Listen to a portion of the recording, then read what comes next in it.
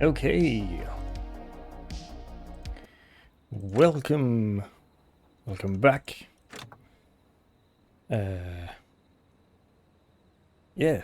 So today we'll be playing Killer Frequency, a game about radio and murder. I've seen a bit of the game, so whoa.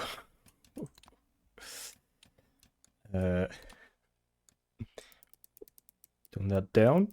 Thank you. Yes.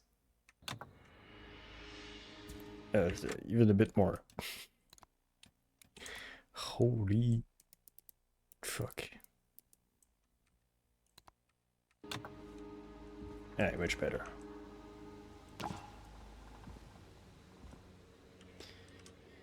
F to drop object, R to throw.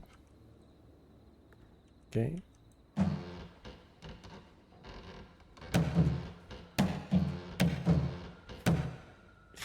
Okay.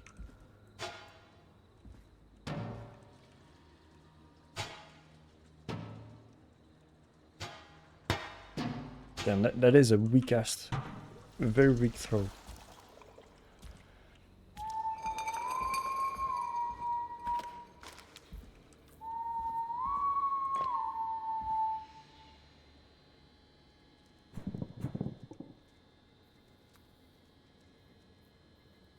Well, press E to begin expecting. Hold. Okay.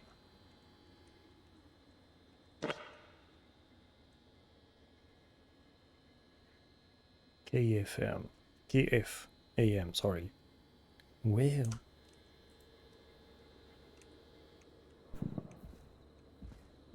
So I've seen the beginning of the game, so I know it's about to happen. But yeah. This is a game about killer.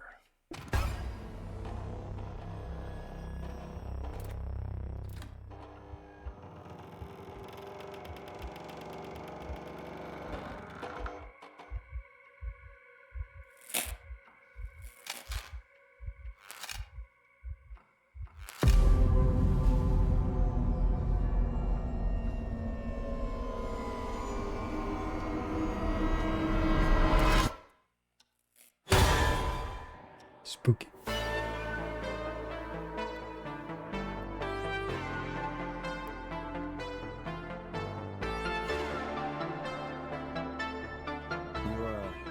You hear something, Peggy? Huh? Hear what? I thought I heard someone yelling, or I don't know, a howl. Forrest, is this a joke? No, I almost swore I heard something. Oh, and here I was thinking you'd finally started to ease up. You probably just heard some cats outside. Cats? You know, 4 legs, whiskers, tails, not dogs. I know what a cat is, but I mean, does Gallows Creek have a stray cat problem or something? Not since the rats moved in. Anyway, you ready to do the pre-flight checks? Seriously? Do we have to do these checks every time? And do you have to call them that? Reggie pays us to check the equipment before each show, and he pays us to call it a pre-flight check. But if you're sure you don't want to... All right, Okay, let's fine. go. Let's get through this. Alrighty, this is your captain speaking. Really? Come on, let's have a bit of fun with it for once. Buckle in, folks. We're about to hit some tubular rents. Let's start with record playing. Okay. Grab a record, stick it on the player, and hit play. Easy. Got it. Great. Now turn it off.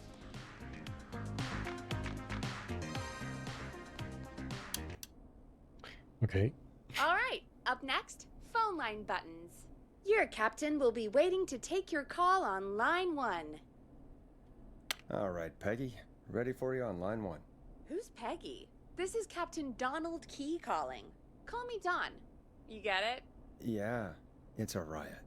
Great, and button 2 works just the same. So, let's move to the Peggy button. You mean the producer line? Like I said, the Peggy button. Press it when you need my help during the show. Is there a Peggy mute button? They haven't invented it yet. Now come on. The Peggy button is the third one on the phone line. I labeled it for you. Press for Peggy. This is your brain, Forrest. Sorry I made you such an unfun turkey. I'm a turkey now, am I? Okay. Are we almost done? Sound Blaster next. That's an easy one. There we go. Always good for a cheap laugh. Alright, we're almost done. Just the volume sliders left. These should let you affect pretty much everything.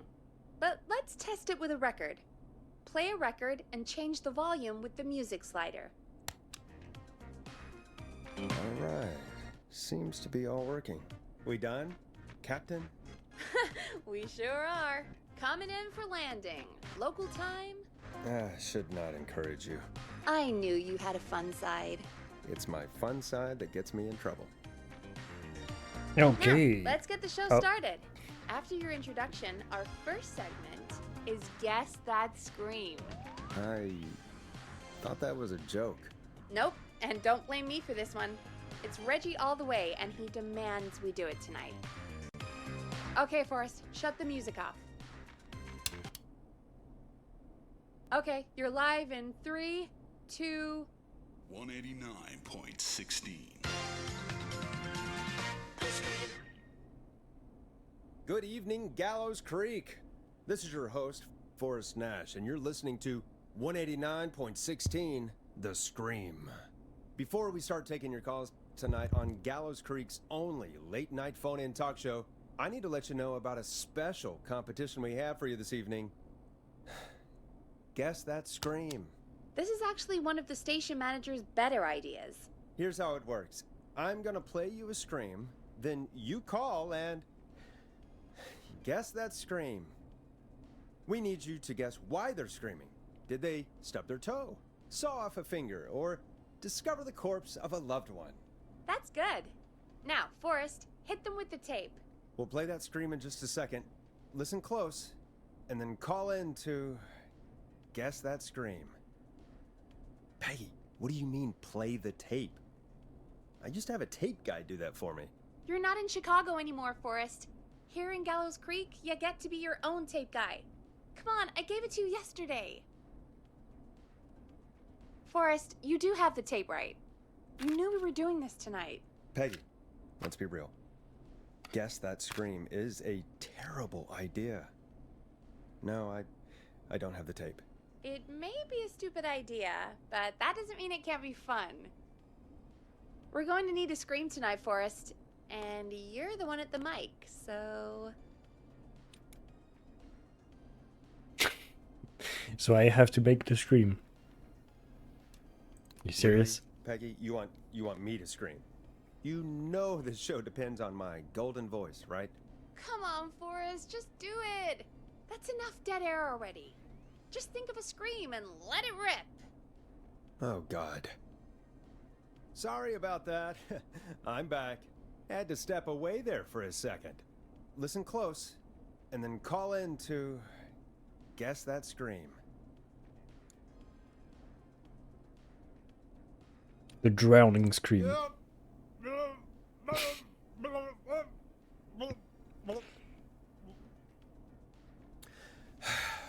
Well, folks, there you have it.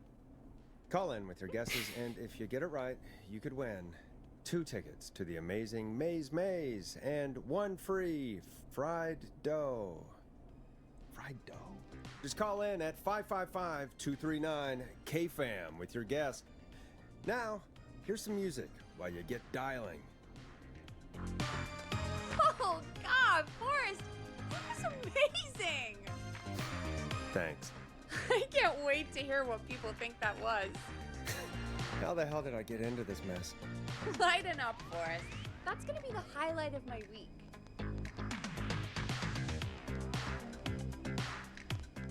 Okay. Oh, Forrest, there's a call coming in.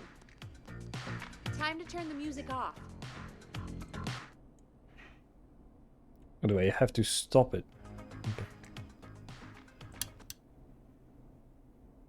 Welcome to 189.16, The Scream. Caller, You're talking to Forrest Nash.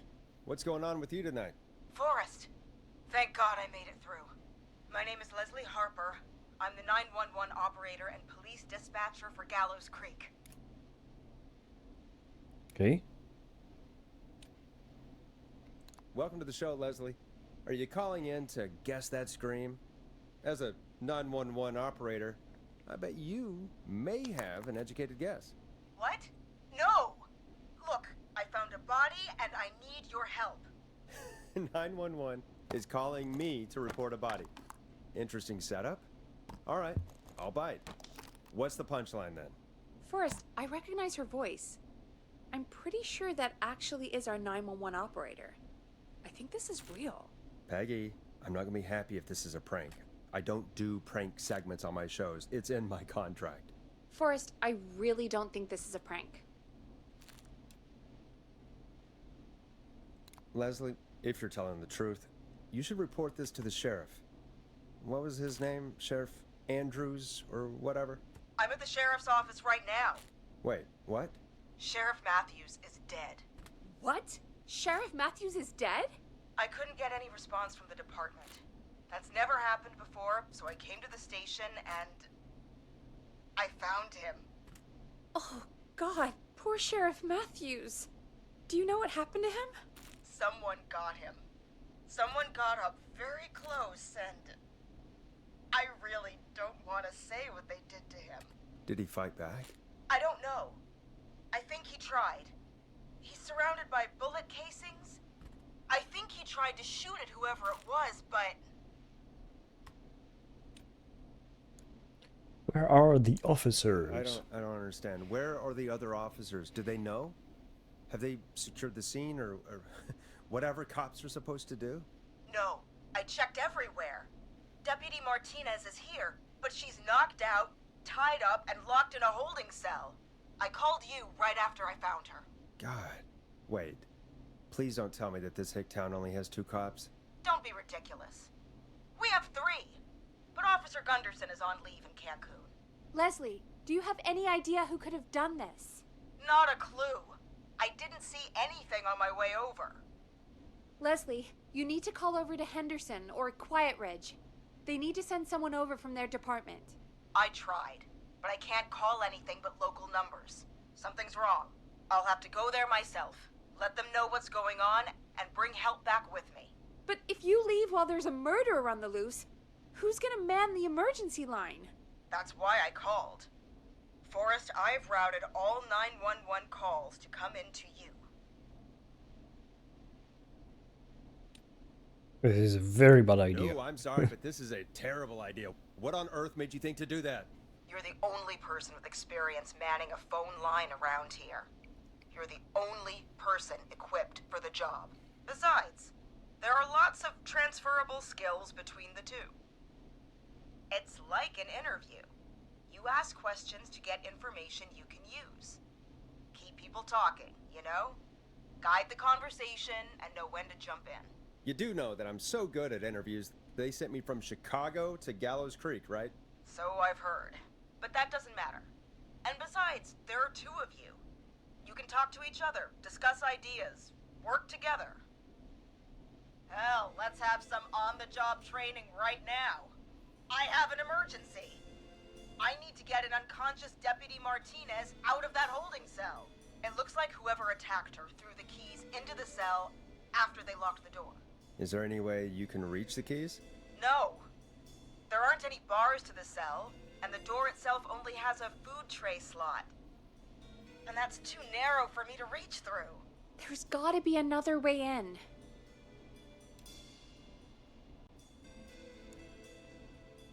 There's got to be another set of keys somewhere in that office. Those can't be the only ones. Of course. Yes, there must be another set. Where might another set be?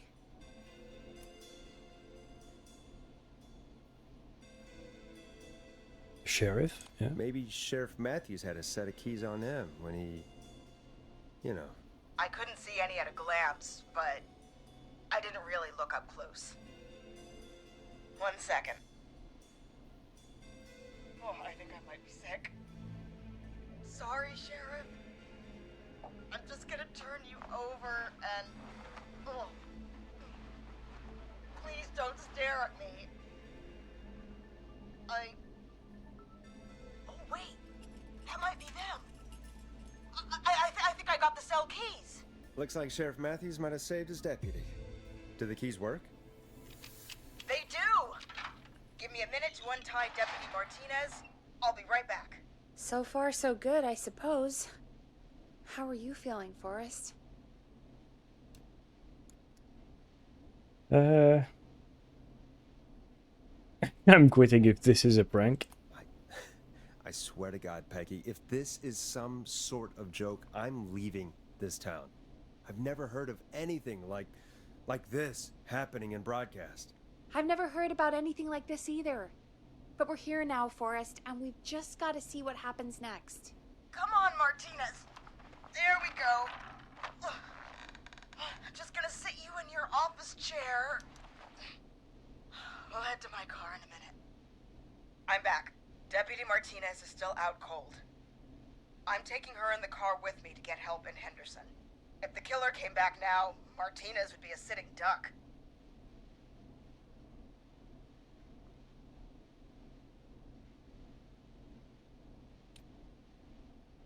You mean we're gonna be on our own? Just Peggy and me, and no one else, responding to emergency calls. You'll be fine. You and Peggy just work together like you did earlier. You can do this. Now I'll be back as soon as What? My car! My car is on fire! What do you mean it's on fire? How the hell? Did it just go up in smoke? What happened? Wait. What? No way. This can't... Oh, Forrest, we have big trouble. What's happening? What's that noise? It sounds like whistling? Whistling? It can't be. Oh my God. I can see him, but he's dead, right? Right? But that mask, how the hell is he? Who, Leslie? Who? The Whistling Man. The Whistling Man? Who's the Whistling Man? He was a serial killer back in the 50s, wore that mask. But he's dead. He's... What the hell? Oh, God. Do you think he attacked Sheriff Matthews and Deputy Martinez? He's coming this way. Leslie, stay inside and lock the doors. Right. Shit, we need a new plan. My car's torched. We need to think. We would have There Police should cars? be police cruisers at the sheriff's office, right? Like, you should take one of those. Yeah, that could work. Let me check if Martinez has any... I'll just reach into your pocket there, Deputy, and... Yes, got him. Keys for Squad Car 3. I saw that parked out front when I got here. Nice one, Forrest. Good thinking. But, wait. How am I supposed to get us to the car? The Whistling Man is right there.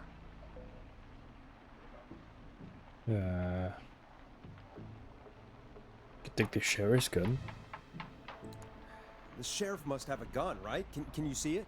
There was a gun next to him. Let me grab it. Shit. It's empty. He must have emptied it trying to defend himself. True. Weapon lockup? There must be a weapon lockup in the station, right? Could you grab something from there? I saw it earlier, but as you might have guessed, it was locked. But maybe one of these keys I got earlier will help. Let me see. One sec. Just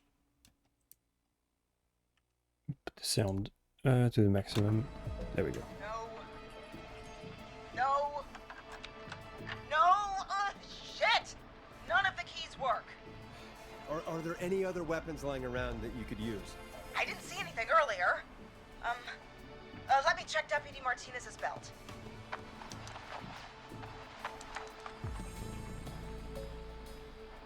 All right. It looks like the Whistling Man left her with a baton, pepper spray, and taser. I can only hold one if I'm carrying Deputy Martinez. Which should I take? The baton. And I'm gonna go with the pepper Pepper spray. spray should be easy to use and carry. Take that. Good old Got it. tactic of spray and Just going pray. to grab Deputy Martinez. and Literally. Then... Wait. Do you hear that? No. No, I can't hear anything. Exactly. It's gone quiet. No more knocking.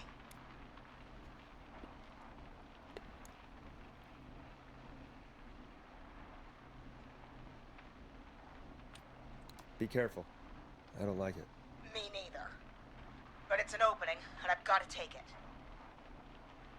Okay, Deputy Martinez, if you can hear me, it's time to move. Just lean on me. Yep. There you go. Are you sure about this, Leslie? No time like the present, right? So, here we go. Again, you're hooked into dispatch now, so I should be able to radio you when I reach the car. If I reach it. Speak to you soon. Well, good luck. This is the part where the killer comes out of nowhere, isn't it? You know, I've got to say, this really wasn't what I expected when I came into work today. Well, they always say you have to be ready for everything in live radio. Oh, I think we've got Leslie back on the line. I'm putting the call through. Hello? Forrest? Peggy? This is Leslie. Are you there? Over. Hello, Leslie! So I guess you made it to the car then. We did. Deputy Martinez is in the passenger seat, still out cold. I don't see the whistling man anywhere, and I don't plan to wait for him. So I'm going to get us moving. Jesus! God damn it! Get back! Get away from her! Leslie, what's happening? The whistling! No! Get off her, you son of a bitch!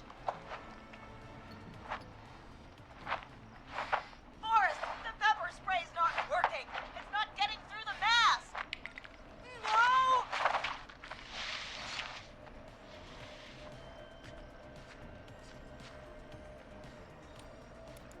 Leslie, drive! Martinez! God damn it! Are you all right? Do you think you got away? Forrest, he slit her throat. You need to get to Henderson, Leslie. We can't let this happen again. Peggy's right. We've all got our part to play now.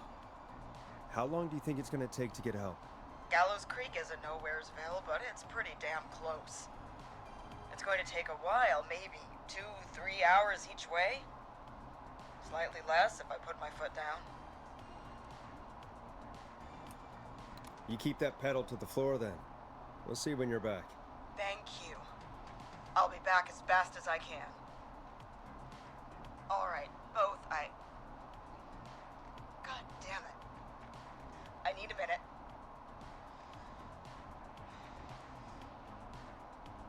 I'll be out of range soon. I'll radio back as soon as I can, once I got the cavalry. Take care, Leslie. And be safe out there. Good luck, Leslie.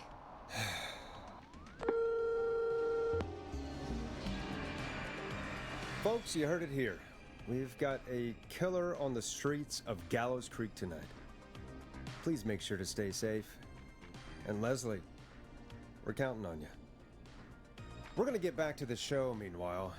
If you have anything on your mind or have any information about this Whistling Man character, then give us a call. We'll talk here on 189.16, The Scream. For now, here's another hit record for you all to enjoy. This is not what I signed up for, Peggy. This is actually insane. Did she really say it's gonna take her 4 hours? This guy's gonna kill half the town in 4 hours. Forrest, that's not helpful. I know, I just... Who is this Whistling Man character anyway? He was a serial killer back in the 50s. Edward Marshall Mooney. Went around in a freaky mask, whistling, and killed about a dozen folks in Gallows Creek. No reason for it. No motive. He just did. And he's come back tonight? Probably not. Police chased him up to Ellis Point one night. We call it Whistling Point now. And it was, well, it was on this night actually. The police cornered him and he jumped into the river. His body was never found. So is he alive? Dead? I mean, what's the story? Story is he's biding his time, waiting to take revenge on the town.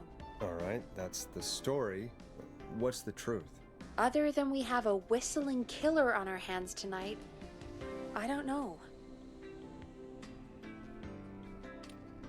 I guess we'll find out. I guess we'll find out what we're dealing with, whether we like it or not. I guess so. At least we got the word out, I guess. What kind of listening figures do we get at this time? On a Thursday after midnight?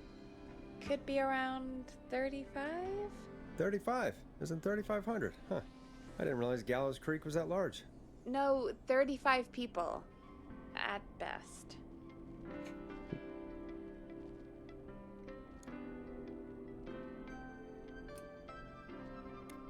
Are you serious? We only have 35 listeners? 35, yeah. It's a school night. And what's the population of Gallows Creek? I don't know exactly. A little over 1,000? Oh. How many did you get before? You know. Before my career exploded and I ended up on a midnight hour talk show in the town of 1,000 people? Yeah, before that. Around 5 for most shows on the low end. Big Gas could pump that up to 10, 15, easy. 5,000 on the low end? We could only dream of that. 5 million. Million? Yeah, sometimes that's just the way it goes. At least the Whistling Man hasn't killed me yet, I guess. Yeah, I guess we're gonna learn a lot about perspective tonight, huh? Oh, we have a call coming in. Take it when you're ready. Okay, Forrest, shut the music off. Hello, caller. You're live on 189.16, The Scream. Is everything, all right?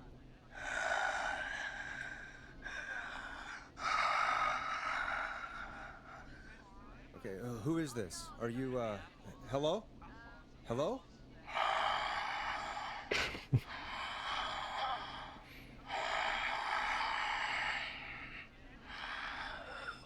Okay, what's your name and why are you calling in?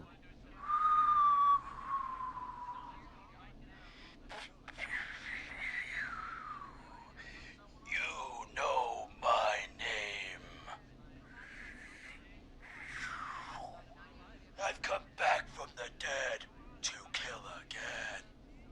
No one's safe.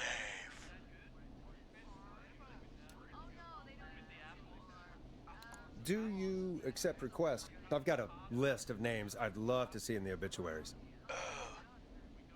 Maybe you must make a sacrifice to us. A sacrifice? To us? I mean, me.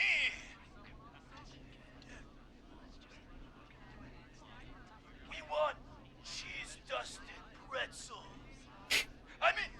I want cheese-dusted pretzels. Or I'll cut your face off. Goddamn kids. I'm cutting them off. Yeah, cut him off.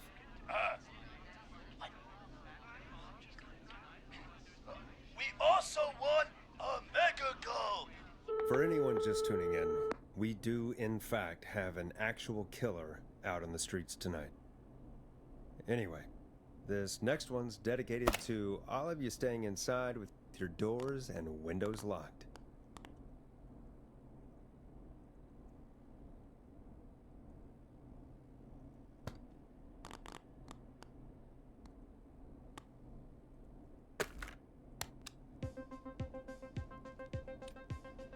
Now it's time to go with The Flow. And this is their hit, Crying for Help. Peggy, the hell was that? Kids pretending to be a killer who right now is stalking the town? It's a thing. A thing? Ugh, kids around here. They pull pranks pretending to be him. By pretending to be this Whistling Man character? They think it's funny, but it's not. It's not funny at all. And there's no chance that our whistling man was just a prank. That Leslie... No, that's real. Christ. Let's stay positive. We still have a show to do. We already have another caller on the line. All right. Let's do this. Hello, caller. You're live on the Scream with me, Forrest Nash. What? I dialed 911. I need the sheriff right away. Okay, right. Well, I'm filling in for 911 tonight. What's your name and what's your trouble? My name is Sandra Sharp, and I need the cops now. I'm sorry, but the cops aren't coming. Leslie's on her way to Henderson for help. What? God. Listen, you've got to help me then. I drove to the edge of town for a jazz run, and now some psycho dressed like the Whistling Man is after me, knife in hand. Oh God, it's actually happening. Where are you now? Did you escape to somewhere safe? Oh, I did, baby. I jazz ran all the way to my car and nothing flat. But I dropped my keys somewhere along the way. I never locked the door, at least, so I've got a place to hide, but I can't get moving.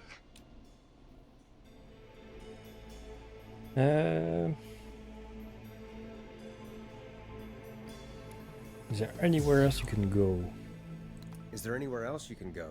Do you have any friends nearby? Oh, I'm not going back out there.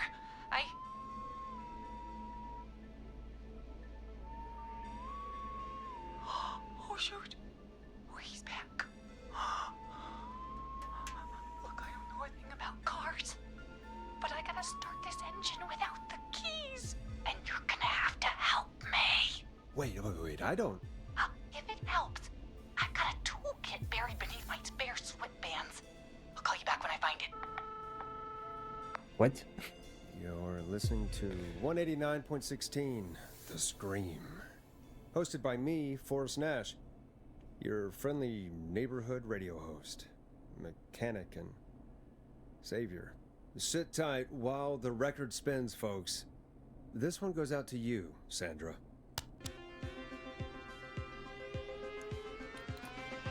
Doesn't the station have a show about cars? The Tamora twins or something? Timberline twins talk motors. Yeah. You know they're not even brothers. Really? They look the same, though. I know, but they're not even related. It's weird. I asked them about it once, and they got really sweaty and defensive. Anyway, go see what you can find. The offices are out the door and down the hall.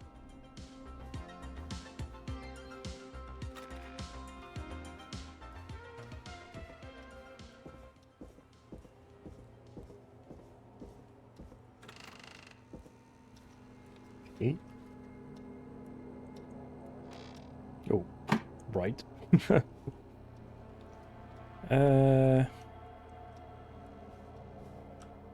Something about cars.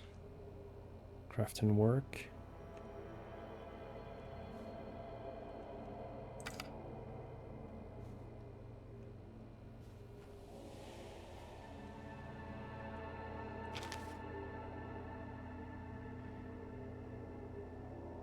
Okay.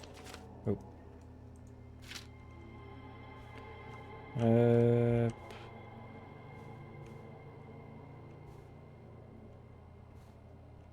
Hmm.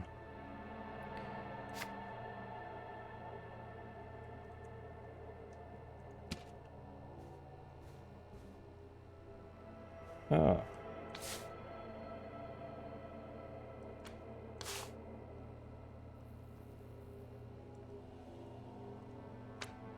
This has to be important. Twins, I've borrowed your car theft magazine. Those huevos rancheros aren't sitting right. Gonna need something to read. Pray for me. This.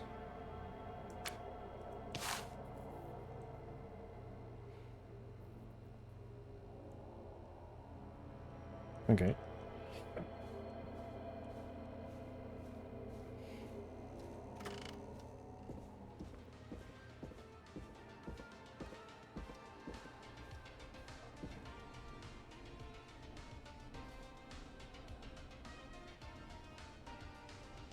From below it came.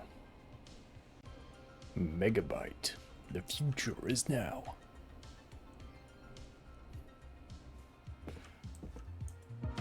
Oh.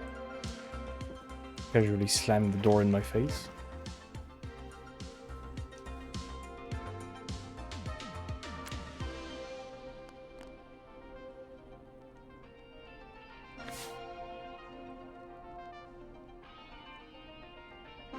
Okay, apparently that wasn't it.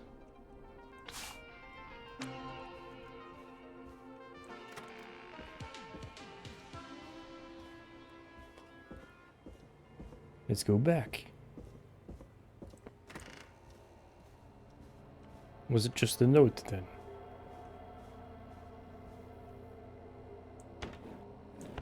Oh. Didn't realize we... Oh wait.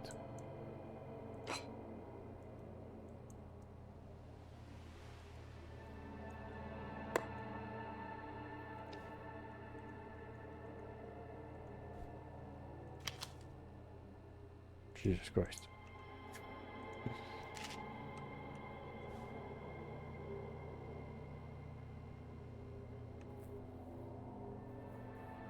Laser Racer.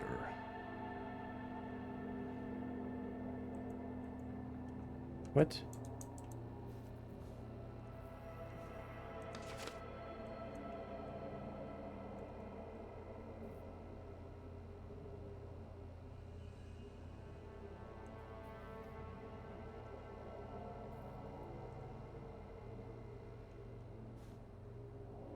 I fail to understand what do I need to bring back?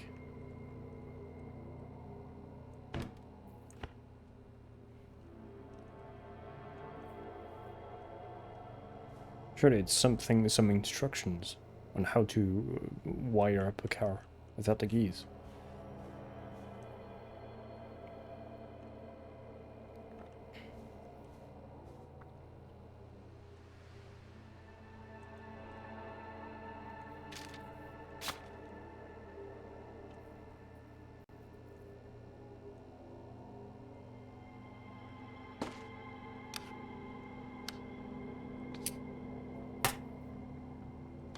Let's take this and see if that does it.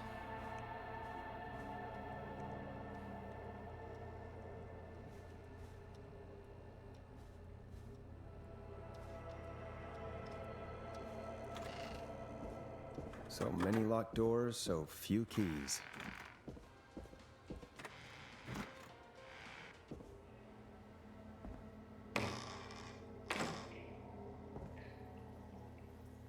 Oh, okay. This looks useful. Something to read in the toilet. Okay, that makes a lot more sense now.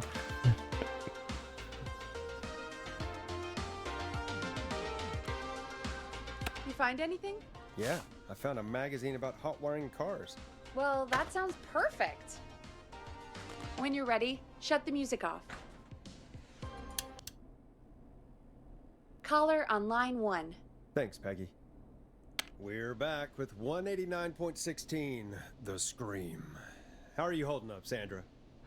The creep's looking through the parking lot trying to find me.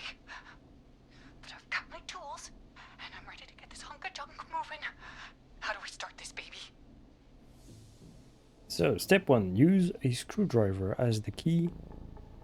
If that fails, remove the steering column cover. Okay.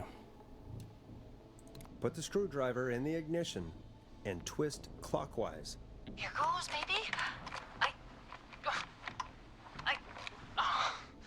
Screwdriver's too fat to fit. What next?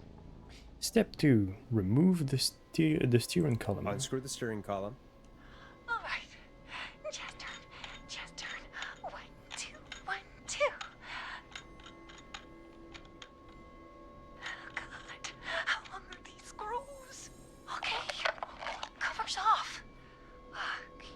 There's a bunch of wires down here all paired up and...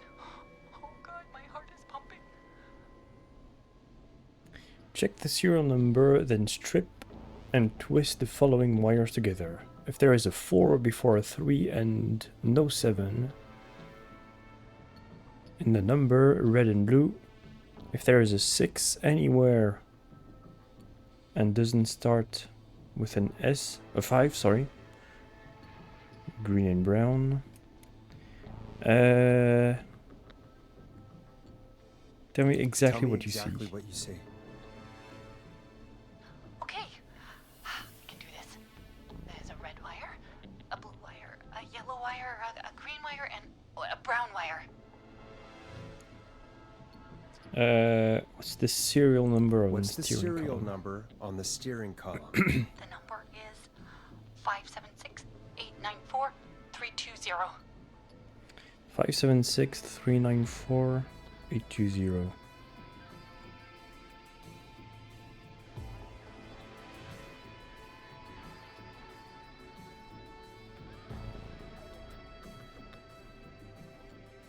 Red and yellow? Strip and twist together the red and yellow wires. All right. We take the red and the yellow, and we twist and we turn. Oh, perfect. I also see pink and purple wire. What next? Strip the purple wire.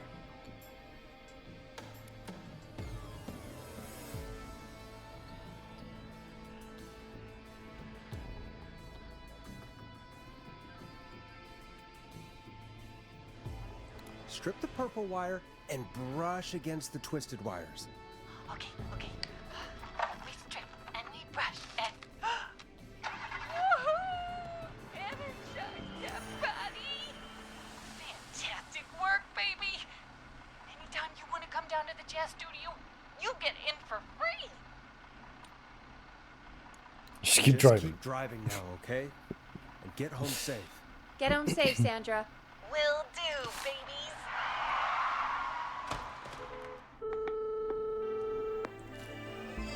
We did it, Forrest! We sure did. Here comes another hit track that we're excited to share with you. And remember, if you're also having car troubles, then tune in to Timberline Twins Talk Motors here on 189.16, Monday to Friday at 5. Take it away, Forrest. I still can't believe this is happening. Right? Like Gallows Creek didn't already have enough to worry about? What do you mean? Gallows Creek is a miserable place to live. Really? Miserable?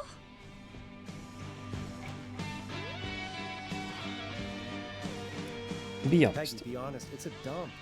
There's nothing to do here. Hell, I'm almost ready to thank this whistling guy for at least making things interesting.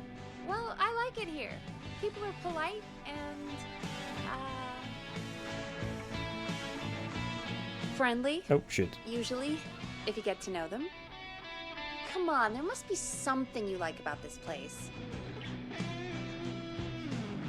I guess some folks have been okay.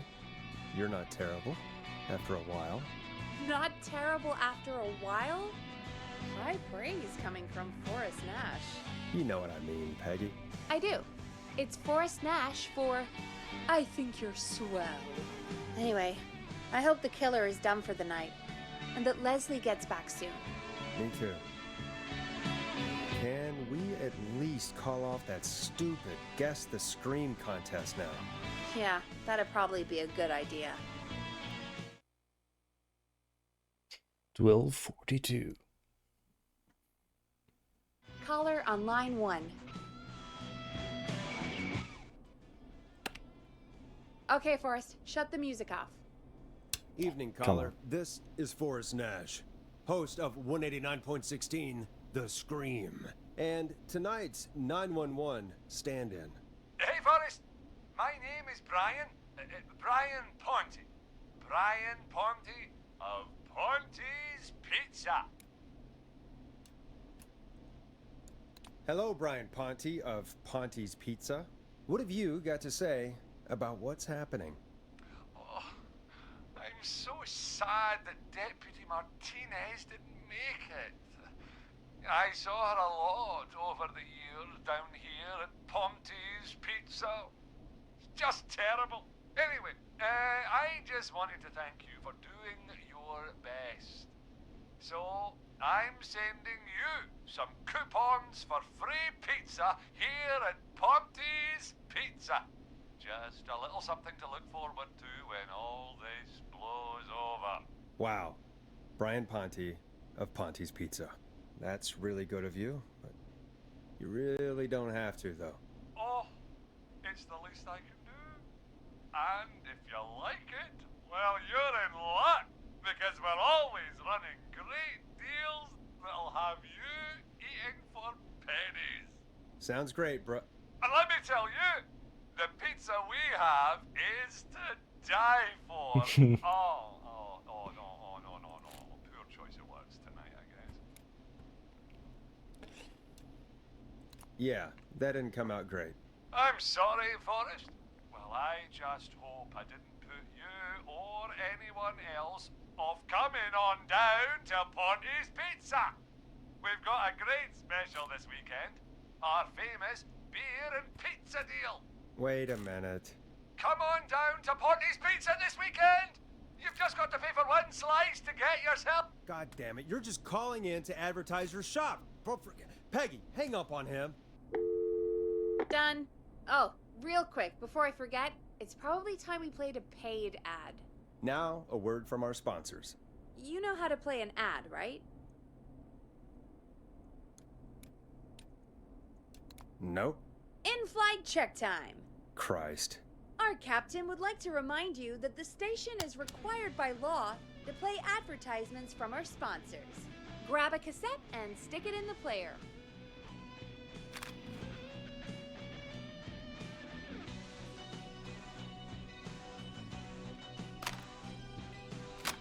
The cassette player is on the desk in front of you, just above the sound blaster.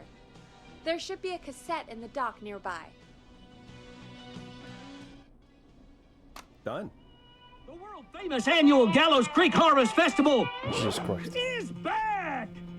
We got it all out on Giblet Field. We got the Little Miss Harvest Pageant, Princess Harvest Pageant, Harvest Queen Pageant, Cotton Candy, Corn Dogs, Cornhole, Corn on the Cob, Crokinole, Country Music, Can Jam, Jams, Jellies, Jamborees, Juggling, Roller Rickies, Roller Disco Lessons, Praying.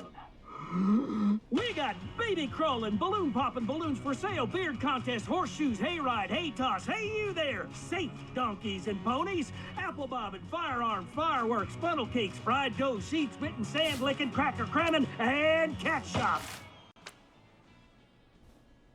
And fake tattoo, face painting, puppets, petting zoo, amazing maze, square dancing, story swapping, spelling bee, quilting bee, and sewing circle, pie eating, lawnmower racing, hot dog eating contest, flower contest, and of course our famous gourd measure-off. The festival is brought to you by Mayor Linda Cartwright, sponsored by Gallows & Sons Factory, and dedicated to the memory of Garrett Miley, tragically taken from us last festival. I can see why it's world famous. It's a highlight around here, Forrest. Oh, I am sorry to hear that, Peggy. All right, folks, welcome back to the show. We have a note from my producer. That's right. Come find me at the Harvest Festival tomorrow to grab your choice of a KFAM mug, sticker set, or poster. Let's see what our next caller would choose. Welcome to The Scream with me, Forrest Nash. Yeah, Leslie. This is Maurice Russell from the Gallows Reporter. I'm at the office. This guy just broke in downstairs and... Wait. Forrest Nash? I want to speak to 911. Put Leslie on. What? God, another one? I am 911, at least for tonight, anyway. Damn it, son. I don't care who you are. Just put me on with Sheriff Matthews. Sheriff Matthews is dead. Dead? What happened? Did you witness the incident? Are you willing to do an interview for the reporter? I can cite you as an anonymous source, if that's a concern. We're live on the air. Anything we say can and will be broadcast. Live on... Damn it. All right. There's obviously a lot more going on than I know. Yeah, there's a lot happening tonight. You said someone broke in. That's nothing to get worked up about. Some idiot kid just broke in, dressed as the Whistling Man. Teens. They get worse every year. This punk wasn't even a disappointing twinkle in his daddy's eye when Edward Marshall Mooney stalked the town. But I was there. I covered it. Maurice, I don't know what's going on, but he's back. The Whistling Man is back. Don't be an ass, Nash. Every year this happens. They think it's funny. Not a big deal, old man. But they didn't live through the terror 30 years ago. Anyway, I know for a fact, Edward Marshall Mooney is dead. I don't know who I'm looking at on the security monitor. But if he killed Sheriff Matthews... Where are you now? I'm in the boardroom, upstairs. We got security cameras all around the building. You can watch them on any TV set here. And there's a set in the boardroom. Maurice, is there any way you can get out of there? I sure as shit hope so, kid. But I'm not sure how I'm going to do it. That crash you heard was him tipping over my filing cabinets. He's blocking the stairs. I'm guessing the stairs are the only way out? That's right. And it would take me a good few minutes to move those cabinets. We need to do something. But what? All we can do from here is... Forrest, I think I've got it. Why don't we call the killer? They'd have a bunch of phones set up across the office, right? In different rooms, with different extensions? So we call one of them. Draw the killer away. Buy Maurice time.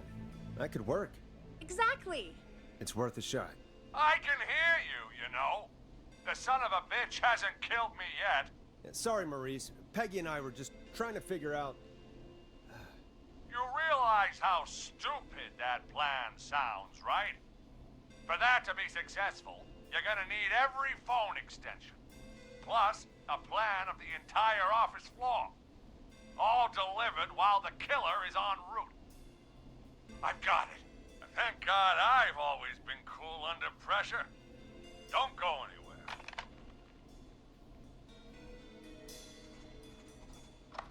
Okay.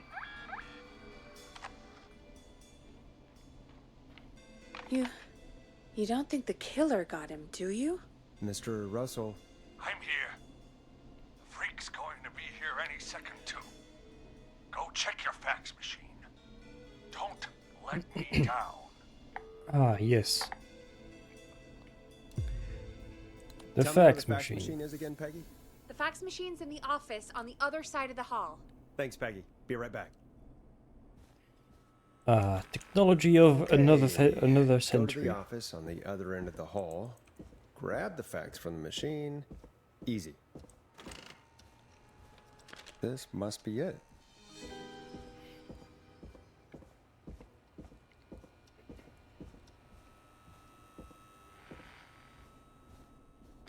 Okay. Hey, did you get the fax? Yes, I have. Mr. Russell, you still with us? I am. You get my fax? Yeah, I got it right here. Good. I knew you could at least manage that. Okay, folks, we're back on the line with Maurice. Let's see if we can help him avoid the Whistling Man. Here's the situation. The Whistling Man searched every room in the hall leading up to the boardroom. And now, he's in the office next door. It's now or never. This plan of yours better work. I'm ready on my end, Forrest. Again, we want to draw the killer away by dialing an extension number, and then move Maurice somewhere safe. So, what extension should I call? Well, Maurice is in the boardroom. And the killer is in the office space. Let's It's called the kitchen. Call the kitchen. The extension is 02. Got it. I'll put the call through when you're ready. All right, Nash. Where do I need to go?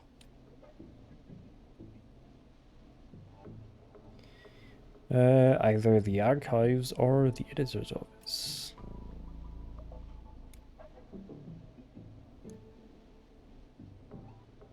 Well, let's go into the You're archives. Moving to the archives. The archives? That's just across from the kitchen. It's going to be tight. Are you sure, Nash? Well, we don't have a choice. I'm sure. I'm ready to place the call. Are you ready, Mr. Russell? Don't have much choice, do I? Make the call. Yes, sir. Calling now.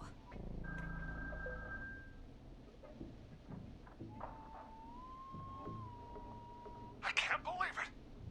He's actually heading to the kitchen. It was all Peggy's idea. Credit goes to her. Don't mention it. The coast is clear. I'm shutting off the TV so he won't see me on the security cameras. Then, making my move. I'll call when I get there.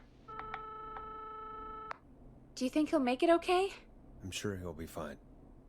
But now, what do? We gotta find some way for him to get past that barricade. What do you mean? I don't think calling the Whistling Man is gonna buy Maurice enough time to move those cabinets. We gotta think of something else. Yeah. Maybe we could... Oh! Call incoming. You ready? Ready as I'll ever be. I put him through. Alrighty. Mr. Russell, are you there? By the skin of my teeth, I am. He came out of the kitchen almost as soon as he entered.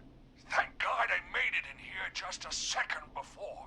The killer already searched the kitchen. He probably didn't have to look around much. Did he see you? Are you safe for now? He didn't see me, no. Let me just check the security cameras to see where he went. Looks like he's heading towards the cubicles. We have enough intern desks to keep him busy for a little while. I'm not out of the woods yet, though. Right. Let's review where we are.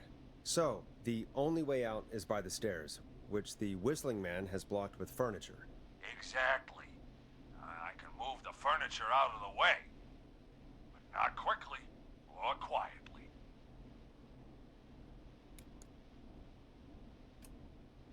Could you lock him in a room? That'd probably buy you time enough, right?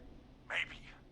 But the damn fire regulations say every door in the office has to unlock from the inside. He'd be able to get out just as soon as... Wait, no. I got it. The secret archive through my office, where we keep our most sensitive records. Ooh, a secret archive? Reggie would love that. What have you got back there? Juicy secrets about outer space? Peggy, I don't think now's the time to be playing around Come on. like that. You're right. Sorry, Forrest. Kids, we're in the big time now. I've got it all figured out. The secret archive. There's no lock on the inside of that room, only the outside. You can't break out. If we can get him in there, and I lock him in... We can catch the son of a gun. Exactly. Oh my god. Forrest, we might be able to end the nightmare right here. So should I call the secret archive then? You can't. The archive is a room for secrets, not gossip. So we don't have a phone in there. Oh, we're gonna need to change it up then. Any ideas, Forrest?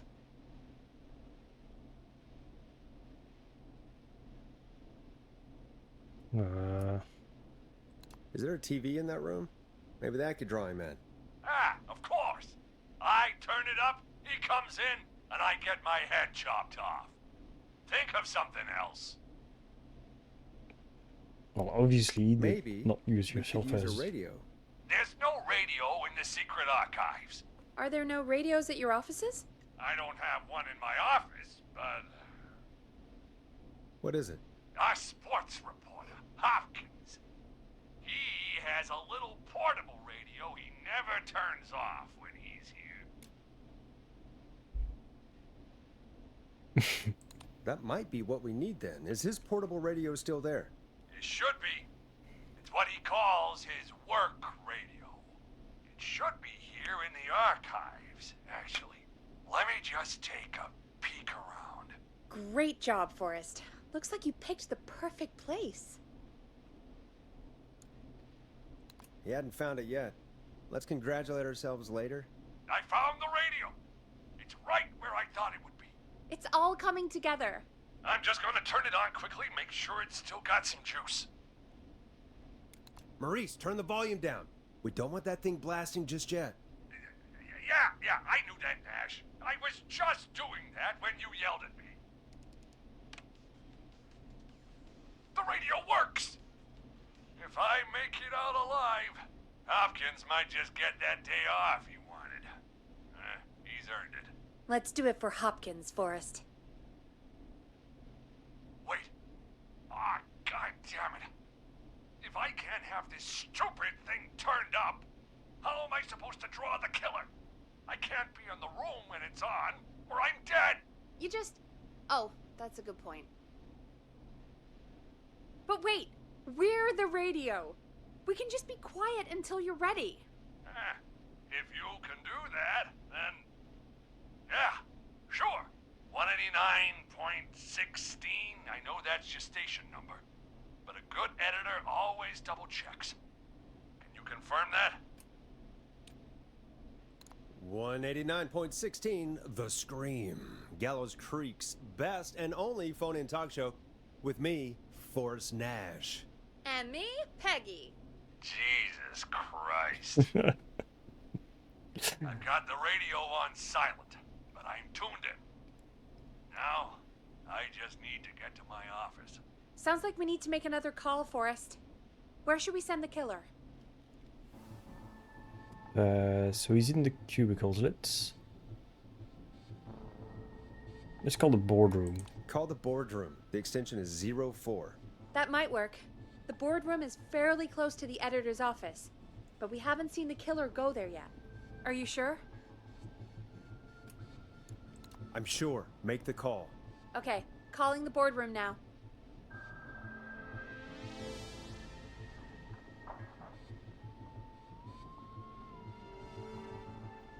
He's on the move. I'll call you guys from my office in a second. Looks like we're almost through this nightmare. Any idea what you'll say to draw the killer in?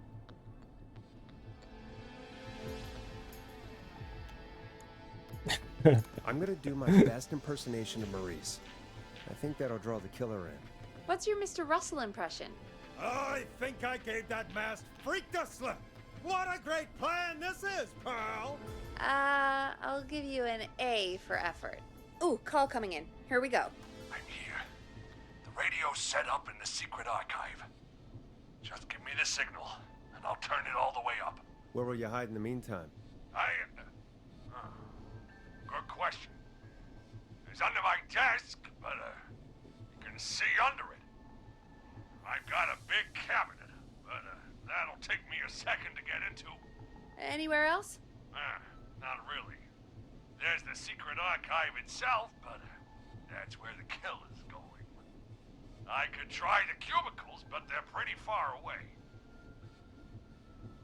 Your judgment has kept me alive so far, Nash. What do you reckon? I mean, he's already looked through the cubicles, so that would be Hide the among the logical cubicles. All right. place to go. Well, this is it. I'm going to go turn the radio up to full blast now. Don't say anything until I've had time to hide. You got it? We know the plan. You can trust us. Here we go.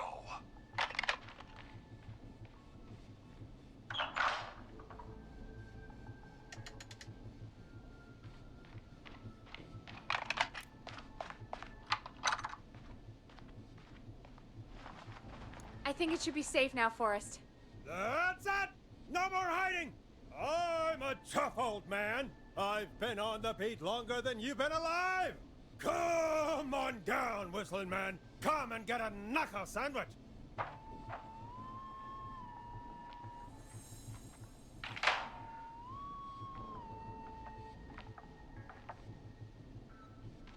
Oh, son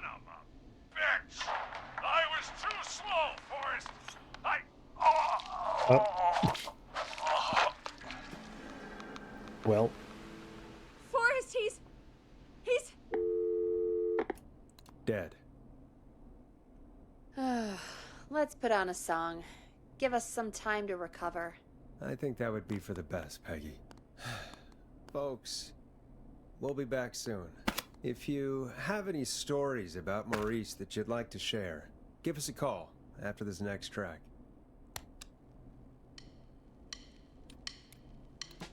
Listen in to this next track from Late Night Lurkers, if you dare.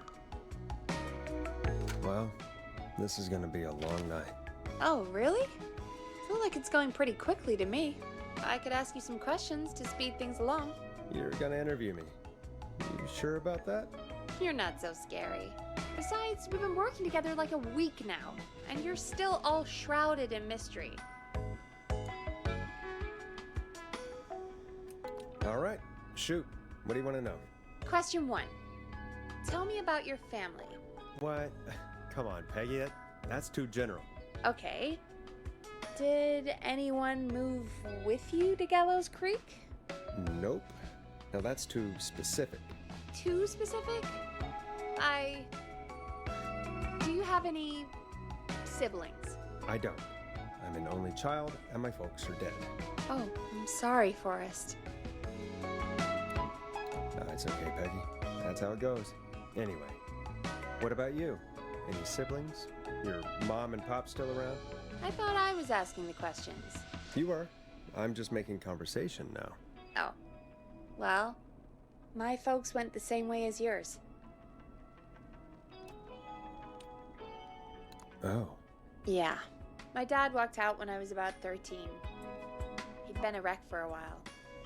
Then he got himself into a wreck, and, well, that was Dad. Mom didn't take it well. She remarried pretty quick after that. She wanted to forget Dad so bad, she even made me take my stepdad's last name. So I'm Peggy Weaver now.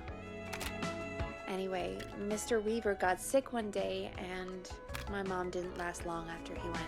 I'm sorry to hear that, Peg. Don't call me Peg. Yeah, sorry. I was just trying to be... It's okay, I know. I'm sorry. I'm defensive about that name. Any siblings? Funny you mention that now. No, not anymore. I had a sister, but I haven't seen her since before my dad. Hold on. Someone just rang the door buzzer. Really? Think someone needs our help? Maybe. You want to go check it out? Me? You sure you don't want to go? No way. I'm locked up tight in here. I'll pass you the key to the stairs. Gee, thanks, Peggy. The buzzer's on the front door. See you in a bit.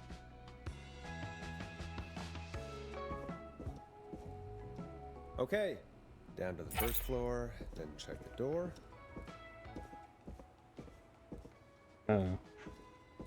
Where's it? Where are the stairs? Not getting in there tonight. Nope.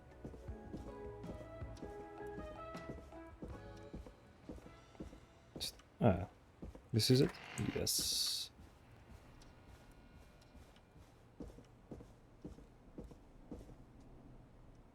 A tape. Play on air.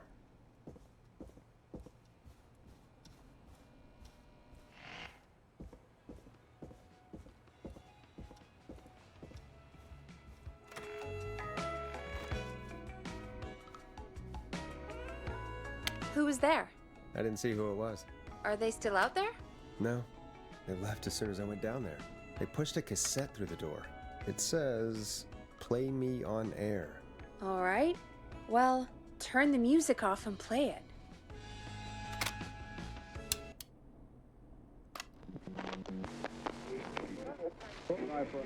Hello, Gallows Creek. Time to Pay the price.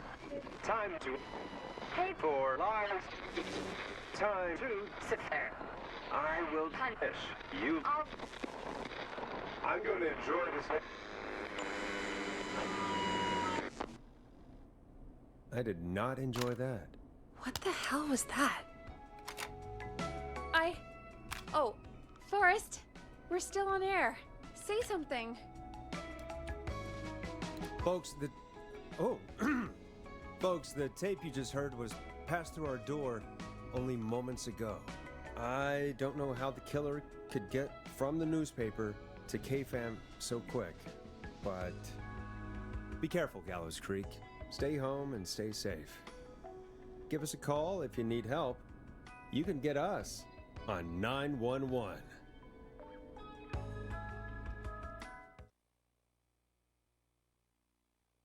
Damn, that's a long show for a radio show. Thank you again, Mrs. Mackenzie, for the helpful tip. The bagger at the grocery store cannot whistle. We'll remove her from the suspect list. Let's go to a break. I need you for a second. All right, folks. We need to take a quick break. This one's for all those folks out there keeping the hatches battened.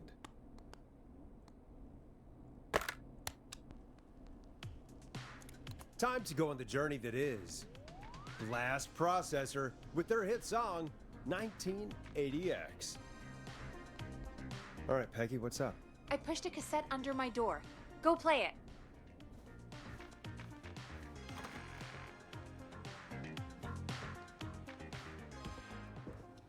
I'm too fast for the game.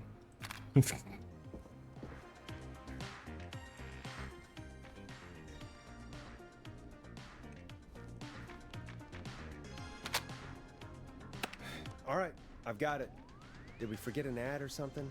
I don't know. It was buried in my work mail. I only just saw it. See what it says. Play me ASAP, off air. That's Reggie's handwriting. And he wrote it in purple. And? Purple is Reggie's angry color. He only writes in purple when he's really pissed off. Look. He has an angry color? Oh, Forrest. I'll give you the Reggie rundown later. Right now, we need to play that tape. Or try your call again. Straight to voicemail? My God. Are there any professionals at KFAM? This is Gina Franklin. I'm calling because your backwater station has not honored our agreement. We gave you Mr. Snatcher's newest single, the kind of honor you've never had and probably never will again. And we've still not received any information about when you're fitting it into your busy programming. I'll be frank, I didn't want you as part of this debut, but Mr. Snatcher, due to his prior friendship with Mr. Nash... Prior and current friendship, Gina. Forrest, mate, you alright? Don't worry about Gina, you know how she is. But yeah, can't wait for you to hear the new single, man. I think Final Breath is my best work yet. I really hope you and your listeners like it. And man, if you ever find your way this side of the pond, let me know. We'll have to catch up. Damn it, Roddy. If Final Breath isn't played on your airwaves by the end of Mr. Nash's show tonight, the next call will be much less friendly. Oh, Potato Man. That was Roddy Snatcher, Forrest. You know, Roddy Snatcher? How are we doing tonight? Well, tonight. Could be the middle of the afternoon where you are. But yeah. Hello and welcome. Are you a big fan of Roddy? I love Roddy. I Will Always Find You was my song. I wish we still had it in rotation. Oh my God, I can't believe you know Roddy Snatcher. And I can't believe you didn't tell me he sent you his new single. We have to play Final Breath. Where is it? I don't know. They mailed it to KFAM, not to me. Then it's gotta be downstairs at reception. Man, I can't believe Barbara didn't say anything. I mean, well, if that fiasco last Friday about the missing Knife and Easy track is any indication, folks at KFAM aren't against hoarding station music for personal use. I think we're still missing a few tracks, actually. Well, go get Roddy's song before Gina sues the pants off us. Yes, unfortunately I killed the reporter. I don't really know what I did wrong, but unfortunately, yes, he died. Oh, wrong door.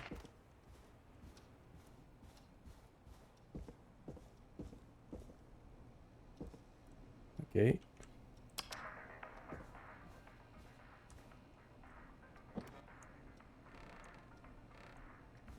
Well, we had the reporter What was his name? Mr. Russell, I think. The one where you have to like guide him through the office and stuff. But unfortunately, I got him killed. This must be it. There we go. Final breath. My tiny selection grows. Yeah, I think I killed him just at the end of the sequence too. Quite unfortunate.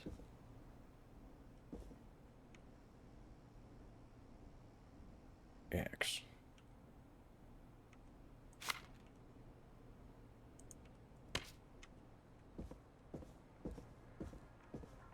Okay, let's go back and play that song.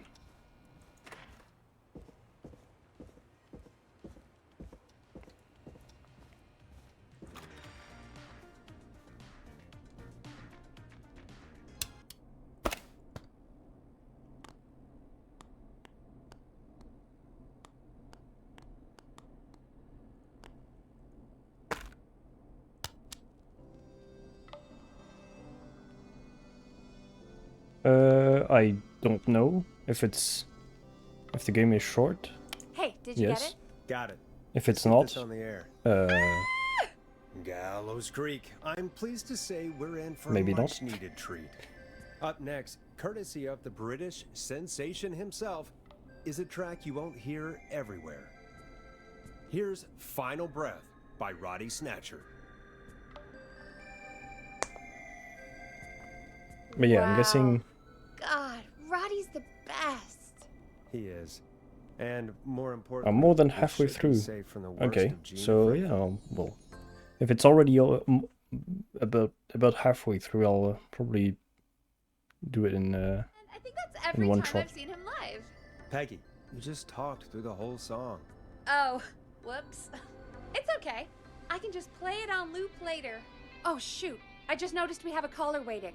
I really hope it's nothing serious. That's it, person center. Oh. Thanks for the follow. Evening, caller. This is Forrest Nash, host of 189.16, The Scream, and tonight's 911 stand-in. This is Murphy. Hello, Murphy. What have you got for us tonight? Two things, Forrest. First, happy birthday to my son, Fernando. He's 3 today, and man, being his daddy has changed my life. I've learned how to live, how to laugh, most importantly, How to how to love. love. Yes. Aw, happy birthday, Fernando. Goddamn Murphy. He's got a Southern American accent.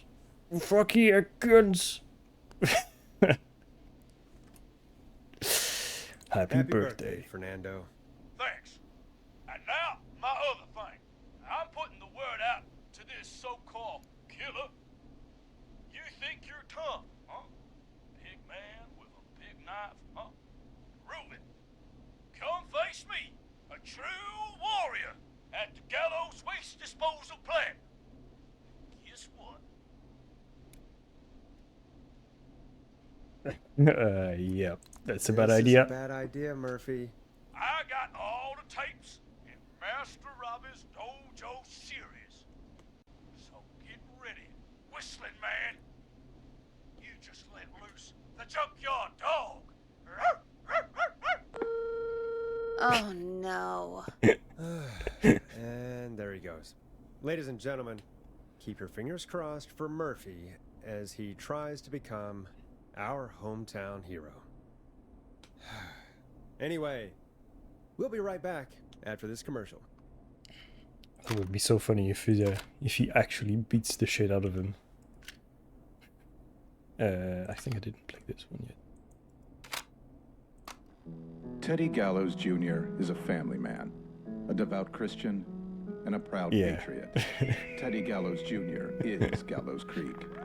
Murphy isn't Like his very father smart and all indeed. his fathers before him, Teddy Gallows He's Jr. a has simple worked hard man. to create jobs, improve infrastructure, and make Gallows Creek But I'm sure he's a place good man to at raise a heart. family Unlike current mayor Linda Cartwright, Teddy Gallows Jr. lives in Gallows Creek. He's our neighbor, and he stands with our neighbors. Like Sheriff Matthews, who, after years of keeping the peace, Mayor Cartwright is trying to force into early retirement. Teddy Gallows Jr. doesn't believe in keeping a good man out of a job. Teddy Gallows Jr. believes in the American dream. Does Linda Cartwright?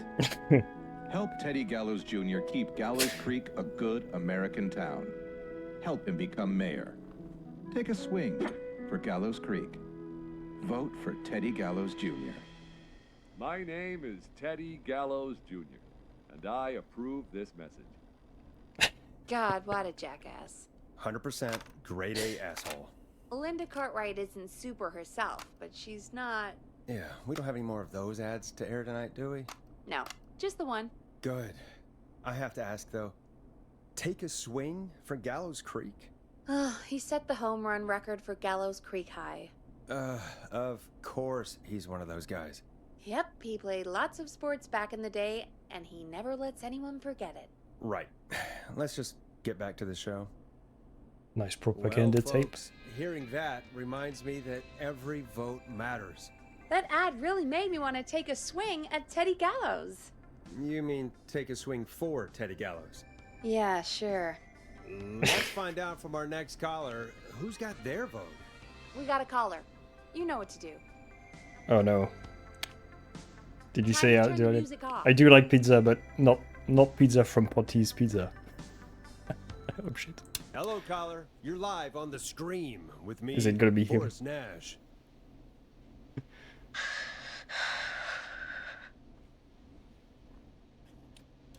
Who's there?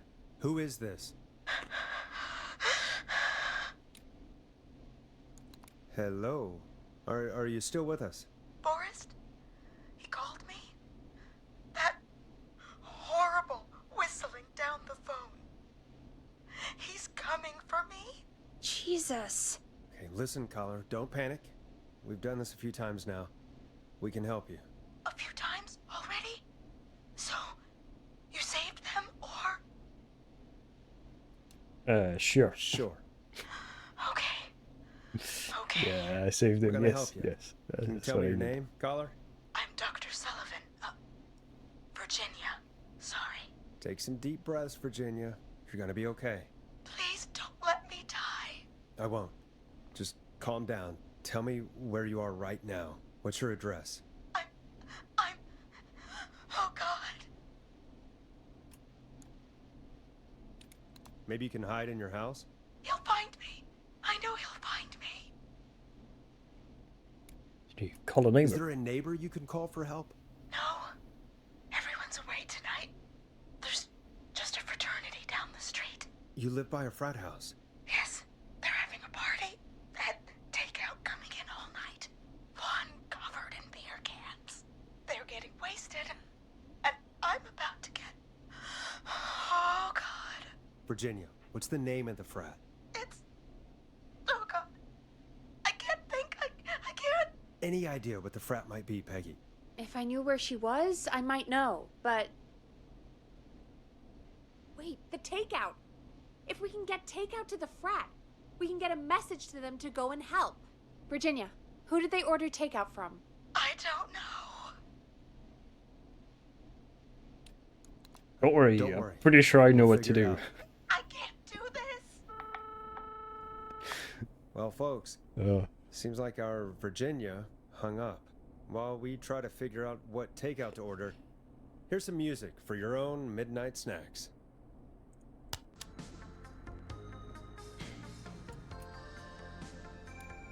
No. Peggy, what places do takeout in Gallows Creek? Off the top of my head? Well... There's the barbecue place, Grilling Spree, and you can order from Chalupa Cabras. Oh, and of course we have Ponte's Pizza. That's it, I think. That's it? Gallows Creek only has 3 places? You know, Forrest, just for once, I think you should be thankful that we're not in Chicago. All right.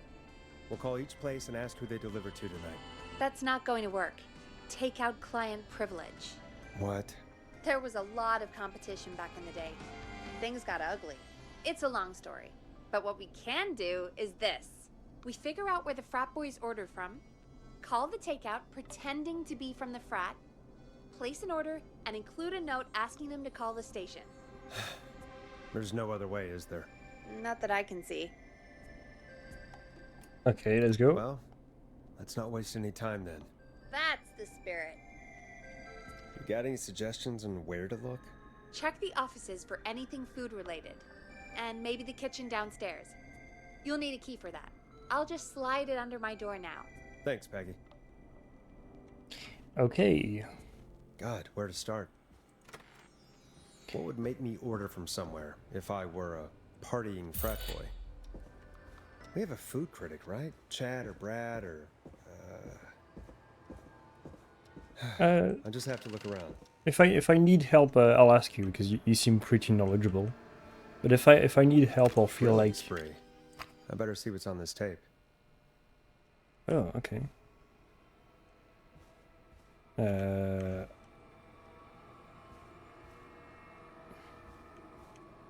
But yeah, don't worry if I'll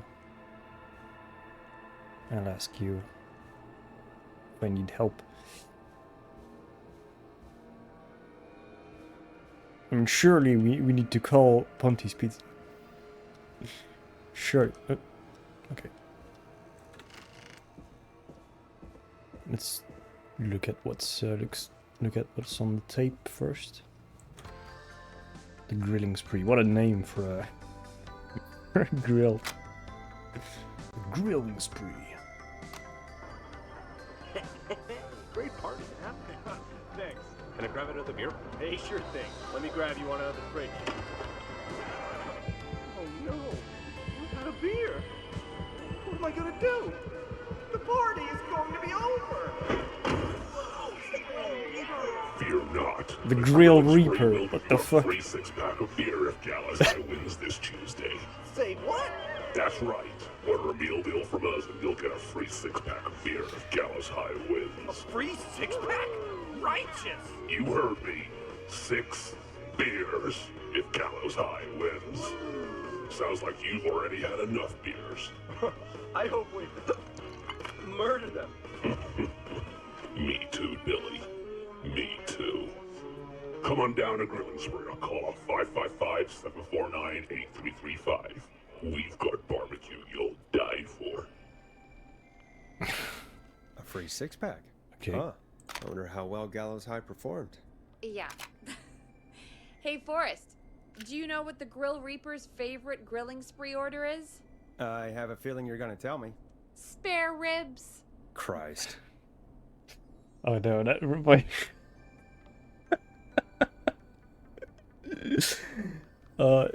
Did you ever see that shitty video of Hey, find anything useful? oh fuck.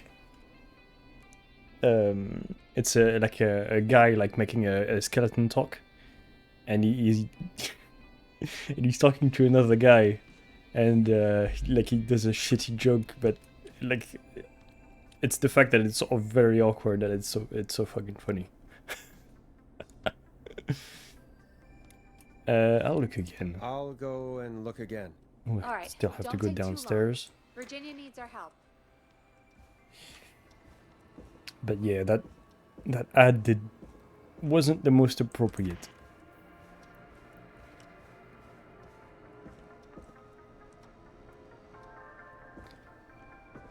The Grill Reaper.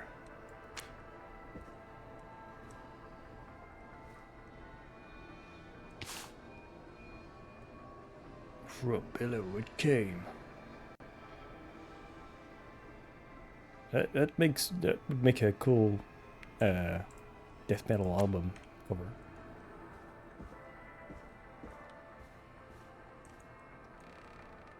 Nope.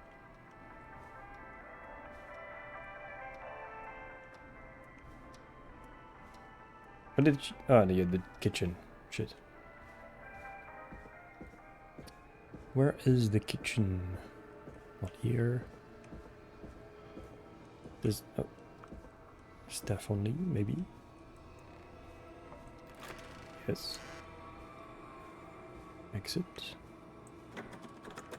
It's locked. It's private. Do not disturb.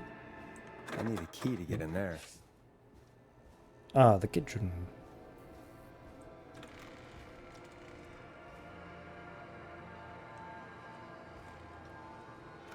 Nope. Nope. The doors can be sometimes quite awkward to open and close.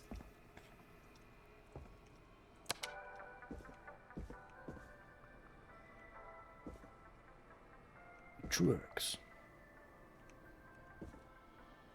Again.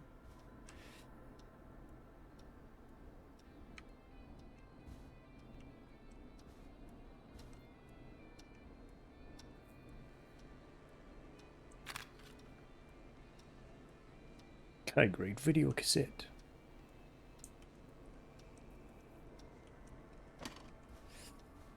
Okay.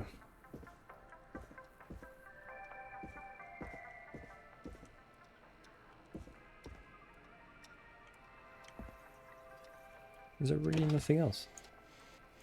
Okay.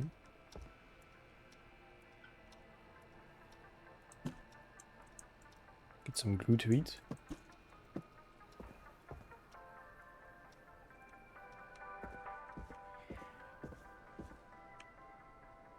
So I guess we can't call Ponty's Pizza. Oh, there's a mousetrap.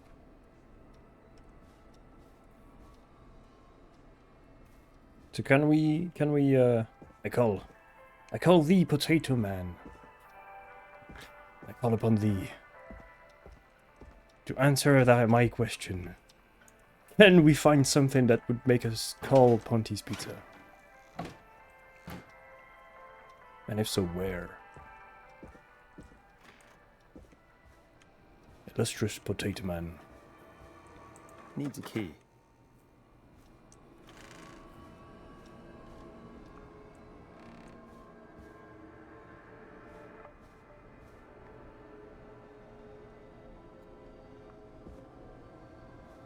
Okay, so I need to look better. Please stop putting stickers on office furnitures. You're lowering the resale value of everything. Okay.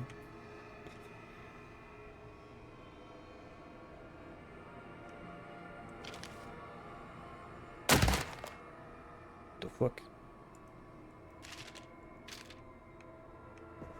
Hello?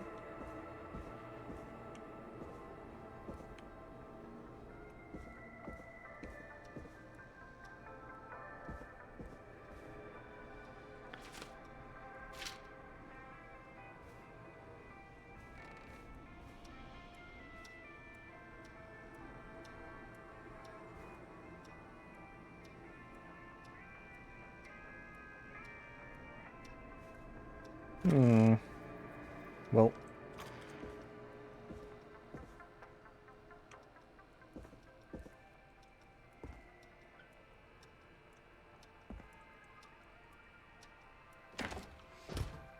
I don't know why I keep opening the fucking fridge. I guess I must be hungry.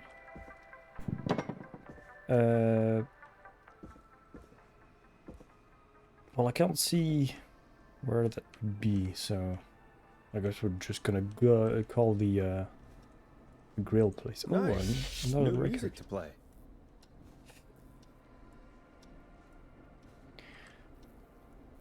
What was it called again? Fuck. The grill? No. Grilling spree, that's it. Fuck. 7 days.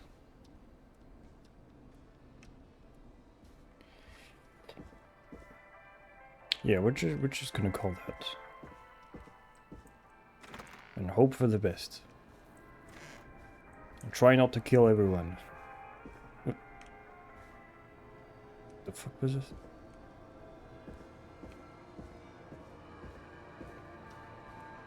I remember seeing a YouTuber find something that led them to call Ponty's, not saying it was right. Okay. So maybe it wasn't. A promotion, Oh! huh? Maybe if I There we find go. a pizza box. I ate the garlic bread much like you show. It was mediocre. Okay.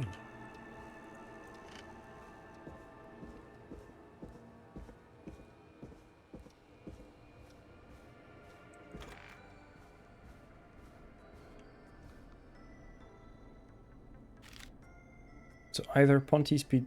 Fuck, where did I put the Shit, I lost the I know it was in the tape. Yes. Was it this? Yes.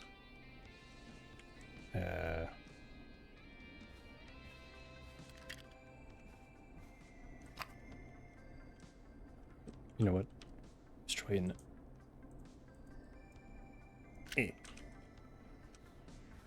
do a neat stack.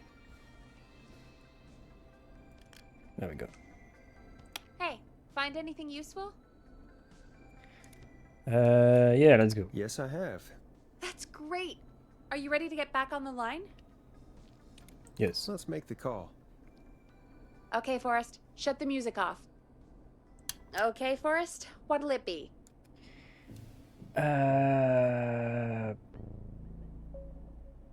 I mean, the person we were trying to save, she did say they ordered a can of beers, like so, and the Grilling Spree had like free beer.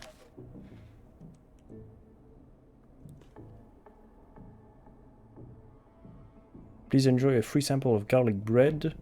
We've pinned our latest offers and deals on the outside of the box if you want. Okay. Green Spree offers, terrible, Okay. So that doesn't really help. Let's go with Grilling Call Spree. Grilling Spree. Okay. The Grill Reaper is on the line. You're through to Grilling Spree. We've got barbecue you'll die for. Hey, dude, what's going on? Can I just have your order? I want ribs, big ribs, for my frat house brothers. Right. And where'd you want that delivered? Same place as before, you know, the frat house. Same address? Alright. We'll get it to you soon. Oh, and one more thing. Can you add a note to the order that says to call K-Fam? A note? Okay. You better tip for this.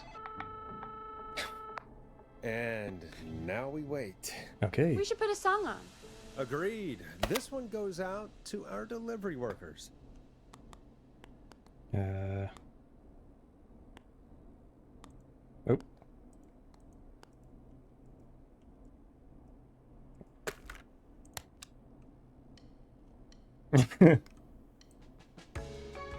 Hope you enjoy this one as much as I do.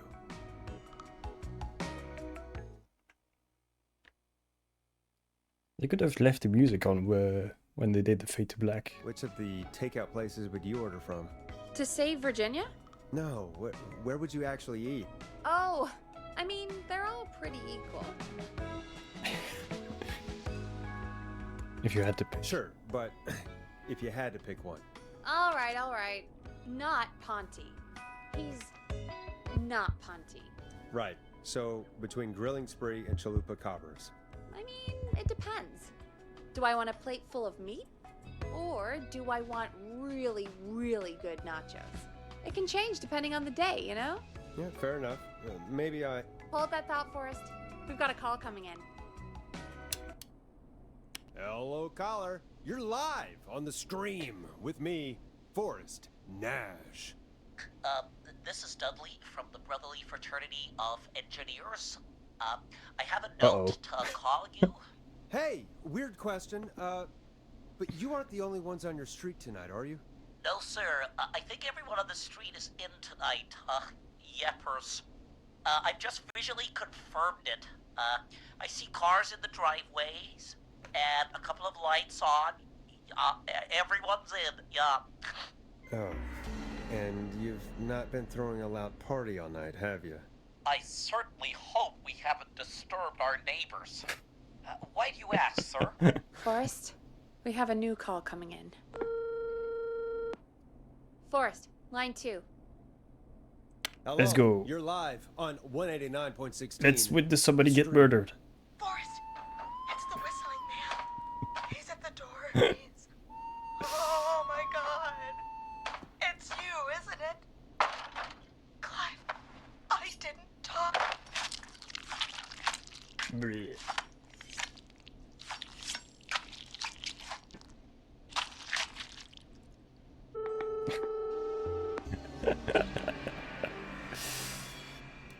I guess the takeout here Is to die for. Forrest, what the hell? that doesn't even make sense. Swing and a miss. To everyone listening, I know things look bad, but please don't lose faith. We will stop this whistling man. And I think Virginia may have just given us the clue we need. What was that about Clive, I didn't talk? Do you know what she meant? There's a janitor here at the station named Clive. But your guess is as good as mine. All right, folks.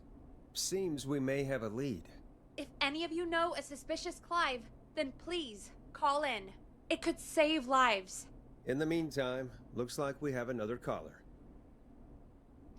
Yep. Hello, caller. You're live on The Scream with me, Forrest Nash. It's great to speak with you, Forrest. As a local small business owner, I find this all horrifying. A killer roaming the streets of our fair town? Ooh, terrible. I hear you there.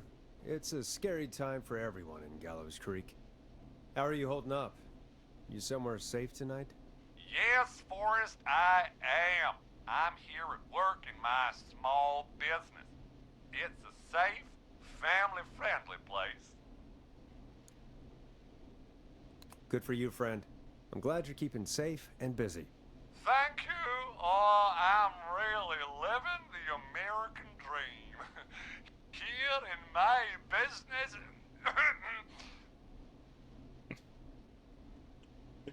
You must really, really love your work. Oh, I do. My small business really is my whole world. What's your small business? Oh, well, I'm not really big on promotion, but since you asked, it's Party's Pizza! The best and only pizza place in town! Come on down and get yourself a cracking deal on our 2-for-1. A cracking deal! Damn it, Ponty, no! No free ads! Oh, that I accent. wonder what would have happened if we Always called cracks me up. Ponty's instead. Look, he's gone now. We already have somebody else on the line. Just take a deep breath and let's keep going. A good old Scottish accent. Evening, caller. This is Forrest Nash, host of 189.16, The Scream. And tonight's 911 stand-in. Hi.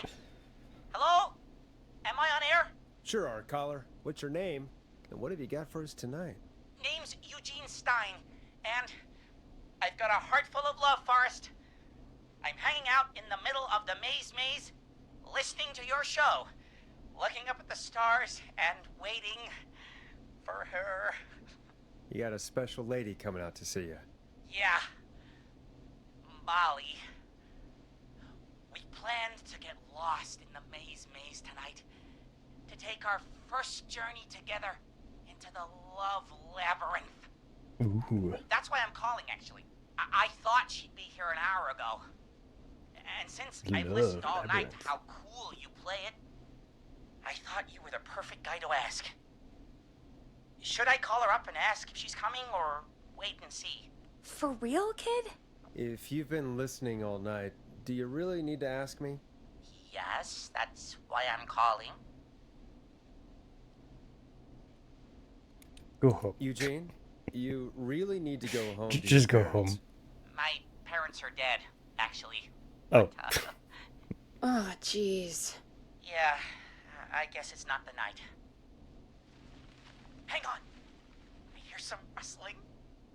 I guess she came after all. Molly! I'm in the middle! It'll take a little while to get here, but, thanks again, Forrest. It's been good talking. Wait a second. Molly can't whistle. No, this is supposed to be the best night of my life! Not the worst. Okay, let's try not to fuck up this time. Do we know the way Eugene, out? do you know the way out? It wouldn't be the maze if he could just remember the way, Forrest. She's right! Listen, Eugene, breathe, hide, and call back in a minute. We'll get you out. I'll do it for Molly. But please, hurry. I think I saw a... listeners, while Peggy and I deliberate, Yeah.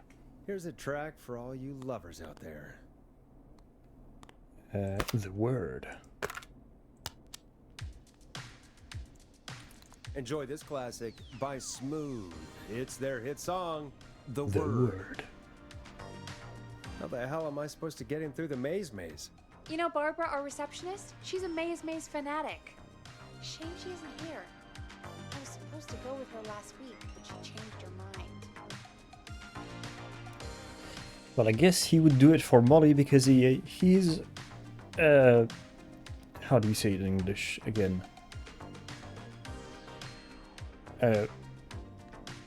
Hopeful?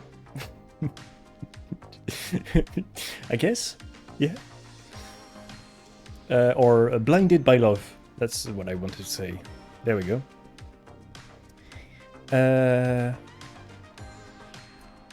You were gonna go last week. I thought the maze was for kids. It's not just for kids, Forrest. The maze is fun for kids and adults. Why did she change her mind?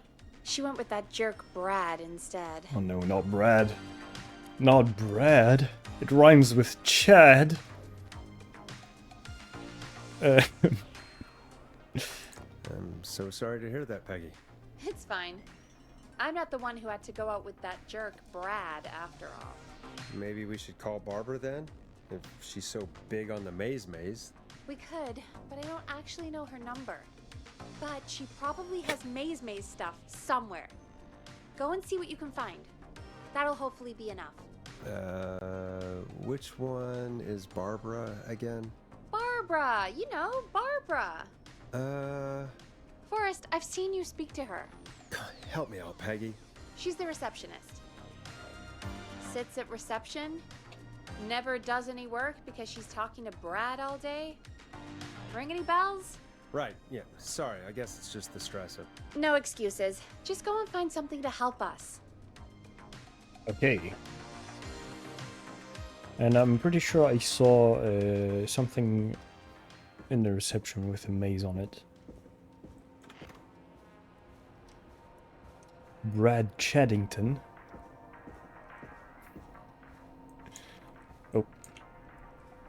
Ah. Yes. Bingo. This. Here's what I was looking for. Yeah. There's a the drawing of a little man in the maze.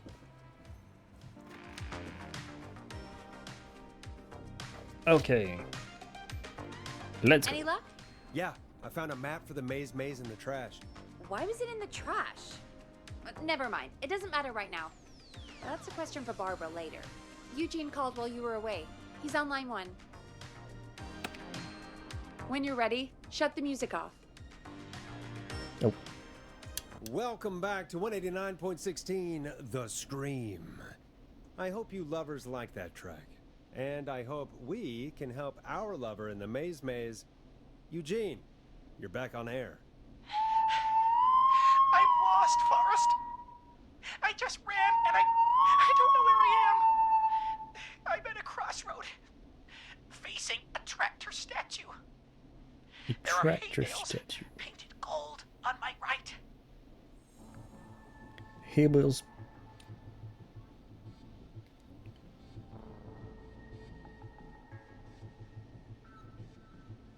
So he's at 1.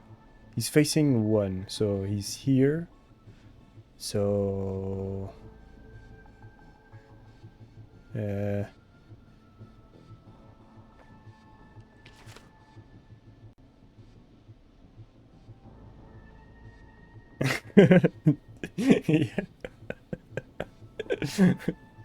That is actually true.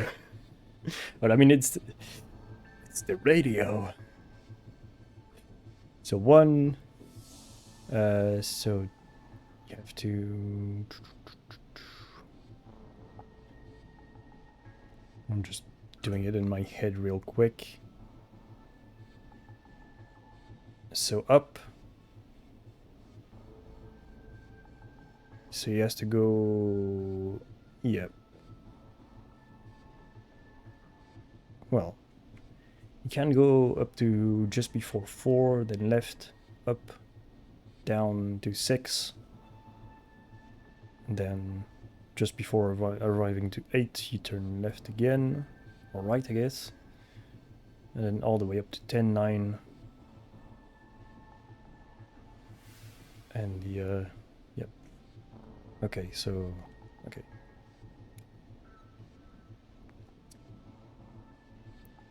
So he's facing 1. So gold hail bales to his right. Okay, so he has to go left. Go left.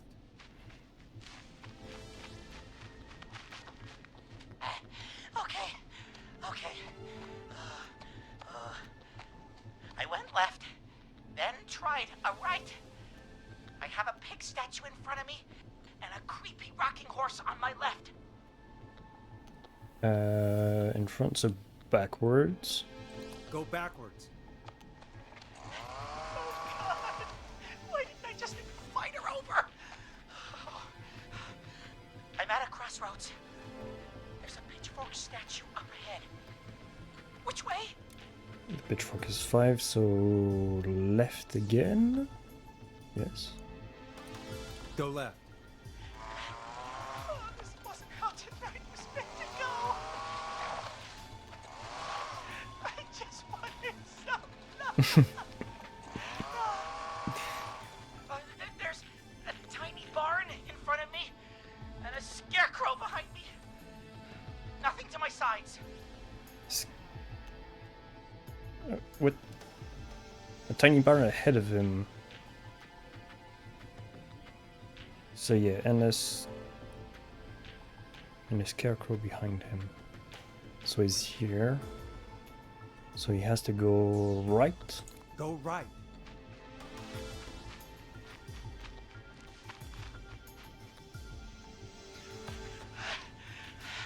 I can't run much more. I just passed a cordon silo. Didn't see anything else. Okay. Please. Where do I go? So he just passed the corn silo.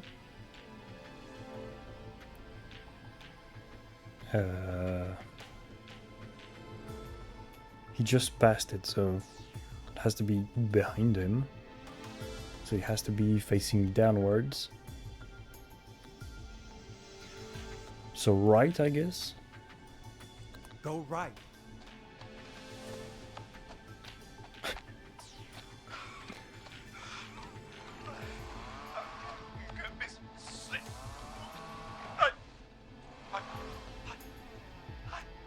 I'm out. There we go. And my bike's still here. Oh, thank you, Forrest. I love you, Molly! He lives to fuck another day. Tense. I think I held my breath the whole time. I think it went pretty well, all told. I think you're right. By the way, why do you think Molly missed their date? Do you think she's okay? Unfortunately for Eugene, I think she probably never left home.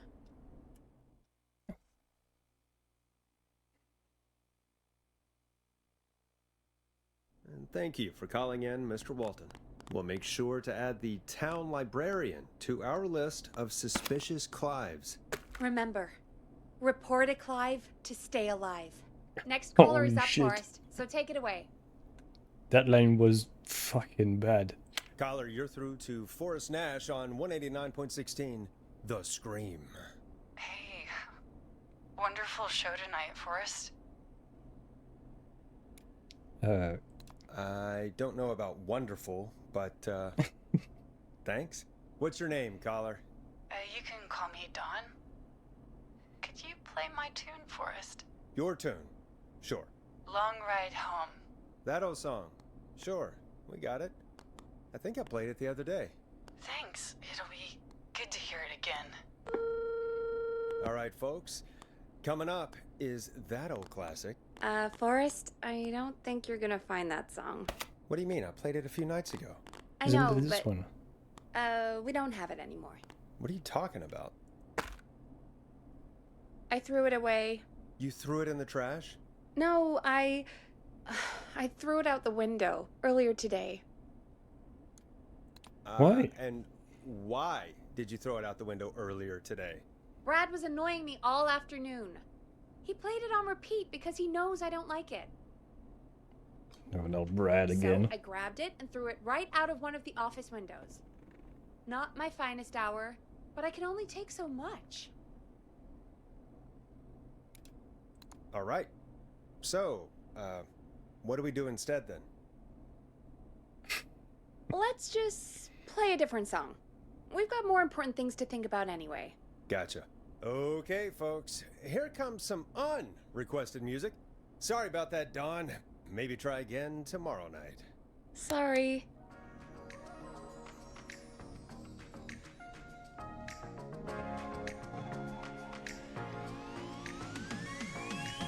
Of all the songs to request, why'd it have to be that one? Gee, Peggy, what did the barn finds ever do to you? Wrote that song, for one. It gets real old when you're forced to listen to it on repeat for years. Why couldn't they just request Roddy?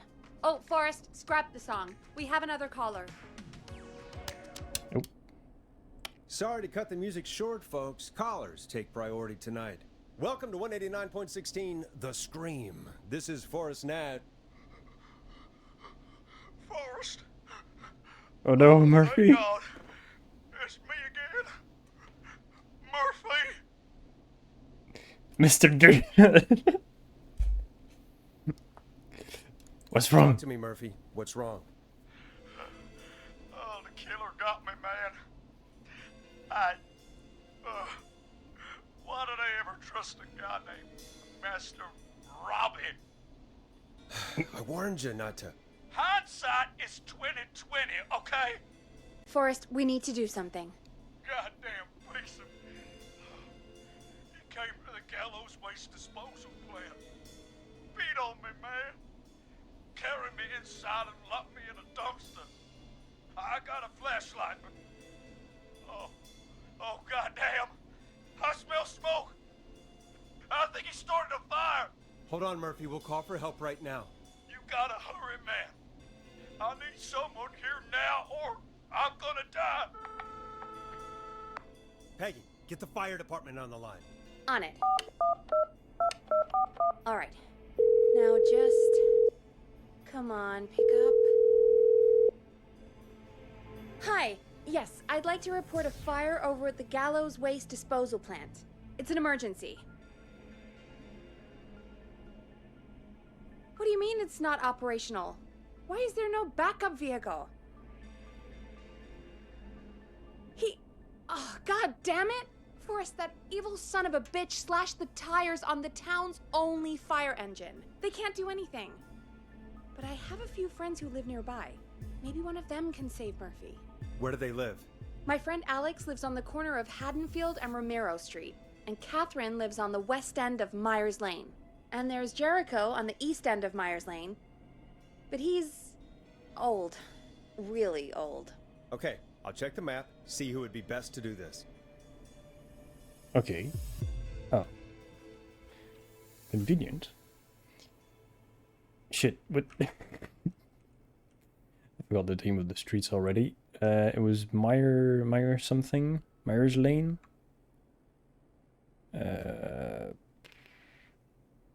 Oh, there's okay. Fire department. Okay.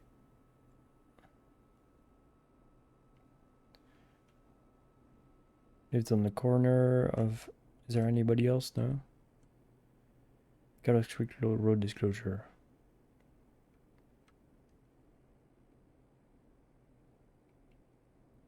Popcorn or pasta? Depends. Is it just for like a snack or is it for like dinner or lunch or breakfast even? If it's just for a snack, yeah, popcorn, why not? But if it's for there's Myers Lane. But if it's for dinner or lunch, I'd go with pasta. Oh well, then definitely popcorn then. If it's for a snack. Haddonfield Road.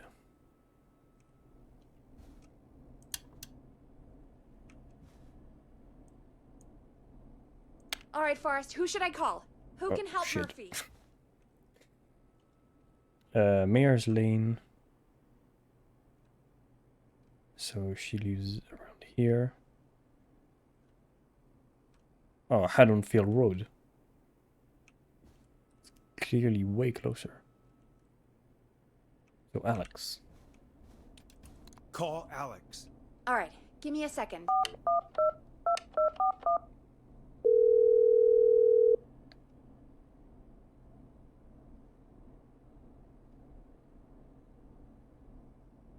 They're on the way. They'll call from the plant. You can direct them from there. Well, let's hope they get there in time.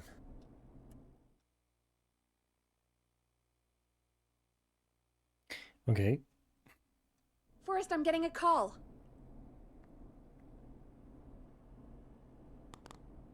Are you sure you can't?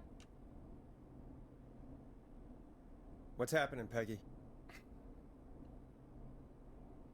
Alex was too far away. Too slow. What? The plant burned down. It collapsed. So Murphy is... Poor Fernando is gonna be crushed. How? How is that too far away? What the fuck? Haddonfield Road is here. And the waste disposal plant is here. And Mayor's Lane is here. How is that not closer than here? How? What the fuck? Yeah, Fernando will be crushed. Just like his dad. So, poor kid. Holy shit, that was a joke to not. For a punchline. No, I know. How? Murphy, I promise we will stop this. For you. Did I read it wrong? Peggy. On the corner gonna of be all right. Haddonfield Forrest, Road. we have another caller. Let's not So waste it's time. fucking here. All right, folks.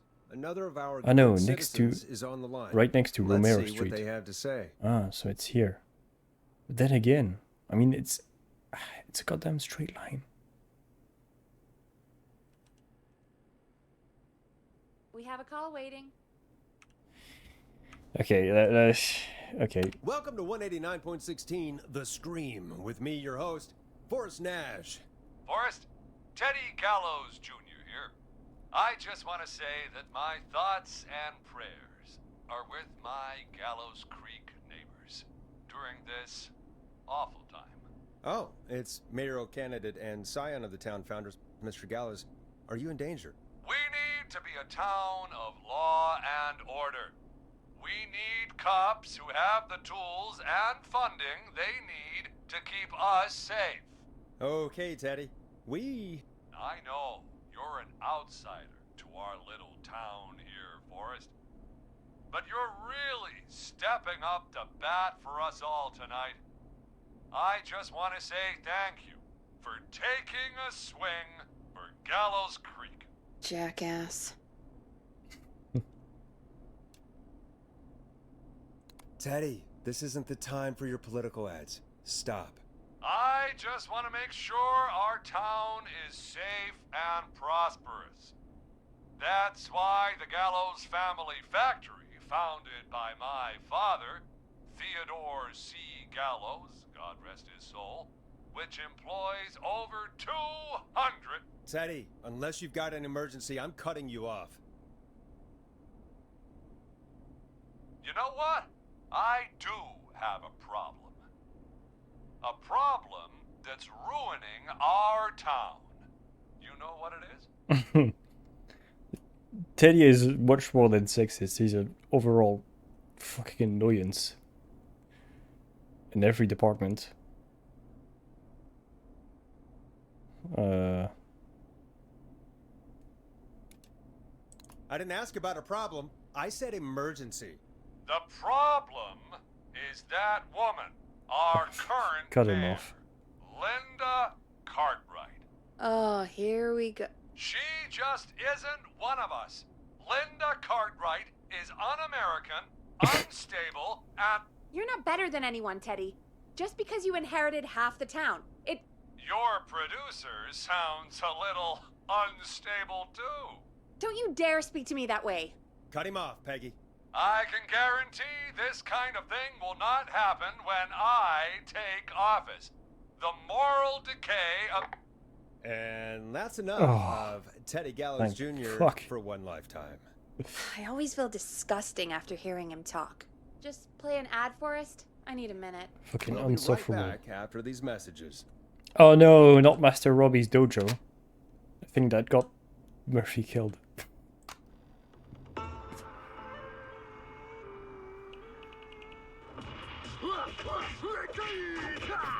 Do you seek ancient wisdom? Do you want to double your power? Are you ready to unlock your inner warrior for only $24.99? Then step into Master Robbie's deadly dojo of Kung Rate and receive direct by video warrior instruction from me, Master Robbie. You will learn the 4 qualities of an ultimate conqueror.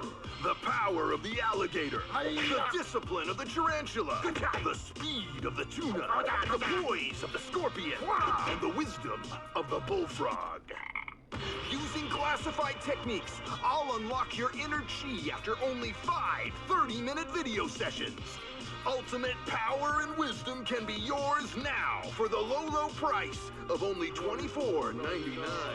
Just call 555-7861 USA to take your first step to becoming a champion.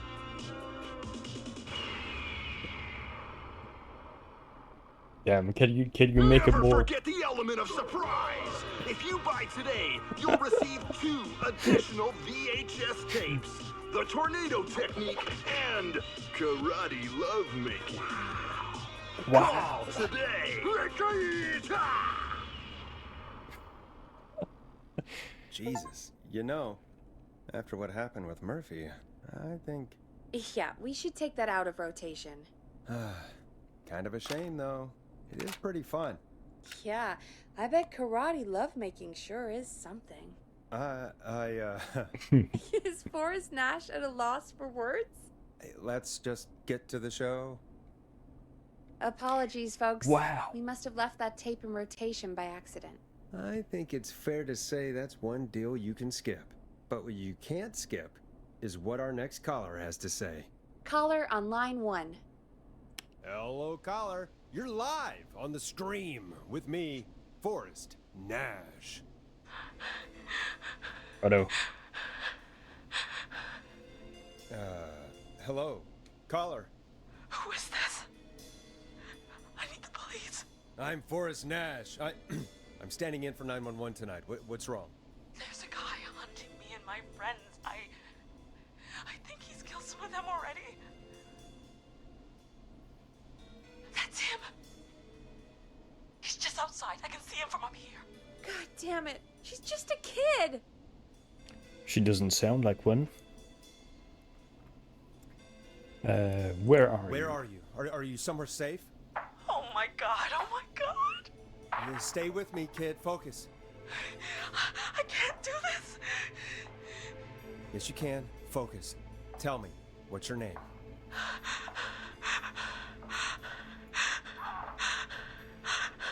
Sweetie, you can do it. What's your name?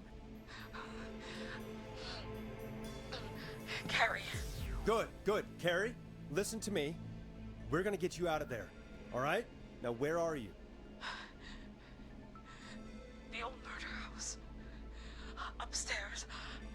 I'm at the end of a hall. There's a bathroom, a couple bedrooms, a closet. Oh, he's coming. Where should I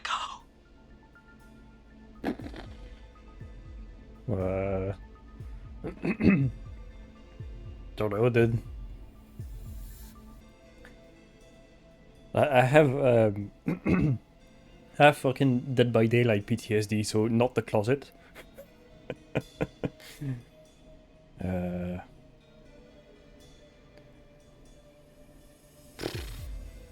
Yeah, the bedroom. Go to the bedroom. Don't know. Okay, I'll...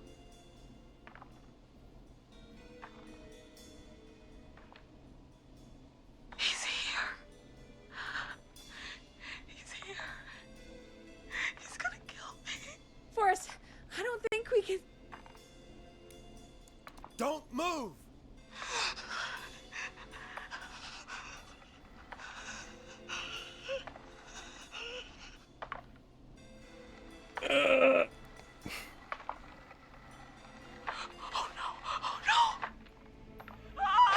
Oh well, that was quick.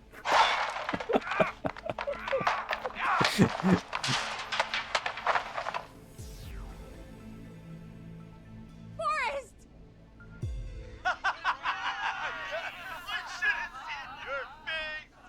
Oh. What? What? What? Are you kidding me? Okay, what the hell is going on here? Who's on the phone, Carrie? The cops? Just a joke, jeez. Wait, isn't that... Jimmy, that wasn't funny, you sicko! Of course I called the cops, but some guy just answered instead. What guy? Forrest Nash. What the hell are you all doing? It's prank night, old man. We're just having fun. That's the kid! The kid who called in earlier pretending to be the whistling man. Oh. That's it. I'm out of here.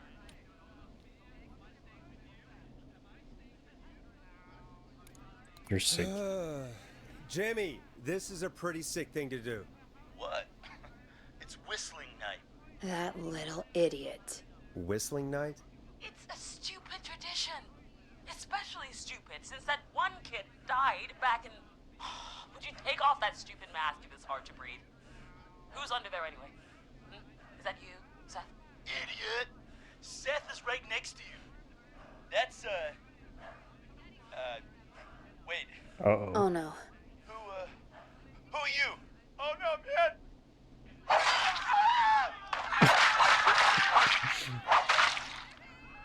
Everyone, get inside! Holy shit. Holy shit. You two, barricade the door. Scott, Heather, you barricade the back. As long as he's out there and we're in here, we're safe, right? You buy time, but not much. Forrest, we have to... Heather, I already called the cops. Forrest picked up. He's the best we're gonna get. Who is with you, Carrie? My friend, we drove out to the old murder house and... Oh, of course! The van! Who's got the keys? Jimmy had them. Jimmy.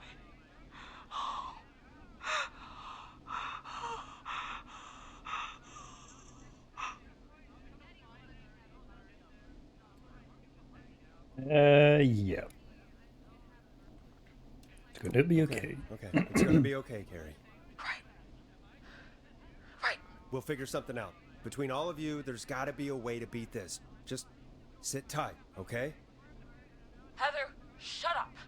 If we do that, we're gonna get killed. If only Jeannie were here. Jeannie? Jeannie McPherson? Our intern Jeannie? Yes.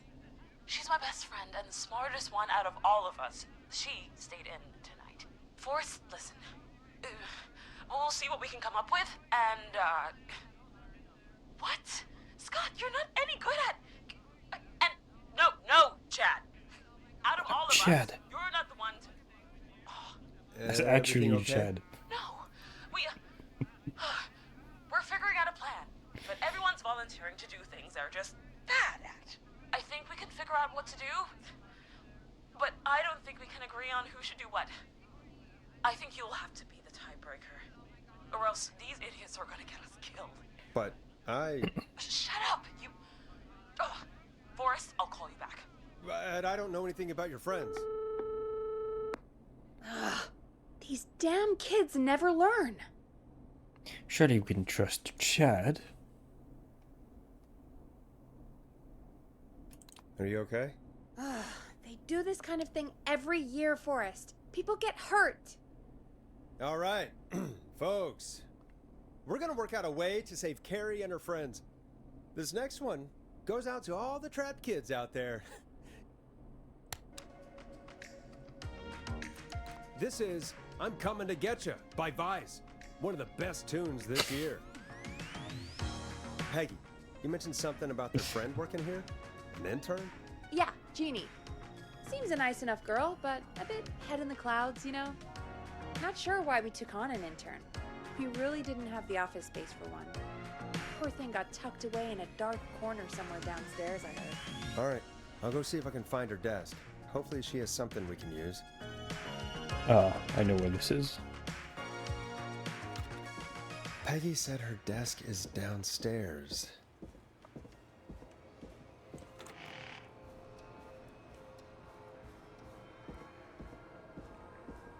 Nope.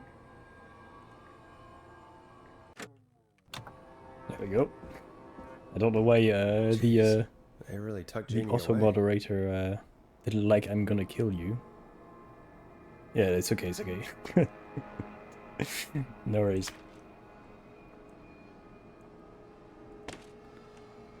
Friendship quiz. This might work.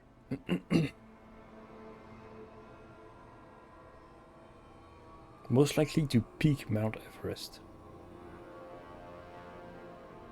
Most likely to win the award for worst poker face. Most likely to end up in prison. Most likely to escape prison. What's PTO?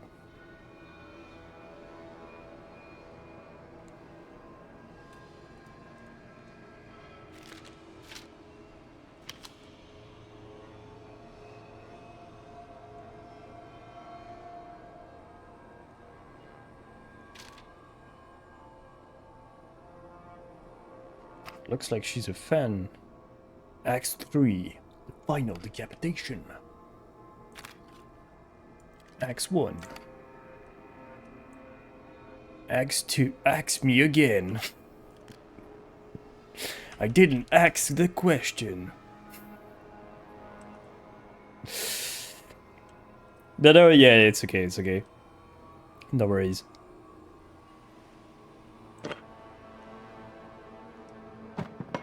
But I did laugh to the title of the song myself, so. And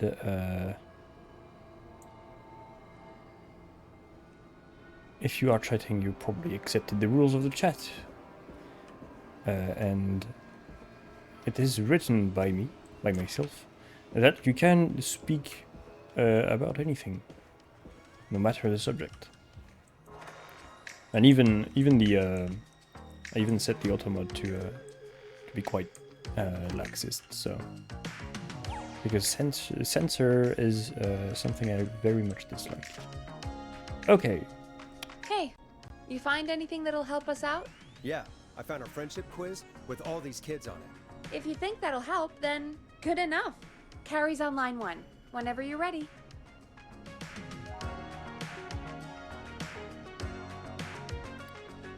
Okay. Okay, Forrest, shut the music off. Oh. This is Forrest Nash, back again with an unlucky caller on this unlucky night. Carrie, are you there? Yes, we've got a plan, but we can't agree on who should do what. You want me to be the tiebreaker? Exactly. I'm ready. What's the first step? Okay, first things first, we'll need a spotter. Someone who can keep an eye on the killer. We'll need someone on the roof. It's gonna be a hard climb. We're deciding between Heather, Kyle, and Hot David. Hot David? Damn. Heather's got this. Yes, Heather, he picked you. Now please, stop talking about all your cheerleading trophies. Part 2. The Whistling Man padlocked the gate back to the road. Before we drive out of here, we need someone to pick the lock. Seth, Jennifer, and Scott all want to do it. Most likely to escape prison. Jennifer. Jennifer. Jesus, Jennifer, you carry a bump key? Why didn't you say so earlier? Anyway, that brings us to part 3. Getting the van keys. I'll volunteer for this. I don't know Jimmy as well as you guys, so it'll probably be easier that way. Then is part 4.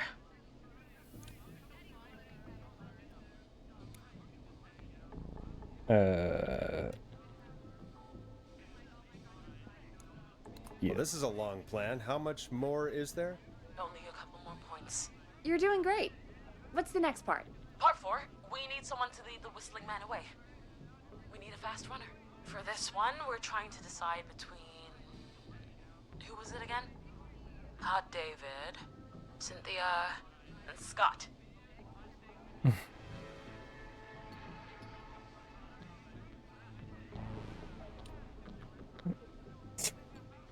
Well, Heather is already climbing to the rooftop, so Hot David. Hot David. Damn. Yeah, you spend a lot of time running shirtless. You got this, Hot David. Sweet. Okay, let's recap. We get the eyes on the roof. A runner distracts the killer while we grab the van keys and pick the lock on the gate. Now the tricky part. The getaway. Ooh, what's the plan there? Well, we can't all outrun the Whistling Man. But he thinks we're just a bunch of stupid teens. So, let's use that against him. Part 5. We trick the killer into a trap. Someone can pretend to be injured. Who would make the most believable bait? Who you got? We got Lisa, Tammy, and Cynthia. So not Cynthia. So Tammy. Because she's the least... She's the least likely to win the worst poker face. Tammy. Tammy, if you survive this, never do that British accent again. That should take care of the killer. And then it's time to get out of here. Finally, part 6. We need someone who can drive us through the woods and back to Gallows Creek alive. Who's our getaway driver? Should it be... Who have we got? Chad, Scott, Cynthia, whatever. Forrest, you know what to do.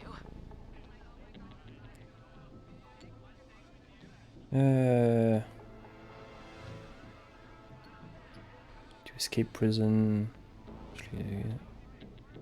Worst poker face.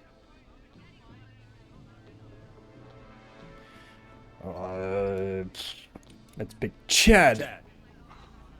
Perfect. Your go-karting experience will be great, Chad. Thanks, Forrest. We'll just take a few seconds for ourselves, and then it's go time. Sounds good. Talk to you in a sec. Good luck, Carrie. That actually sounded like a pretty good plan. Oh shit.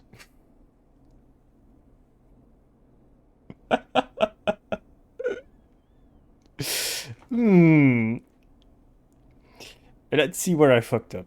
The most likely to pass their driving license without any errors. Jimmy wasn't there. Jimmy wasn't the choice, so...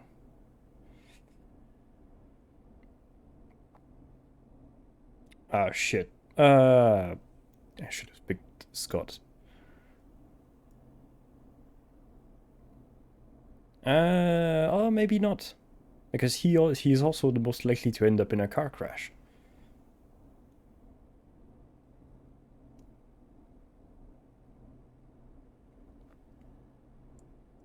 So maybe we dodged the bullet. I hope you're right. Yeah, let's hope.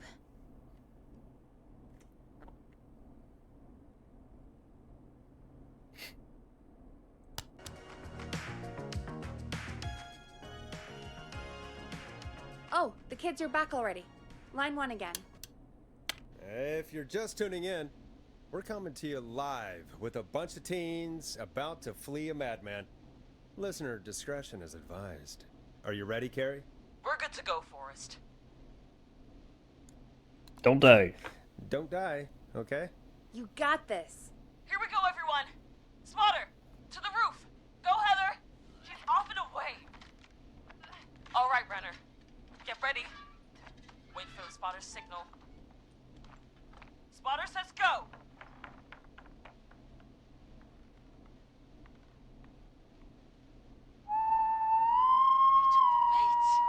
Lockpicker, go! I'll get the keys off Jimmy.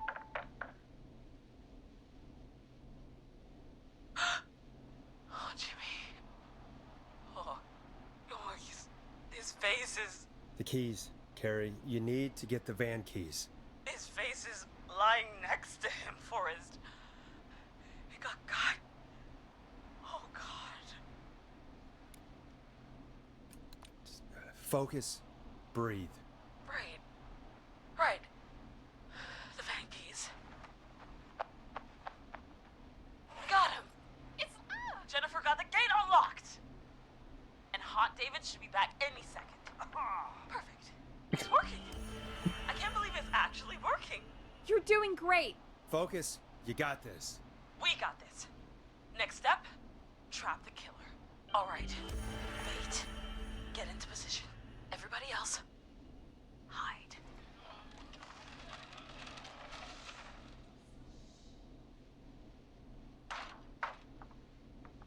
Okay, performer. Now, act like your life depends on it.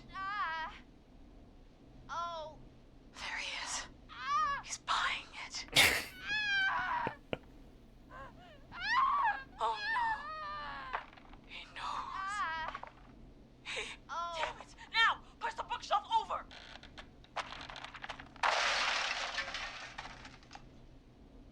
Oh my god, they both went through the floor! Well, Spotter!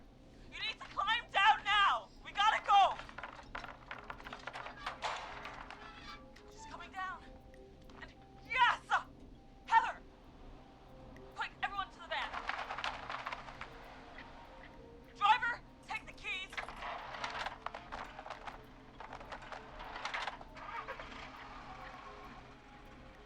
The damn gate swung shut. uh-oh. Huh? What? It won't stay open. I'll hold it. You drive through.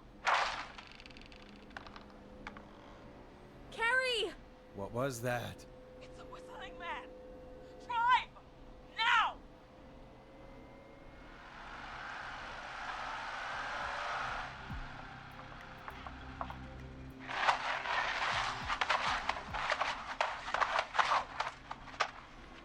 Let me go! Just go! Just drive! Oh my god. Please, no! No!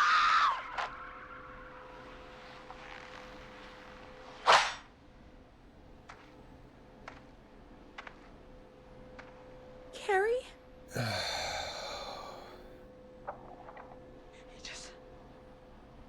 He just stared at me. Carrie! Carrie? Just stared at me. And walked into the woods. Let's go. I don't understand. Thank God you're okay. Can you get somewhere safe? I can make it home. Thank you both for helping. If you hadn't, It was your plan, Carrie, and it was a great plan. It was really all you, Carrie. Still, I need to get home. Breathe, Carrie. You're okay now. I'll call you when I'm somewhere safe. Talk to you then. Well, we only killed one, technically. Folks, that was Because the that was bait a lot. fell through the floor, through the floor with the Thoughts go out killer. to the parents whose kids won't make it home tonight. For any kids listening in, please stay inside and stay safe. And parents, hug your kids extra tight tonight. Here's a song for the girl walking home in the dark.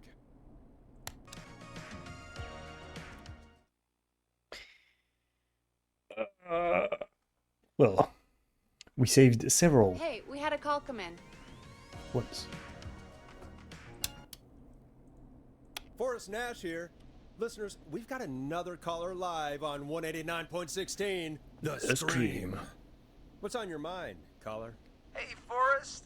I just wanted to phone in and say that I think I speak for everyone when I say that you're providing a real service for Gallows Creek tonight. It's cool what you're doing, man. Well, I'm just doing my job, friend. Anyway, tell me about yourself. What's your name? Are you keeping safe tonight? Yeah, man, I'm good, thanks. I'm at my roller rink, trying to get everything ready for the Harvest Festival tomorrow. I had a guy from Starling Security here earlier installing the Starling 4000 system, so I'm a little behind. As for my name, my friends call me Roller Ricky, and I now consider you a friend, my man. My man. We're friends now, huh? Well, that's kind of you to say. Thanks. Yeah, man. Sounds like roller skating is more than just a job to you. So is this vocational? I wasn't always Roller Ricky. Once upon a time, believe it or not, I used to go by just Ricky. Yeah, back then, things were pretty rough. I used to roll with a bad crowd. Not all bad, but there was one guy. Anyway, some bad stuff went down.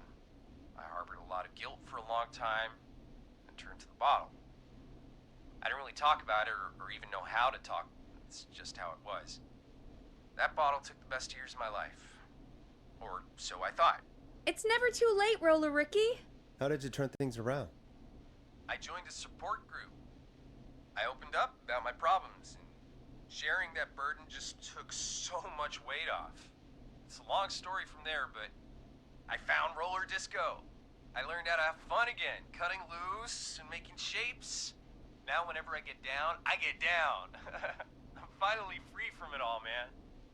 It's important just to talk to somebody. That's the first step. Ain't that right, Max? Aw, hello, Max. Well, he certainly sounds like a good boy. Max is my emotional support dog. He's a rescue dog, but I always say he's the one that rescued me. He's the best dog a guy could ask for. Of course, the first thing I did was teach him how to skate. He's better than me now, a real pro. Max can skate? Yeah, man. At first they said it couldn't be done, and then they said it shouldn't be done. But Maxie loves the rink, man. Is that another train, Maxie? Maxie loves trains, man. He's even got that special how to greet them.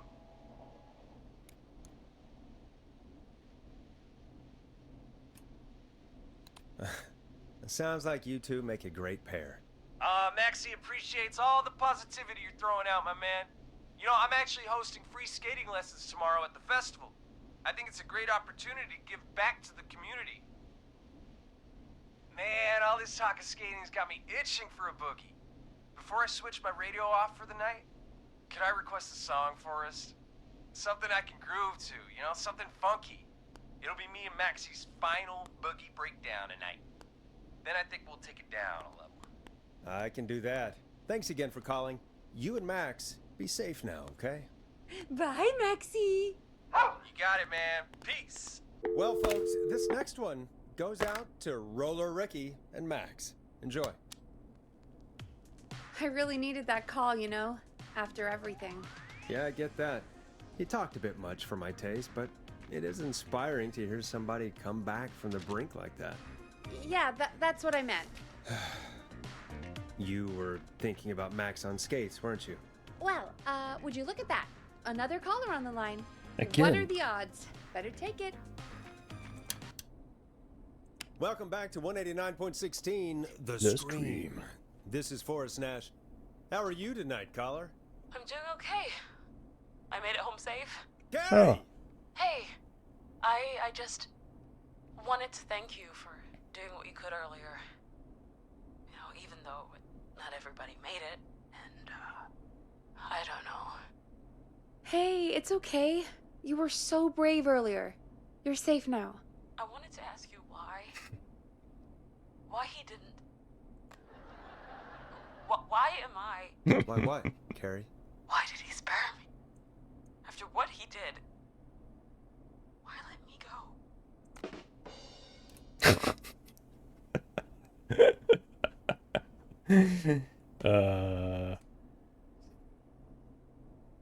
Don't know. He wanted the pranksters, maybe. Maybe he only wanted to hurt the pranksters. Maybe. Did he just think everyone was making fun of him? Did he always hate these hazing rituals? I mean, if he did, why wait all these years to... Why do this now? These stupid hazing nights have to stop. Carrie, you did so well tonight. Stay safe and rest. Help is coming to Gallows Creek. We just need to hold on. Thanks, Peggy. Hey, Forrest? Could I request a song? Of course, Carrie. What song? Any song by Blast Processor. And thank you. This next one goes out to Carrie. What a coincidence. So this is the one I already had on. Damn. I make a good radio host You know, or what not, Carrie or just not. said has really got me thinking. About what? The Whistling Man left her alone. Why? There must be a reason. When it comes to masked whistling killers, I don't think a reason is a key part of their process. Well, it's something to consider. I need to take a break. If you want to stretch your legs, now's the time. Just hit the Peggy button when you want to get back on air.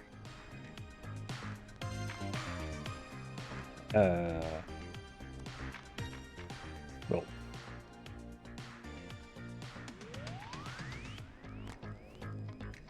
Let's get going, Peggy. Alrighty, we could run another segment or... Scratch that, Forrest. We have a caller. You're through to 189.16, The Scream. What's your emergency? Hello again, Forrest. Oh, that call with the teens was awful. Those poor kids. Still, I'm glad the girl didn't get hurt. Thanks for your concern. Are you in trouble?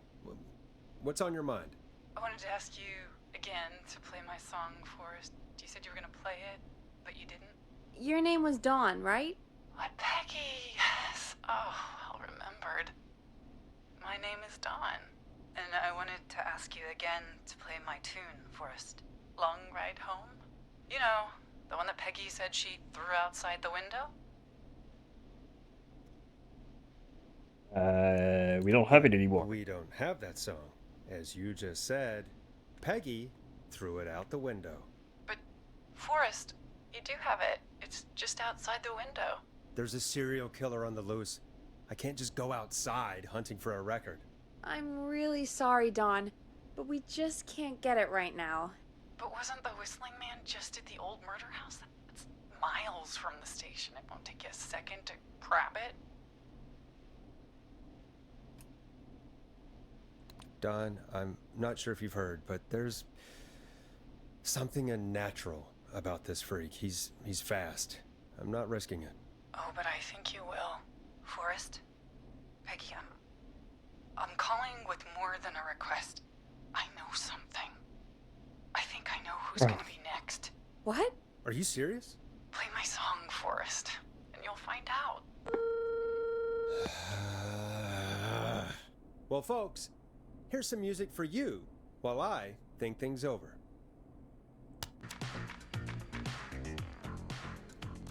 You're gonna love this next track. Is she serious, Peggy? She's serious about hearing that song, that's for sure. Peggy, I mean, is she serious about... I don't know, Forrest, but we don't really have a choice, do we? If she's telling the truth... Alright. Alright, I'll do it. You're a good man, Forrest. I'll slide you the key to the fire door. Wait. Our fire door has to be unlocked? Yeah, you know, I never thought about it, but yeah. We should talk to Reggie about that later. Anyway, I'll hold the fort down while you're out. Maybe I'll even get a caller. That could be exciting. 189.16, The Scream. With me, Peggy.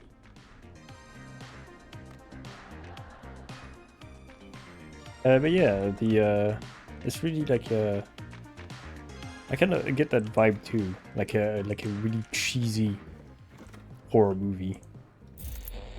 I quite like it, to be fair. As I'm quite a big fan of like shitty, well, slasher movies. Let's go outside. Oh no. You know, I hope she'll be happy when I'm brutally murdered by the Whistling Man. Out here, in the open, alone. Oh, there he was.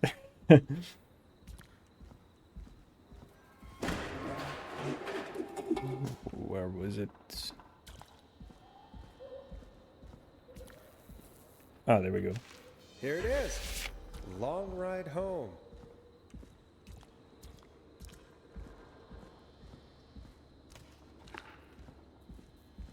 Of course. wait. Lock's behind me. And of course the key doesn't work on this side. Fantastic. Maybe there's another way back in through the basement.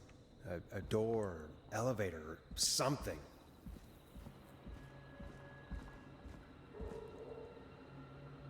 Freight elevator only.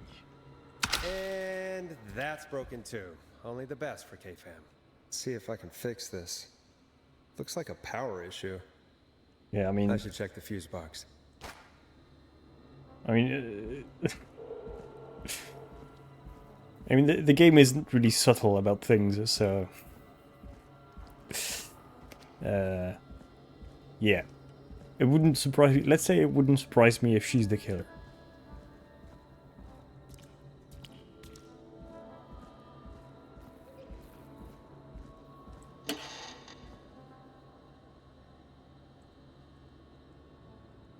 Looks like I'm gonna have to hunt around for some new fuses.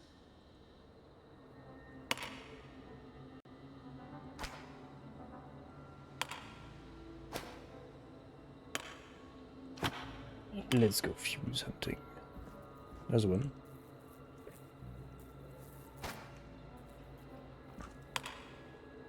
$30 amps. This one is 5 amps. 70. We've got 60.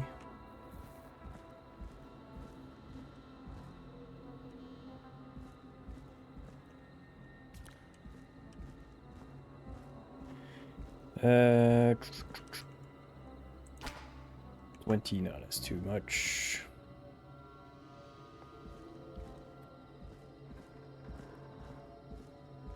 There's another 30.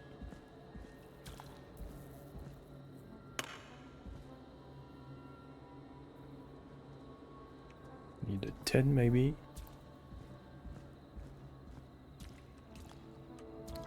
It is currently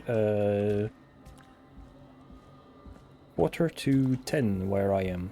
I am in the UK, but I am from France. I live in the UK, but I am French. Yes.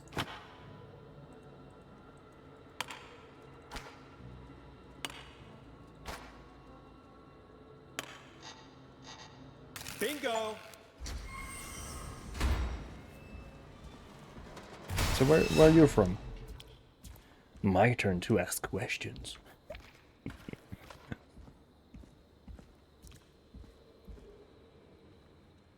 I could probably survive that fall. Wire. Nothing.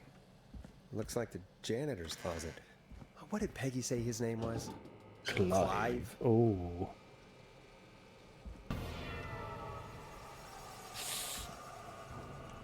Well, that's pretty incriminating. What the hell? Indeed. Peggy is not gonna believe this. Basement stairs. Huh. There's a key. I'll just take that. Might be important. Rebecca Chuck. Chuck Brody to Kim Walker.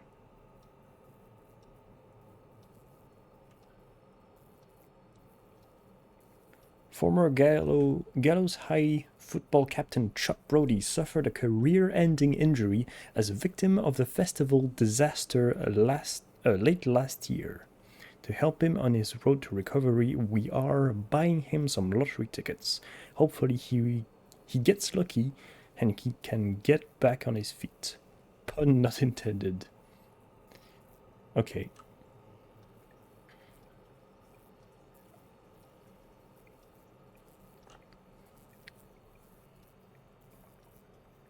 We'd like to celebrate the marriage of Kim Walker and Peter Stein. Rebecca Allen and Williams.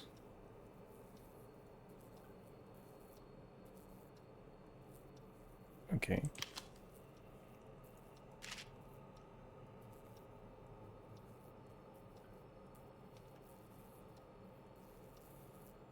Trailer Park gas station. Okay.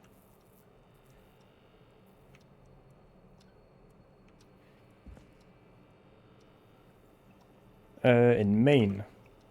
Do you mean the state of Maine?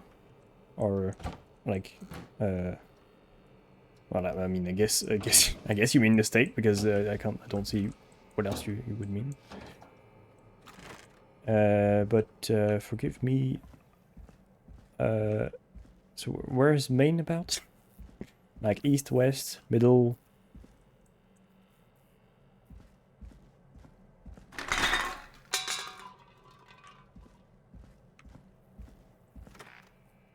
I wonder how the show's like going.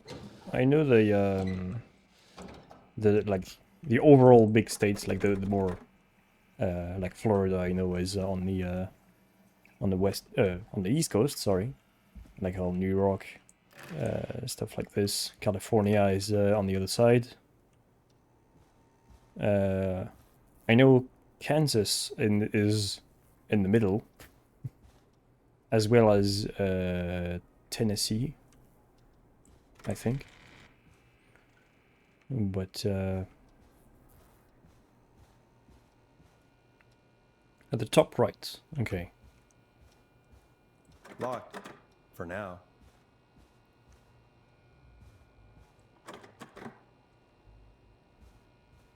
Okay, so yeah, you're near the west coast. The east coast, sorry. Yeah, so it's it should be currently, if I'm not wrong, it should be currently should be somewhere around maybe 4 or 5 o'clock in the afternoon where you're at. So not that late.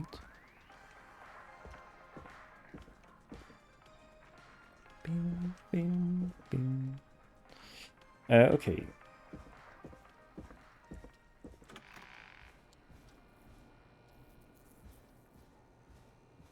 $4.51, yep.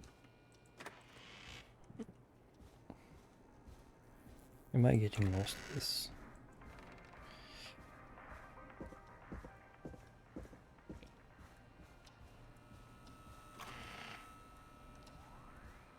Can I unlock this? No. Okay. Now that we know that the janitor Isn't is that such a good song, folks? And now for... Jesus, Forrest, you've been gone for ages. I thought something had happened. Something did happen. Clive the janitor might be Clive the murderer. What? I'll start from the beginning. The fire door locked.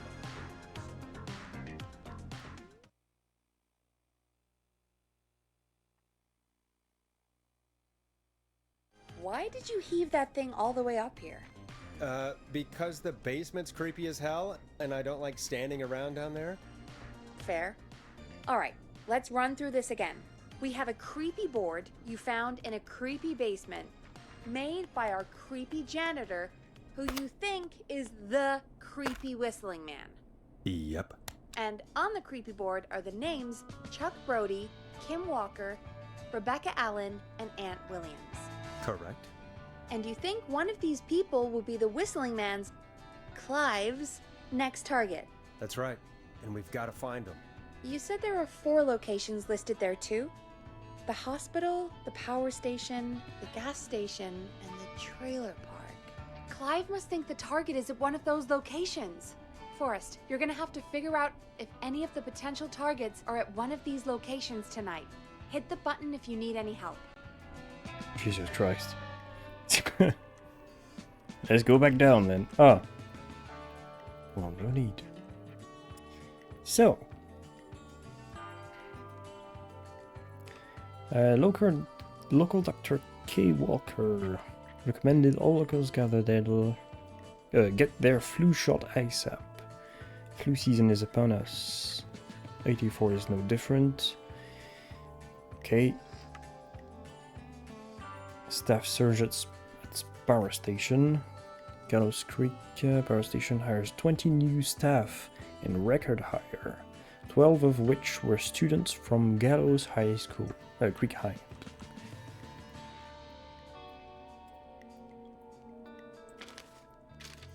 Shit.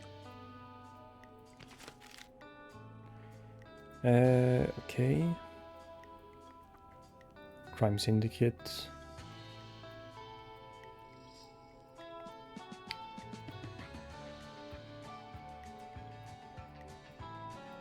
Lead engineer at the local power station, Ant Williams, junior engineer Sean Everett, were distracted talking about horror movies while assembling the big wheel. Okay. So what were the location? Power station. I'm guessing Ant Williams is at the power station. There we go.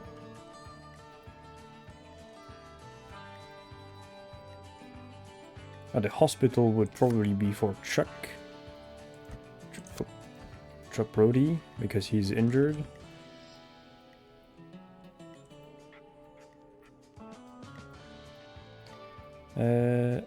What?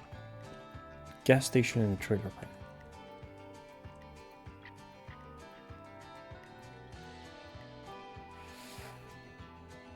Christine's gas repair.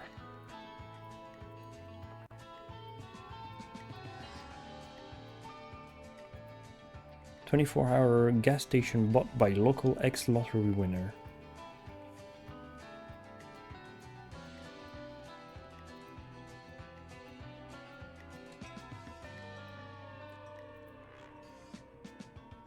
Ah, this could be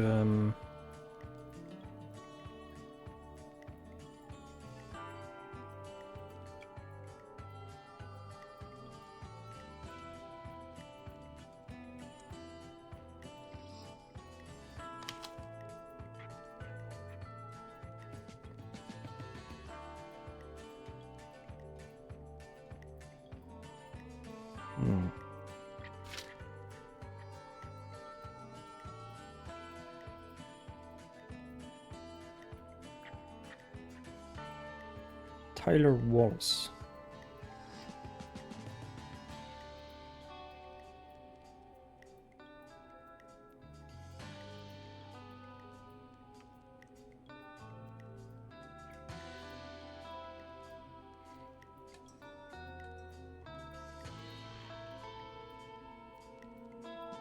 So, okay.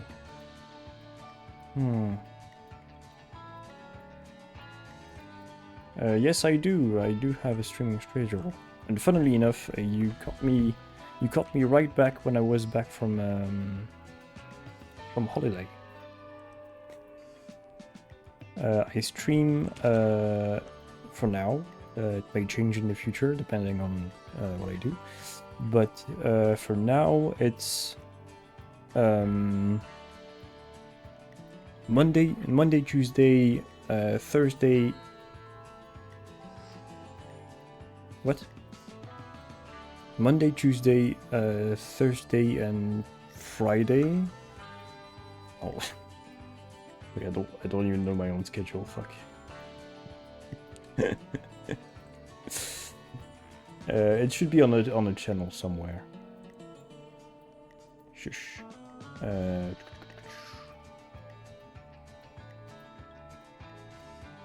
Yeah, Tuesday, Wednesday. What? So yeah, Tuesday, Wednesday, and Thursdays at 7 p.m. British time. I know we are Monday today, but oh shit, it's a bank holiday today in the UK.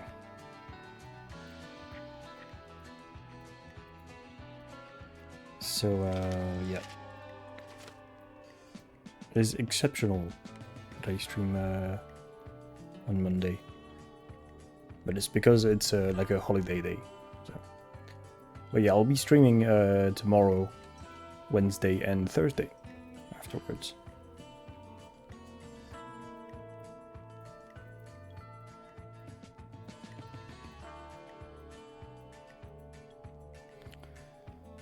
Okay. But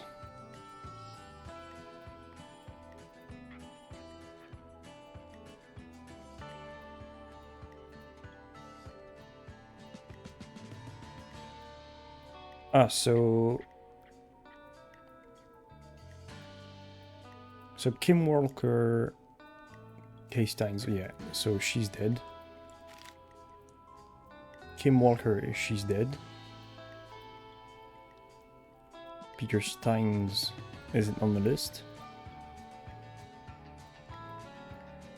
So that leaves us with Rebecca Allen. We don't know where she goes. Either the trailer park or the gas station.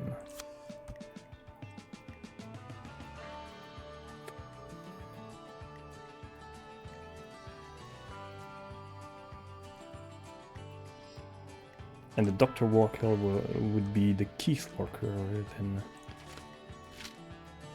and not Kim Walker.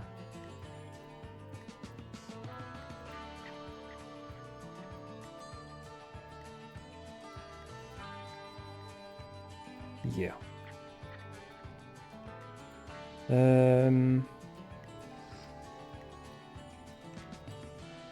Yep. Let's ask Peggy. How's it going? I could use him. It's not going well. I could use some help. Okay, let's review the basics. We need to work out who the next target is. So we need to. There's 4 Okay. locations, right? And 4 people. We need to figure out if anyone is at any of the 4 locations tonight. And if they are, we can call them and warn them. There must be some connections between the notes. That makes sense. Great. Need any more help? No. I'm good now. Thanks, Peggy. No problem. So she's dead. Aunt William, Aunt William, I don't know if he's dead or not. I'm guessing that's what I have to do.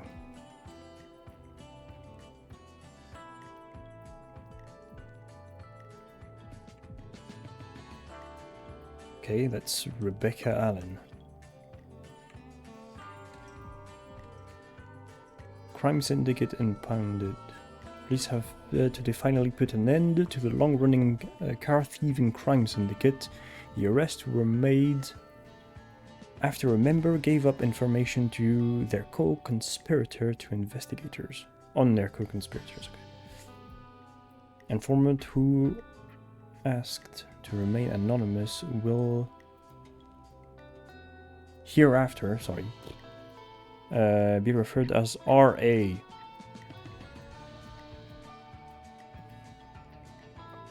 Has walked free with no charges.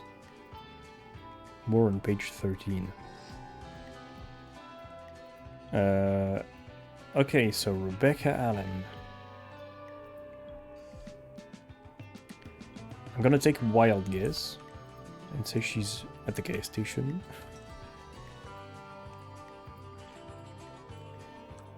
Because she should be...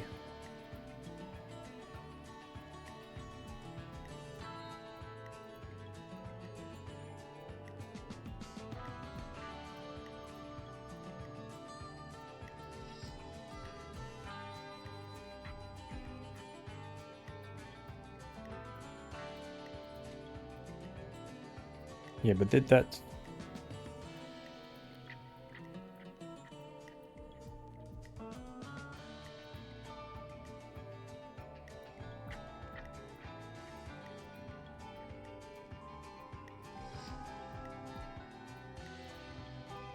moves out of Gallow Creeks, so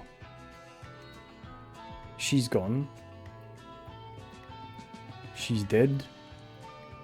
Then it's either Aunt Williams to the power station or Chuck Brody to the hospital. And if I remember correctly, yeah,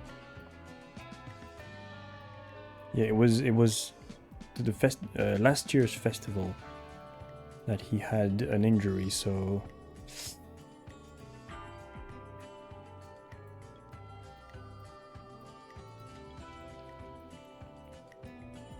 he could still be at the hospital.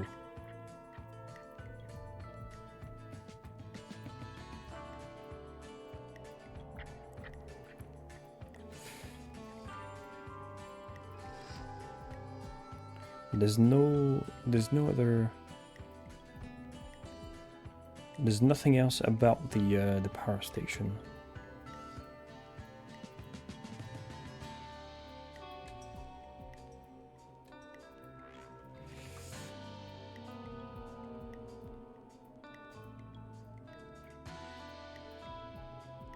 Yeah.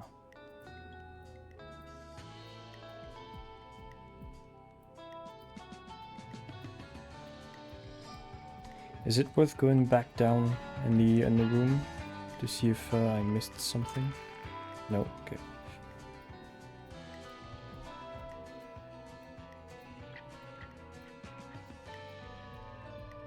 Monty's Pizza. Max Dinner.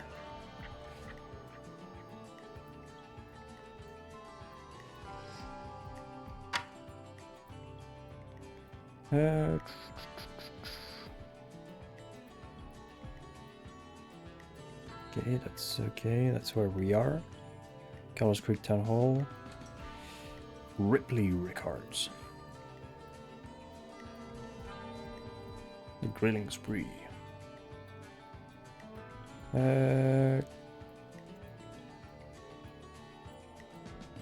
Elementary. Kiplet Fields. The power station is here. Where's the hospital?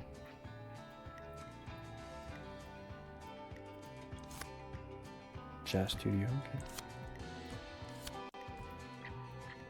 What? Oh, St. Gabriel's Hospital. Okay, so it's either somebody's here or somebody's here.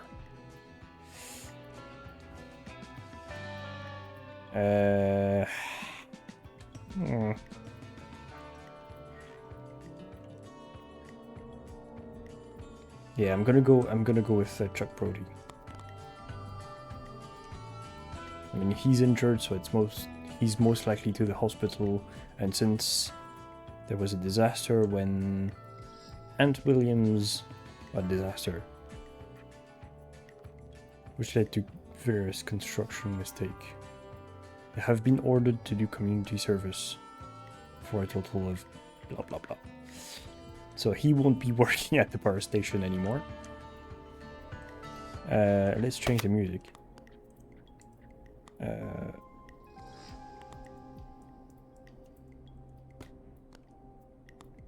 this one. There we go.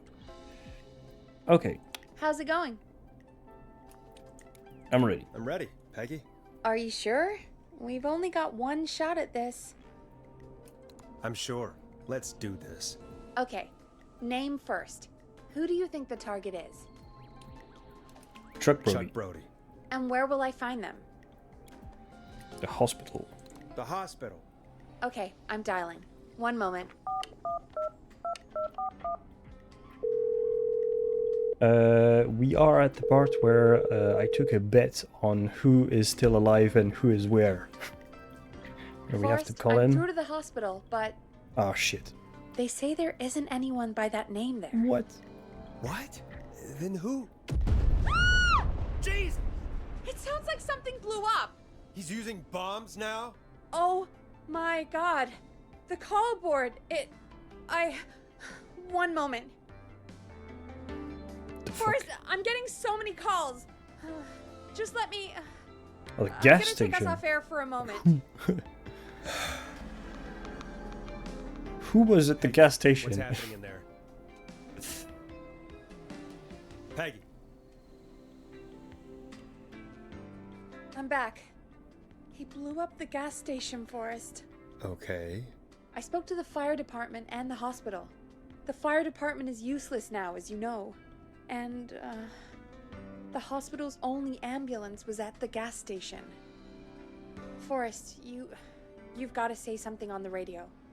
You have to tell the town. I'm putting us back on air. Now. Gallows Creek, I don't know how to tell you this, but, the gas station's been bombed. Please, everyone, stay safe, stay inside, and... Oh, just bring us into some music, Forrest? Here's some music while we regroup here on KFAM 189.16, The Stream. So yeah, I guess the Chuck Brody. I guess was Chuck Brody him, and he. There's gotta be more in the basement to show us who Clive is targeting. And if that's the case, we can get ahead of him. Stop the killings before they can happen. Forrest, we need to go back down. By we, you mean me, right? Yep. Like I said, I need to handle all these calls. Maybe start with that creepy mannequin room you mentioned before. I still have a lot of questions about those, by the way. Me too. But yeah, I guess Chuck Brody, because like the power station, like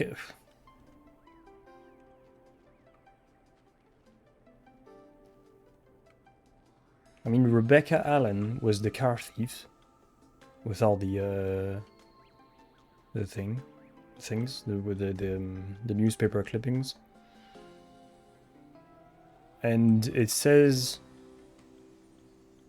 somewhere that she left Gallows Creek for like somewhere else. So she's not there. Kim Walker is dead in that accident. Because it says here, the deceased have been identified at Gallows Creek locals, Dr. Mr. D. Rudd, Mr. Houghton, Mr. P. Stein, and Mrs. K. Stein. And who was married to a certain Stein, P. Stein, so Peter Stein, Kim Walker. So she died in the same accident that the P. Stein did. Well, following the traditional rule of marriage, which is to take the husband's name, or the how do you say the groom's name? Yeah. Yeah. Well, the wife takes their husband's name. I figured that she was dead, and then it left me with Ant Williams and Chuck Brody, and he got injured in last year's Harvest Festival, so I figured, yeah, he would be at the hospital. But yeah, fuck yeah, I don't know where the gas station came from. Or if anybody died.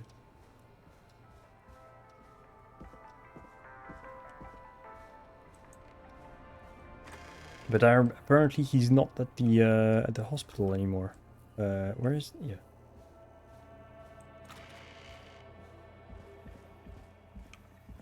Apparently Chuck Brody isn't in the hospital anymore. So that's that.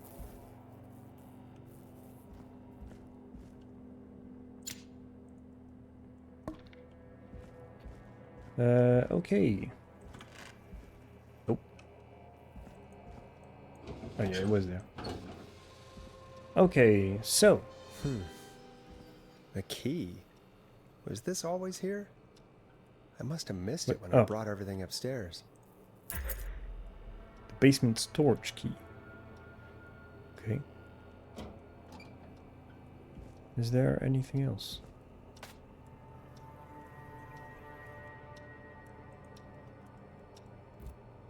I can pick up the head.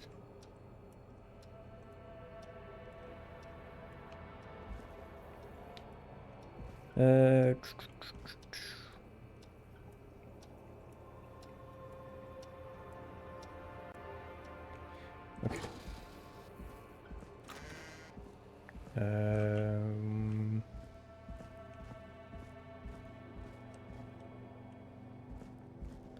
Basement storage. Not there.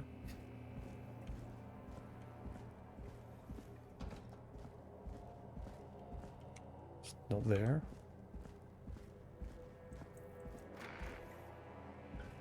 Over here? Yes. Okay.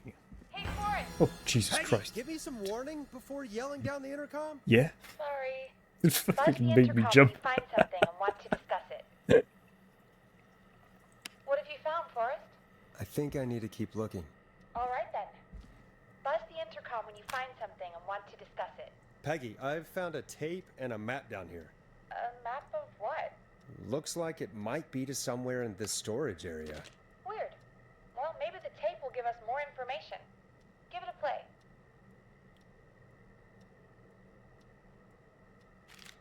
Mm-hmm.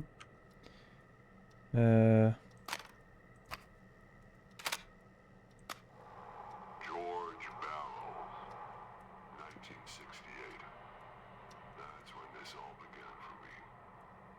Follow the maps, find the tapes. I'll be waiting. Wait. George Barrow? We all heard that he drowned after a night out drinking. Was it actually Clive? Has Clive really been the whistling man for that long? He says I need to follow the maps and find the tapes. I guess that's what this map is about. I think we need to see what else is hidden down here. Be careful, Forrest. Keep looking. Buzz the intercom when you found something. Okay.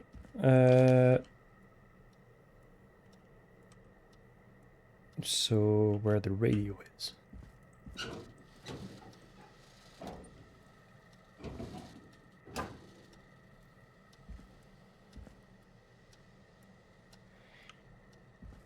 The screwdrivers. Oh. So here. The cabinet with the other radio.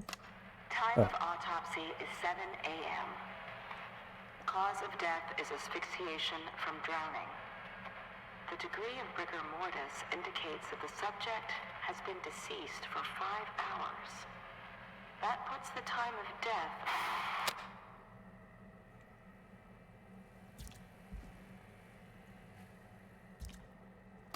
Time of autopsy is 7 a.m. Cause of death is asphyxiation from drowning.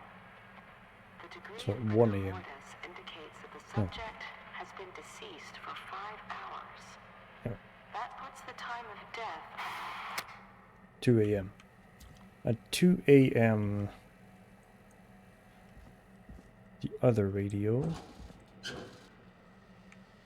Nope.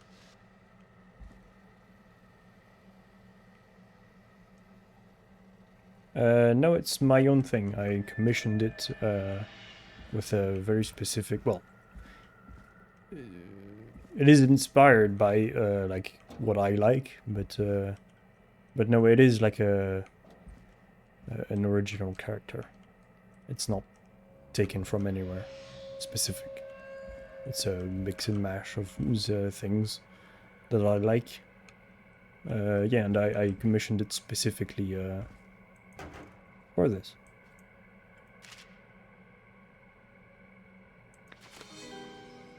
This looks useful.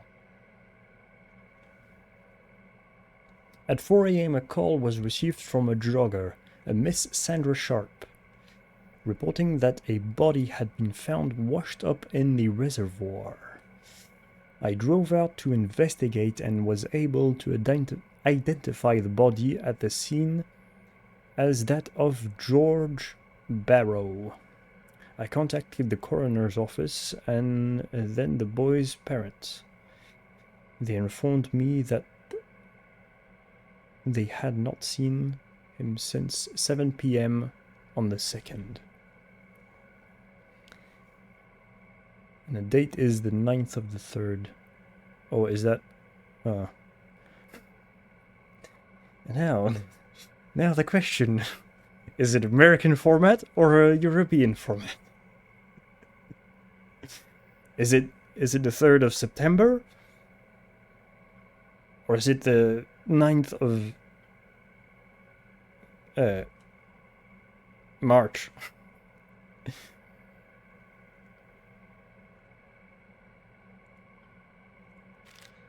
Okay. Small lacerations to arms, legs, and face, typically obtained by running through foliage. Severe blistering to the feet, as though the deceased had been running without stopping. Okay, so it was pursued, which would make sense with the the story Peggy told me at the start. Like he got pursued by the police. Preliminary toxicology results shows no signs of inebriation. However, a high amount of cortisol was found, indicating elevated levels of stress in the immediate moments before death. Well, being chased by police and falling down a cliff into the water would cause that. Pretty sure of it.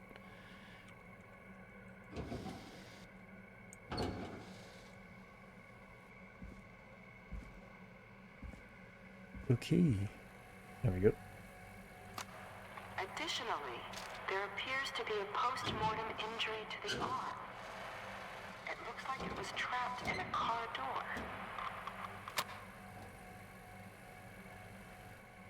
Okay. So,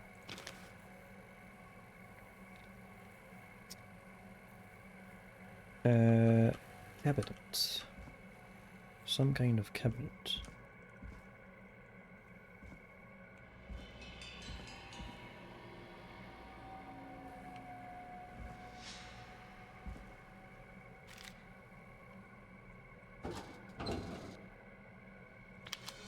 What is this? Now this has to be important. Sorry I made you do this, Virginia. Oh, wait. Yeah.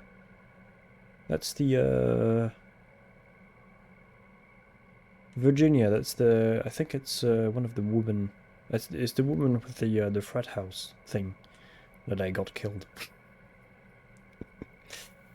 The deceased is a Caucasian male, age 18. The cause of death is established to be drowning, as shown by the signs of asphyxiation. Abrasions were found on the knuckles, likely from getting into fights in the past. Matches with known history of the deceased being aggressive. No other injuries were observed, and from the coroner's opinion, there is no evidence of foul play. Okay. Additionally, the preliminary toxicology reports indicates the deceased has a high level of alcohol in their blood.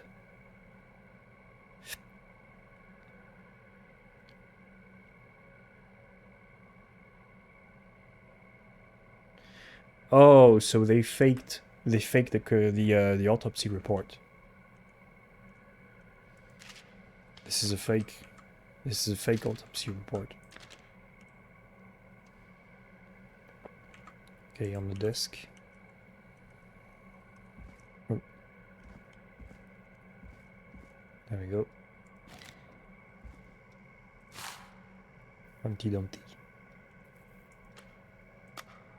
Interesting. Listening to this, then I'm probably dead. What the? I'm a man who likes to stay informed. I've got subscriptions to newspapers all over the country. A few weeks ago, I noticed headlines cropping up in those papers, one after the other. Each headline about a murder. Each murder, the death of someone I knew almost 20 years ago. And each one drawing closer to Gallows Creek. Drawing closer to the anniversary. None of us are innocent, but I don't think we deserve killing. All I hope now is that I can save some folk from the worst. That I can, I don't know, do something to make up for what I did back then, I guess. I didn't kill anyone, mind you, but that's past mattering. Now, there's more I could say, that I should say, but my employer made it clear that my family would pay a high price if I ever spoke out. So, hopefully I've said enough for you, listener, whoever the hell you are, to start putting the truth together. The plot thickens. What the hell? Peggy is not gonna believe this. Yep. Could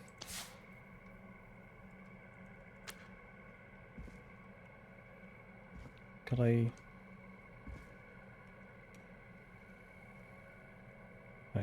can't hit anything now.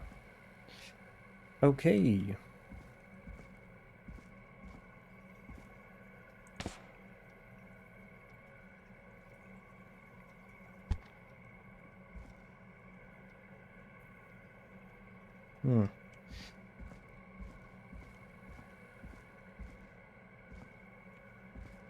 Interesting.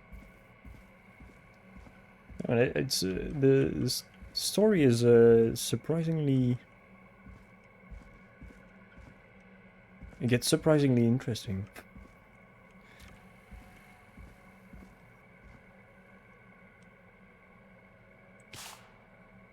Uh-oh.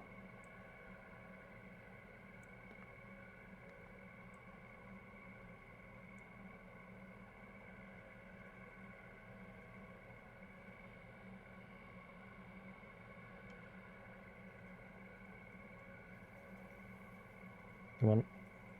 Go. What is this? Delivery note.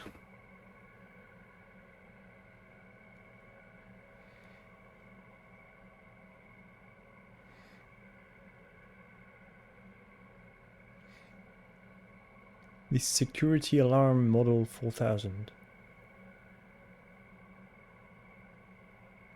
St. Gabriel's. Woodside Apartments. Unable to install. Require new parts. New installation date 17th of September. KFAM radio. Client opted for manual installation. We don't have a we don't have any alarm system. You know what? I'm gonna do the good old trick of taking a photo. Because I can't be bothered to come and get this back again. Pay. There we go. Oh. Okay.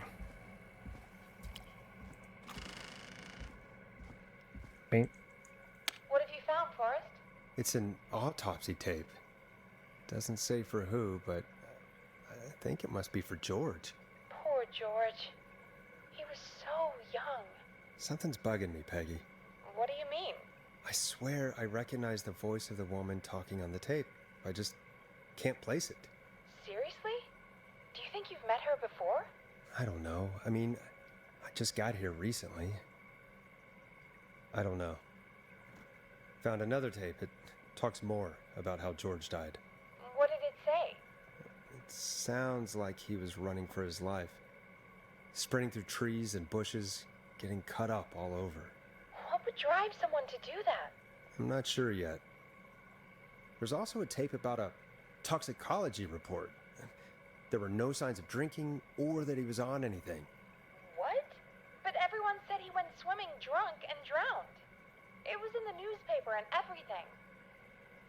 I found a written autopsy report. What does it say? According to that, it's just like you said at the start. George drowned after getting drunk. Said he liked to fight, too. But that contradicts the tape. I know. And I think I know why. There's a note with the report that says, "I'm sorry I made you do this, Virginia."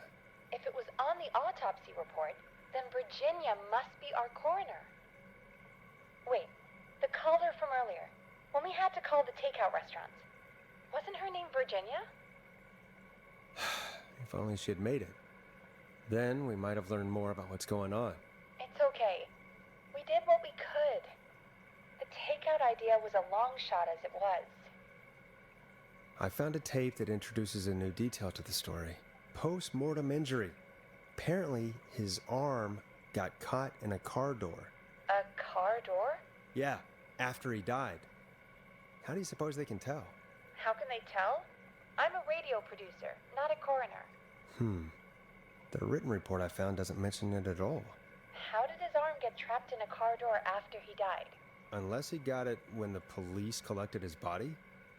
I guess someone else must have moved him, after he was dead, to where he was eventually found. But the report, what is going on here? I found a police report. Mentions a friend from earlier, Sandra Sharp. Sandra. The jazz runner? That's right. She found George's body washed up at the reservoir. The reservoir? Yeah? What's strange about that? George got cuts from running through foliage, right?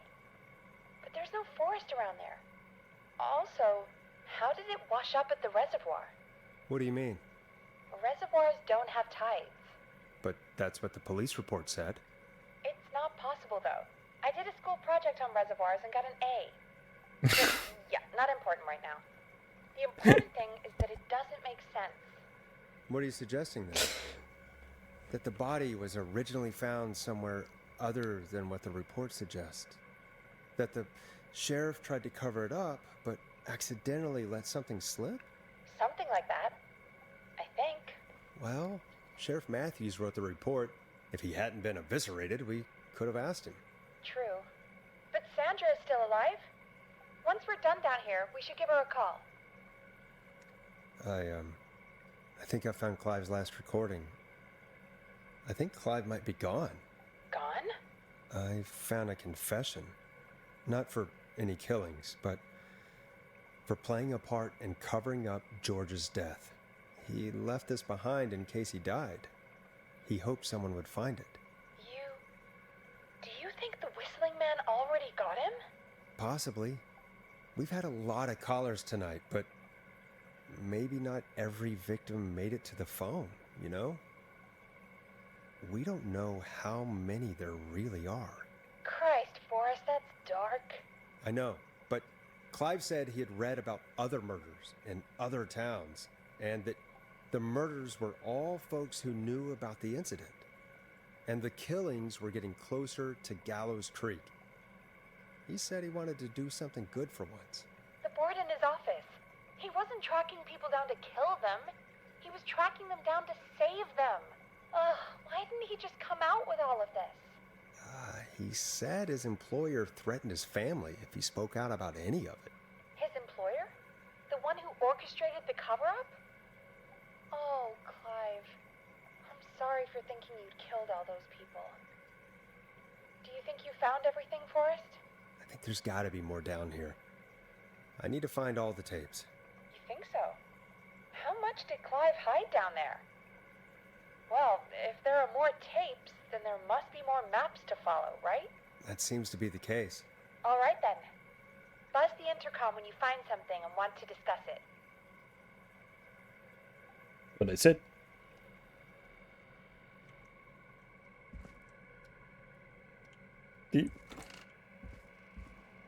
Didn't I find everything?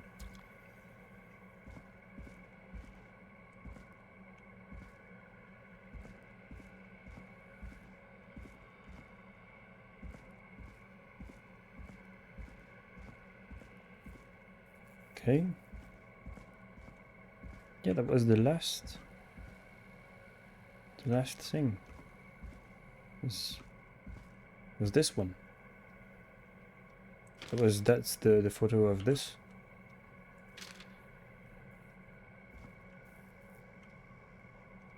Oh.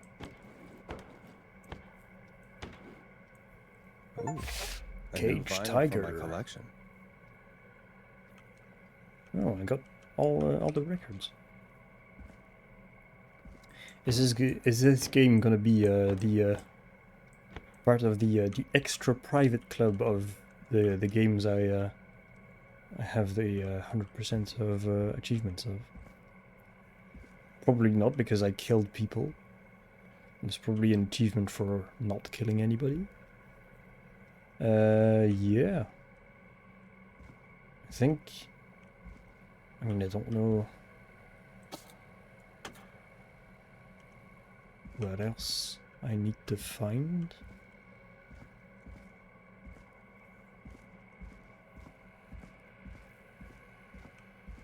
There's no I don't think I missed any keys, any clues or anything to read.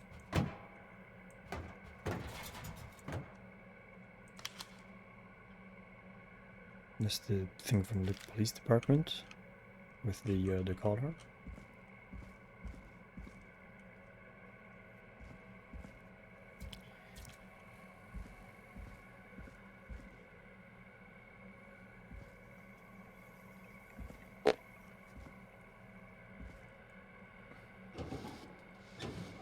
There's nothing inside of here.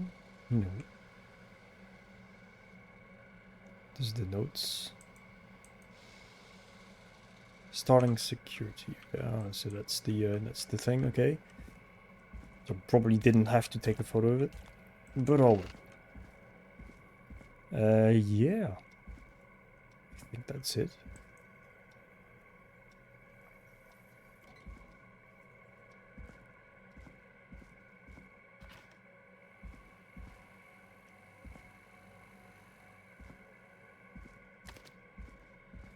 Is there anything marked on the map?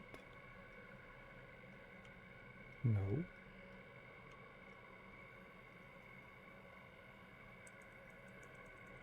Can't click on anything on the map. Well, still more to do. I don't fucking know.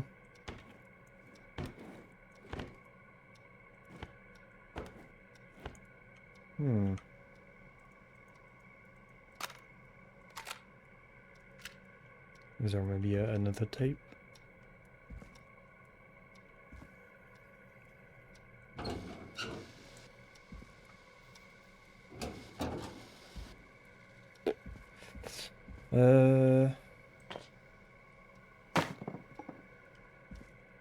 It's a solid mug. Do you think you found everything, Forrest? I think there's got to be more down here. I need to find all the tapes. You think so? How much did Clive hide down there? Well, if there are more tapes, then there must be more maps to follow, right? That seems to be the case. All right then. Buzz the intercom when you find something and want to discuss it. Okay. So, the first tape was here. Then it led me here. Huh? Then this leads nowhere. Then it led me here. Yeah. Afterwards it led me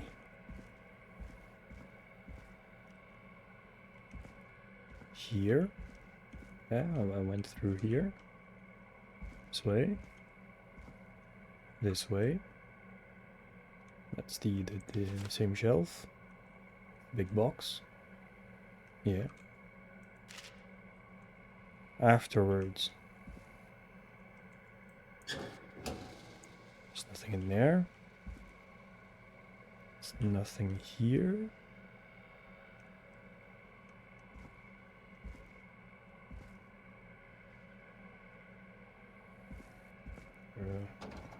Over there. So this is it. There was another photo.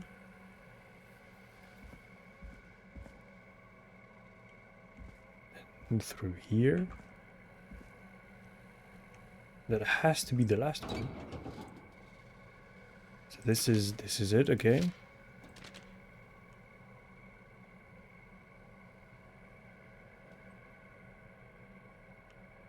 The file. The file was this. The fake report, and that's the last one.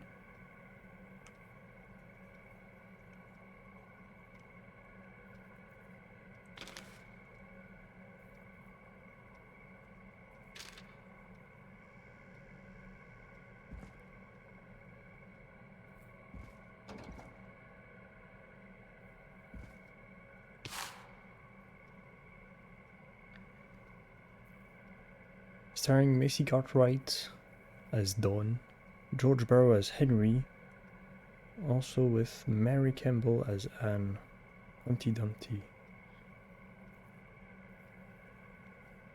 Gallows Creek. Did you maybe not pick it up an item that you had to?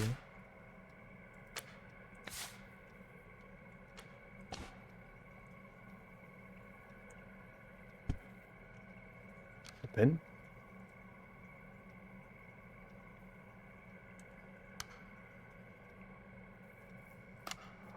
If you're listening to this, then I'm probably dead. I'm a man who likes to stay informed. I've got subscriptions to newspapers all over the country. A few weeks ago, I noticed headlines cropping up in those papers. One after the other. Each headline about a murder. Each murder, the death of someone I knew. I mean, I read this. I think I read everything.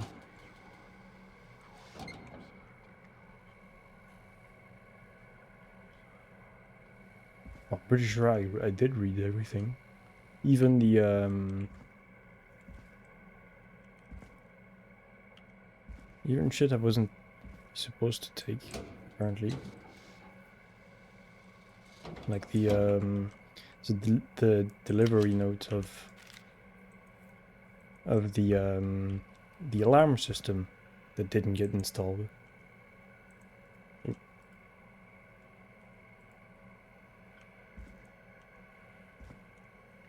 Can't open this. There's nothing to pick up here. Nothing in there. This photo, there's nothing else to pick up. No.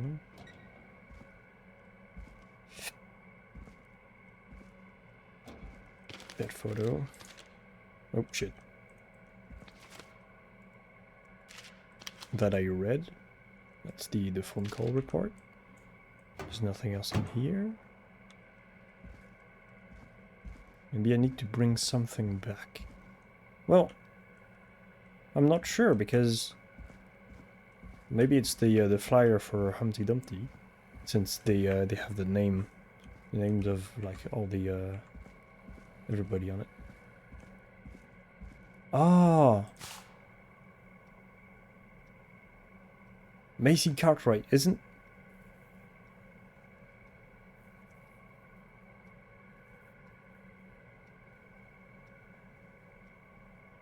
Isn't that the name of the current mayor? Let's see. Do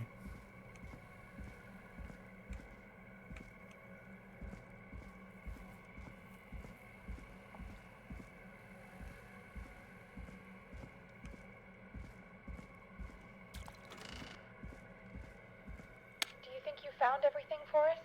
I think there's gotta be more down here. I need to find all the tapes. You think so? How much did Clive hide down there? Well, if there are more tapes, then there must be more maps to follow, right? That seems to be the case. All right then. Buzz the intercom when you find something and want to discuss it. Well, it's not this. Apparently there's both tapes. But...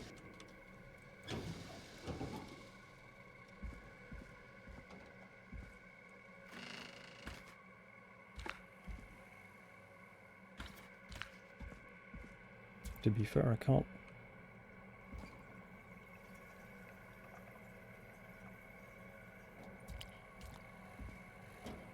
Maybe try to go through and walk everywhere. Well, I did, but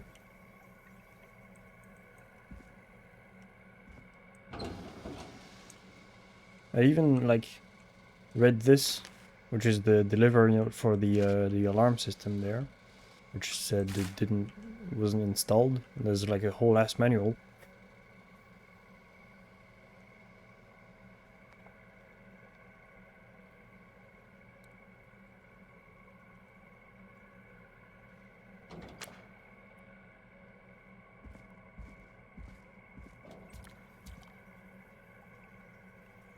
It has to do something with the alarm.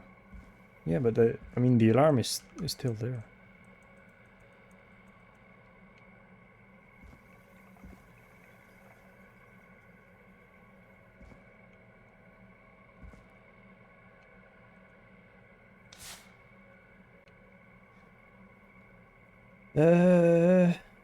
And I didn't find any dial pad thingy to input numbers. I mean, the only thing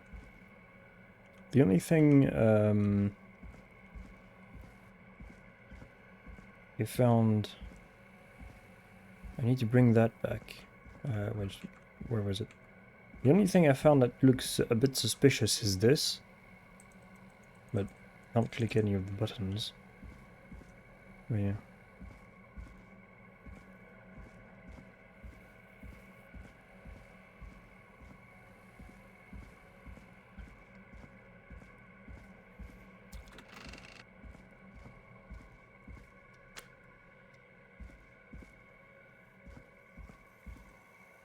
It's just a light.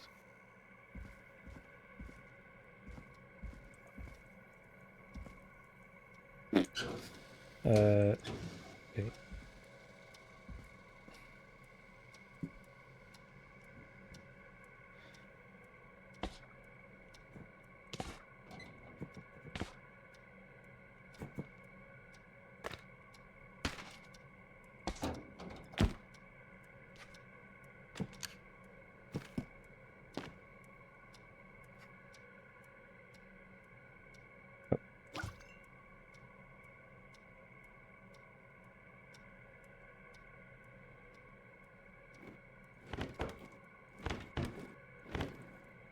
In there.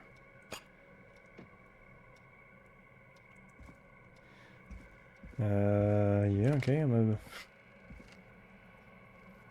a bit at a loss.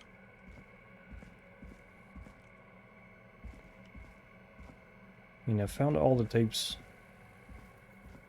up until here. Well, but up until the end, I guess. Is there...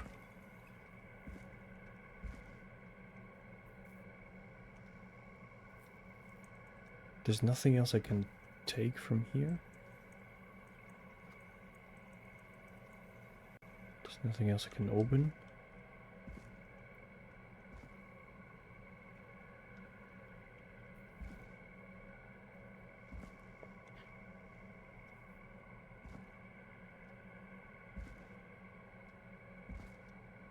So I've played the last tape of George Barrow. Well, of Clive, sorry, the janitor, and he said he was probably dead. Then we know that the coroner's report has been faked.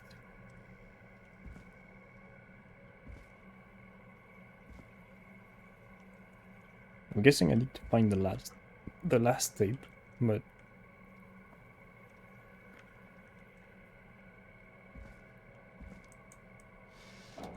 I mean, I listened to that one,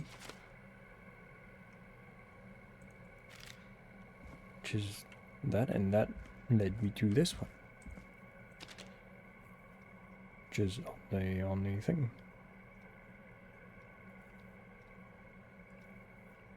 Well, that should be the last tape. I mean, I could.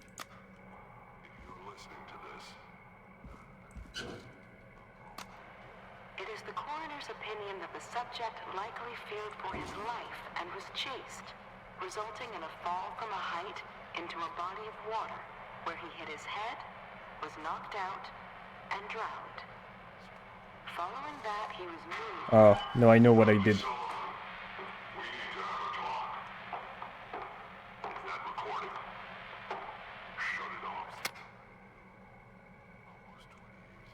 Yeah. Yeah, no. No, okay, I'm just a dumbass. That's all. Okay. That's just a dumbass. I just forgot to listen to that tape. Sorry. I'm pretty sure that's what I forgot to do. What have you found, Forrest? In another tape, the There we go. coroner comes to the same conclusion as I did. George was running from something. Maybe an animal? Maybe, but then there's this next bit, where the coroner thinks he was moved post-death. So she agrees with us. At the end of the tape, someone burst in and demanded Virginia stop recording. I think it was Clive. This is starting to make sense now. This is a conspiracy to cover up what happened to George. Do you think you found everything? I think so. There we go. Forrest, what's going on here? Someone wanted that boy's death to seem like an accident. And they hired Clive to make it look that way. Come back upstairs when you're ready. We need to figure out our next step. There we go. Fucking idiot. Thank God you're back, Forrest. I've been running out of stuff to pad our airtime with. Peggy, you work in radio. Forrest, I'm stressed. I mean, really. How are we supposed to keep a show going with all this happening? It's our job. This is our job, Peggy. We gotta do it. You're right. So, what's the plan now? Well, we know Sandra was involved in George's death. Do you want to call her? I do. Alright, but before we go asking questions, I think we should know what we want to ask. Is that fair? Yeah, we need to ask her about finding the body. She was the one who discovered it, but something just doesn't add up. 100%. She knows more than she's saying. I wonder what she's hiding. We'll hopefully find out soon. Anyway, just be careful when you're talking to her. Don't push too hard. We don't want her to hang up. I'll be careful. Alright, calling her now. Hopefully she's at her jazz studio.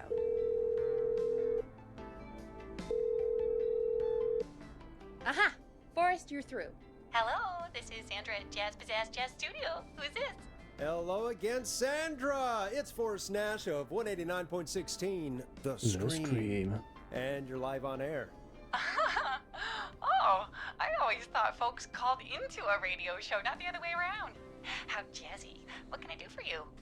Well, we're trying to understand what's behind the attacks tonight. We had a few questions. Why, Forrest, of course. Heck, after the way you saved my life, I'd say yes to just about anything you asked.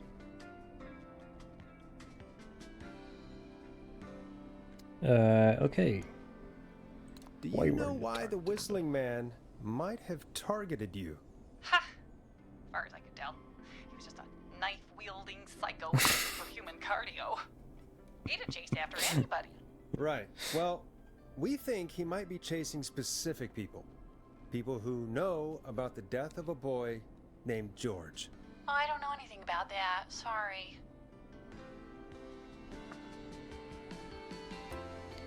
Sandra, we know you found George's body. We have the police report. I don't know what you mean. It's okay, Sandra. We know. You do? You know about? Yes. Of course. This studio is my life. After I found the body in the river, I couldn't lose my studio. Do you understand? Sure. I understand. When the rent just kept going up, he said he'd stop if I just needed to keep quiet. And everything would be okay. Sandra? Who was he? He said if I told everyone I found the kid in the reservoir instead of the river,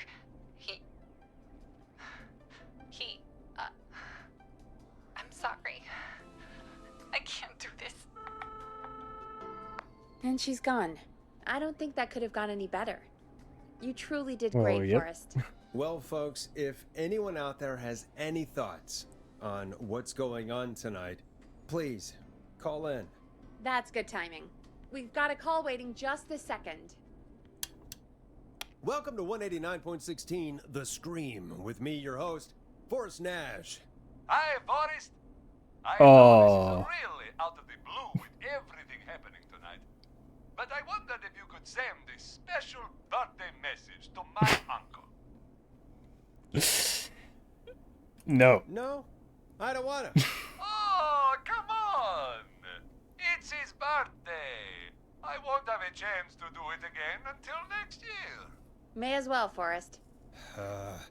Fine. What's his name? Thank you, Forrest. He's my Uncle Roy. His first name's Peter, but he never liked his name. But since he always had salt and pepper hair, even as a kid, can you believe it? Folks always called him Pepper. Thanks for the history lesson. Is there anything besides happy birthday you would like to say to Mr. Pepper? Oh my God, damn it! Yes! Tell him he can get the best birthday deals and party packages here at Putney's Pizza. Starting at You son of a bitch! Stop calling us! Damn it, Peggy, this is your fault. My fault? Mr. Pepperoni, let's go. Ponty can't control himself. Don't worry, we've already got another call on the line. Just pick it up, okay? Damn, like, you know, it would be so fucking funny if like in like 5 or 10 years, like I suppose I should take this call. a game like this, just like this, with where you handle like a radio show and stuff, and like they would like do the classic, like you know, these nuts jokes are a ligma balls joke with a color. That would be very funny. This is 189.16 The Scream. I'm Forrest Nash. You're on the air, caller. Or even if they did it in this game, it would be funny. Caller.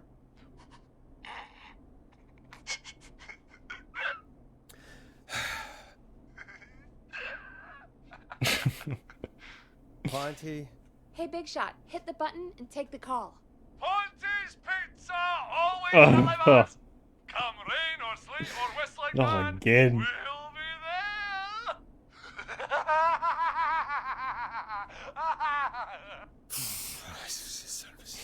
there. Forrest? Forrest? Are you okay? Forrest? I hope the Whistling Man gets in with his own pizza slicer. Jesus, Forrest? Sorry, that was too much. It's okay. It's been a high-stress night. Don't worry about him anymore, okay? Not for tonight, anyway. I think he's spent for now. We've got another Oh, that's call, cool. whenever you're ready. spent. Folks, don't Jokes. spend your money at Pawnee's Pizza. That's all I'm gonna say about that. Moving along, I'd like to welcome another caller to 189.16 The Scream. With me, Forrest Nash. Who, may I say, is calling? Well, hello again, Forrest. Don. Don? We played your song, Long Ride Home. Did you hear it? Can you tell us? Never mind that now. First, I'm calling because I need your help. Are you in danger? I sure am. Do you mean Yes, he's after me now. you? I think so. He must have heard me on the radio helping you.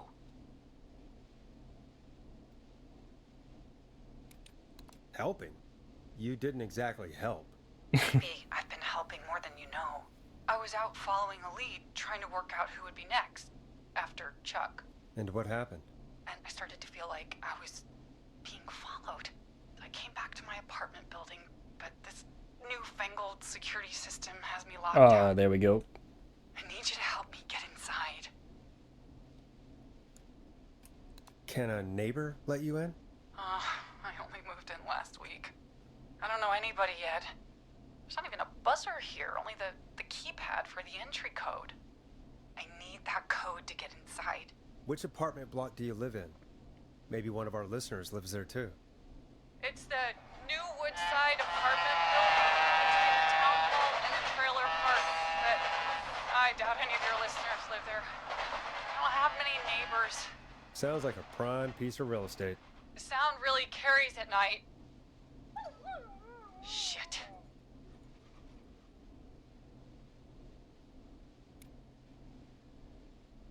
I'm guessing you're not a dog person.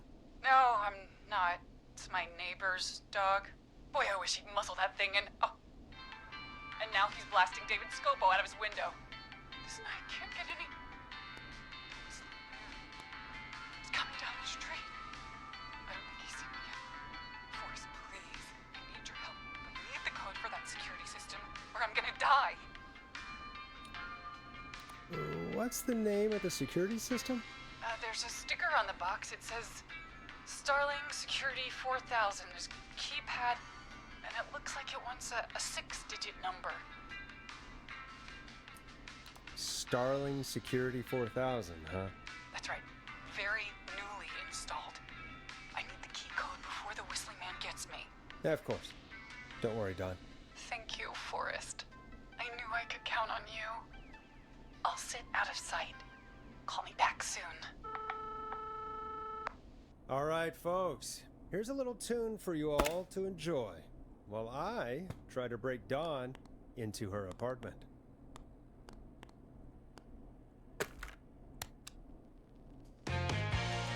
Let Storm Riders take you on a rock and roll ride with the Glam Jam. The Glam Jam. You were pretty quiet there, Peggy. Forrest, was it just me, or was there something... It wasn't just you. Something was weird about that. Yeah. Well, tell you what, we have a Starling 4000 or whatever here at KFAM. Clive bought one for the station. Maybe we can find something to help. Well, I'm not sure who, but to help someone. Yes, I already know where to look. Okay, so she's locked out of the Woodside Apartments, and somewhere Clive probably has the papers for the Starling 4000.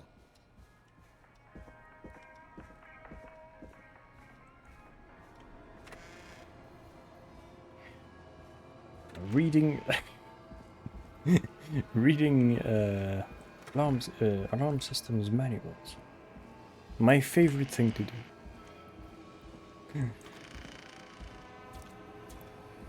Shoot. Oh, shit. We gotta put it there. There we go. Starling 4000 user manual. Ah, these codes should come in handy. The best hobby. Indeed.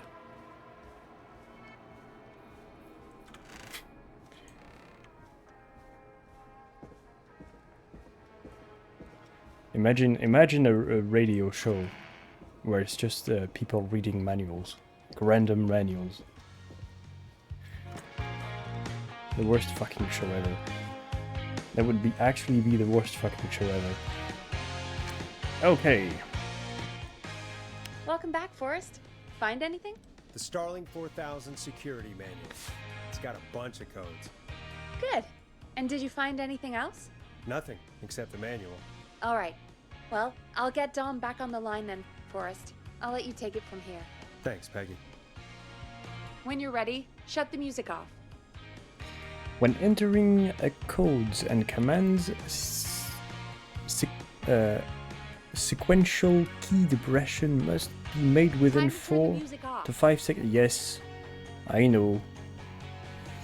One another. If 4 or 5 seconds, a key depression will be aborted. Okay. Okay, Forrest. Shut the music off. Yes, I know. Line 1. Whenever you're ready. Don, are you there? This is Forrest Nash from 189.16, The Scream. Oh, thank God you're back. I was so afraid. What's the code to the gate? Entry code. The code is 715914. Thank you, Forrest.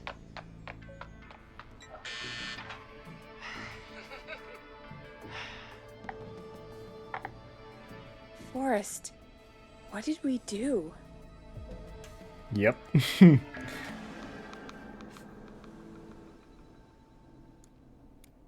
I don't know, actually. Guess we'll find out. Forrest, there's another call coming in. Evening, caller. You're live on... Forrest! Oh no. Psycho somewhere in the room. Shit. Dude, I just saw a shadow. Yeah, I just... Oh, fuck, I forgot. Get in.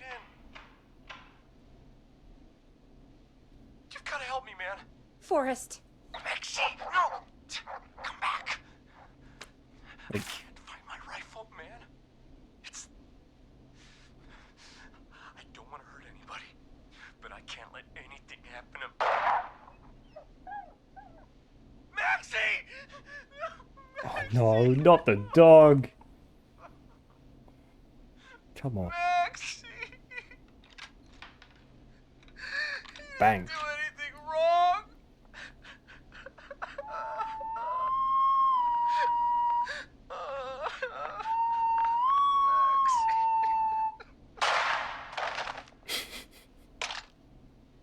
Thanks again, Forrest. Oh, God. Poor Ricky. Okay, Gallows Creek. Here's some music while we process what just happened. Well, So, the whistling man is a woman?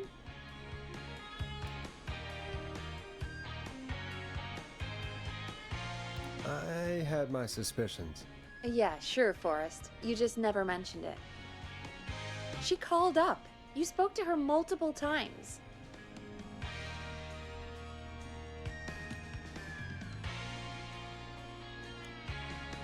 I thought she was just regular Gallows Creek Strange. Really, Forrest? Why do you think she requested that song?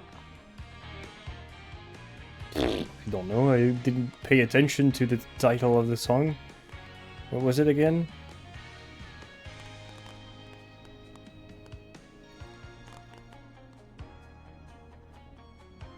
Long ride home.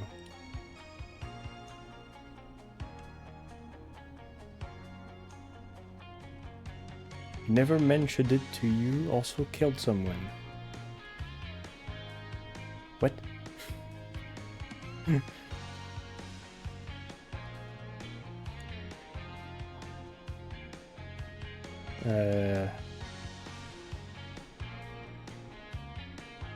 Don't know, to get me outside. To get me outside? Maybe, but how? She didn't know the song was outside to start with. That's right. She never actually attacked me out there. So, what now? I guess I should make an announcement. We do have new info. Okay, kill the music and you can make the announcement. Okay, you're live in 3, 2, Hey folks, this is Forrest Nash here. I hope you're all safely locked inside. For those of you listening to that last call, you might be wondering what to make of it all. Here's our take. We now believe the killer is actually a woman, one who might manipulate you into letting her in before she attacks you.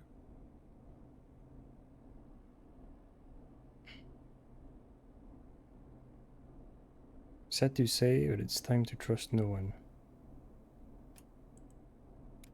We're neighbors. Look out for each other and stay safe. The killer was calling themselves Dawn. Pretty sure I know who this could be a fake name. If anyone needs help or you have info on the killer, please call in. You folks have my new number, right? It's 911. Hopefully, our next caller can help shed some light on our killer. Hey, we had a call come in. Okay, folks, time to take a call. This is Forrest Nash, and you're listening. Please help me. My name is Casey Moore. I'm at 25 Nancy Drive.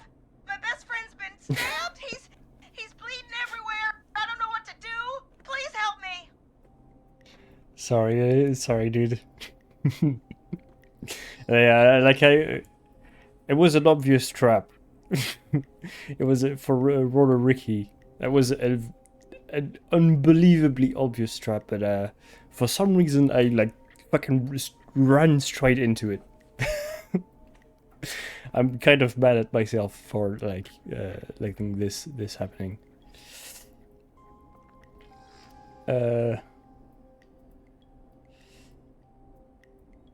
Somebody's been stabbed? Can you tell me what happened? We'd been out at the reservoir. We were heading back to his place when we heard this whistling all of a sudden. He just started freaking out. He screamed at me, told me to hide. I'd never seen him like that, and I just panicked and ran and hid in a bush. Oh no. Forrest. Then what happened? He went up the road and talked to someone. I couldn't really hear or see anything. It sounded like he might have known the person, and they just stabbed him. Casey, was he talking to a woman? I don't know. They had a mask and wore all black. That's all I know. Please, we need help here. I'll get you help, but I need to know. Where did the masked person go? They left. They left him to bleed out. I waited until they were gone, then dragged him into the garage and called 911. Wait, why didn't she make sure he was dead? I don't know. I think I heard them say something like, "It's not so funny now, is it?" before they left, but please, he needs to get to the hospital. I can't drive, so we need an ambulance. Forrest, the ambulance was destroyed in the explosion at the gas station. You should get all the info you can.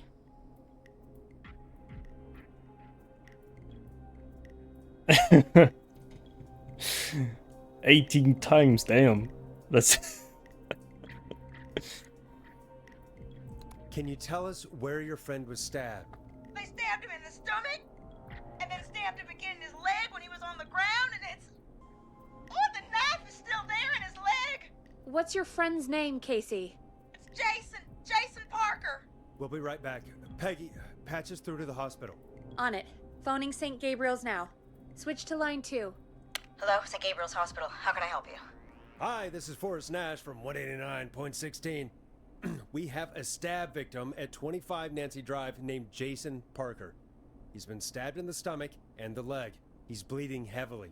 Oh God, I'm sorry, but the ambulance is, well, you know. I know, but please, we need something or he's going to die. Forrest, listen, you're going to have to get him here. We need to see him and we can't get there ourselves right now. We don't have any way to drive him right now.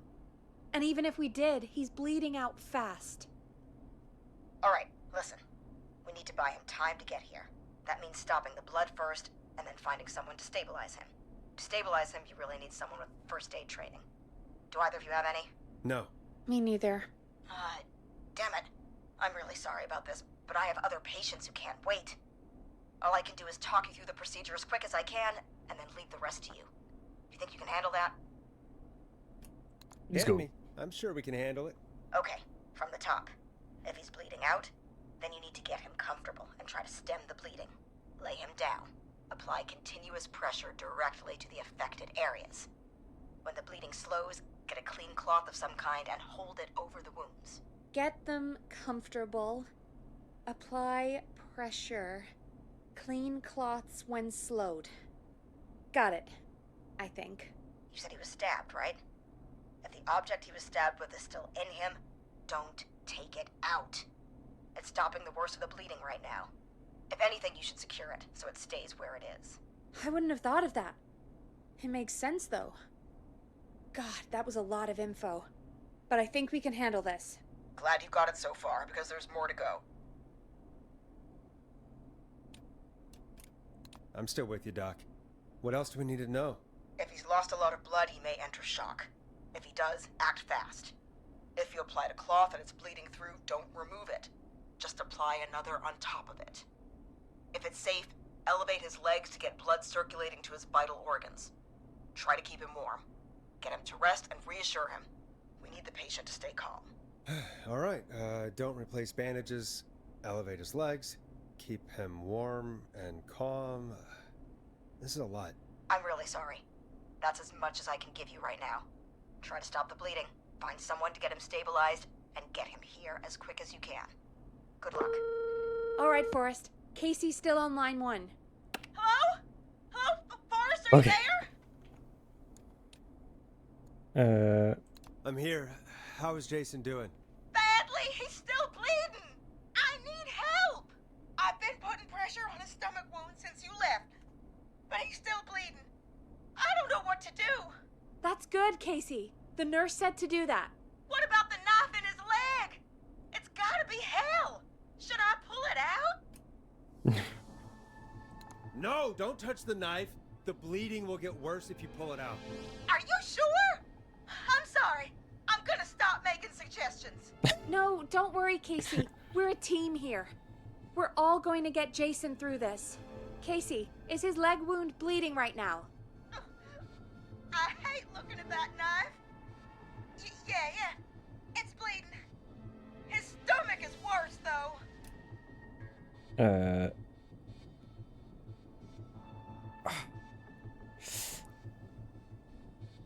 Yeah. All right. I think we need to leave that knife alone. All right. I'll just keep putting pressure on his stomach for now. Forrest, can I have a word? Now isn't the best time, Peggy. Can it wait? Forrest, it's kind of important. All right. Give me a second. Casey, I'm going to have a quick word with Peggy. Keep putting that pressure on and let us know when the bleeding is under control. You're doing great. But what if something happens? We'll still be here. Just shout if you need anything, and we'll be there. Did I kill him because I didn't secure the knife? Oh, wait. Jason, please be okay. The bleeding isn't that bad. Isn't the worst. Like the stomach bleeding is the worst. What's up, Peggy? We can't stay on the line with her all night. Dawn is still out there. What if other people need us? You're right. She's probably on her way to her next target right now. Exactly. And you heard the nurse. We need someone there with training who can stabilize him. He's got to get to the hospital somehow. Any suggestions, Peggy? I might. A little before you started working here, KFAM did a mandatory first aid training course. Me and Karen missed it because we were away on a producer getaway. You skipped it, didn't you? Never mind. So, how does KFAM's first aid course help us? Casey said they're at 25 Nancy Drive, right? Yeah? Why? They put up a bunch of cheap houses around there about 10 years ago. So a bunch of people here at the station live around there. Do you think any of them could help Casey and Jason? Probably, but I don't know who lives there. And since I missed the training day, I don't know who knows first aid. Could you call them and ask? I don't know everybody's numbers. I've only ever called Karen. Everybody's personnel info is probably in Reggie's office. Got it. I'll look through their files in Reggie's office. It's a life or death situation. I'm sure they won't mind. Right. But there are a couple of problems with that. Naturally. It's sensitive information, so Reggie probably locked it in his safe. Great. Great. Do you have any idea what the combo for the safe could be? Not a clue. Reggie's a serial note taker, though. Maybe something in his office will give it away. Right. There is something else. I'm not gonna like this, am I? Have you ever heard, the future is floppy? Peggy, what the hell are you talking about? I'm talking about floppy disks. Floppy disks are like these futuristic things that have information on them. Ah, yes. You put them in a computer and they do something. Peggy, I know what a floppy disk is. Anyway, Reggie decided that the future is floppy and started phasing out our physical records and replacing them with these floppy disks. I imagine it's the same for our personnel files. That's good to know. Since we haven't heard anything from Casey, I'm guessing Jason's okay for now. I'll check out Reggie's office and see what I can find. You'll need a key for that. I'll just slide it under my door now. Thanks, Peggy. I'll just have to look around. So yeah, I guess he's dead. Good. Come on. I'll patch my mic down to the office, so you'll hear me over the intercom.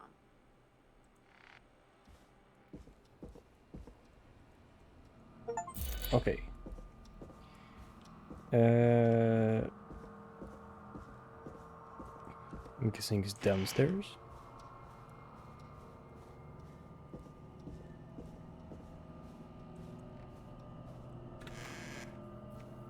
I mean, I was trying to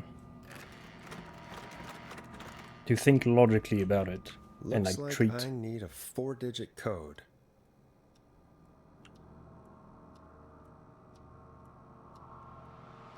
Well, because I didn't tell the woman to secure the knife when I had the option to. Because I mean, very important date. Yeah, and since the game isn't giving me any second chances, I guess, because like the what I thought I could have like another chance at saving Ricky, after giving the code, but I guess not.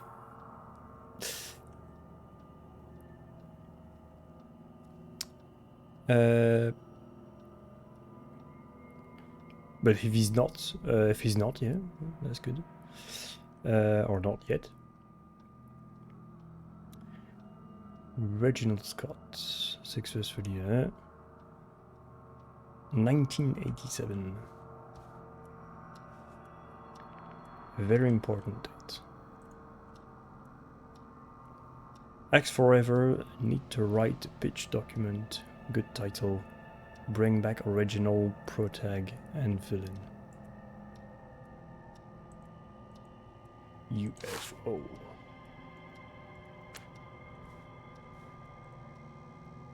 Please insert floppy disk.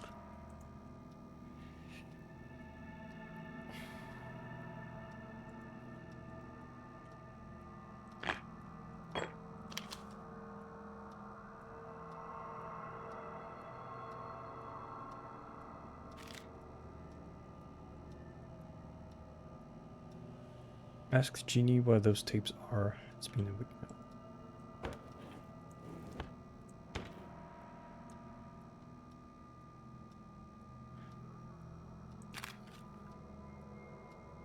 Oh, can I? Oh yeah, it saves. You know what? Let's go back. Let's go back in time, baby.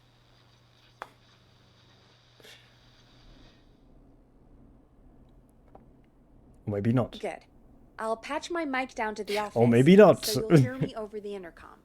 It saved. It didn't save. Well, the latest save is after that, so we're fucked.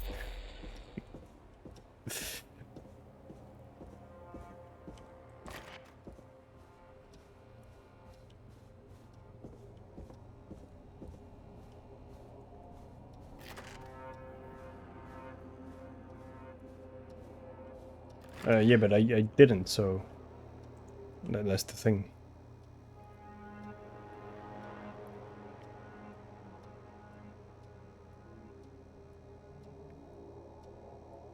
Yep. Last year was a disaster. But then again, is it September or October? Very important date. Looks like I need a 4-digit code.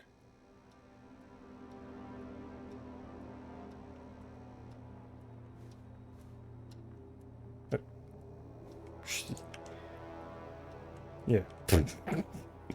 Okay, needing to... Nope. Okay.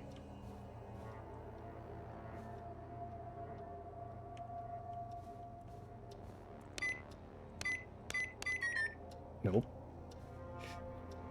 There's a floppy disk somewhere here, yes.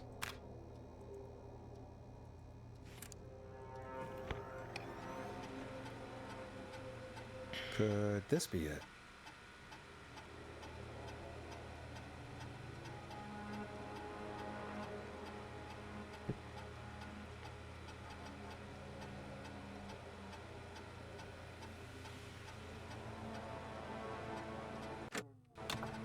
Yeah. But some games, since I'm in the, some games do like the localization, even though the story takes place in the US. So that's why I'm confused. 11/7.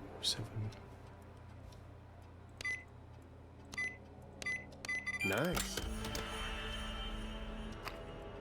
God damn.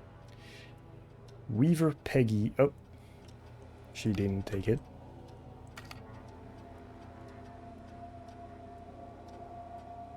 Carter Bradley.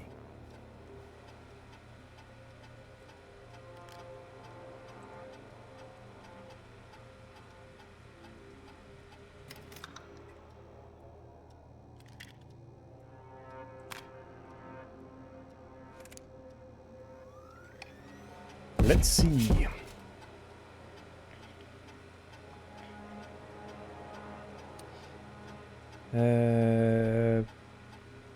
Brad and Barbara ended up missing most of our first aid training session. Brad made a joke about practicing mouth-to-mouth with Barbara.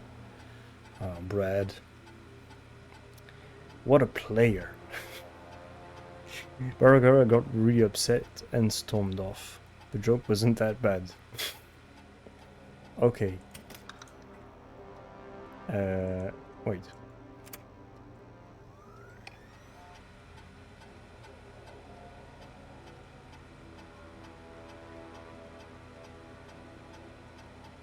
Yeah.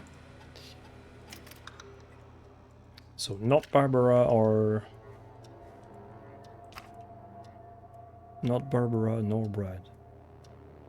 Nash Forest. It's my file, I don't give a fuck about it.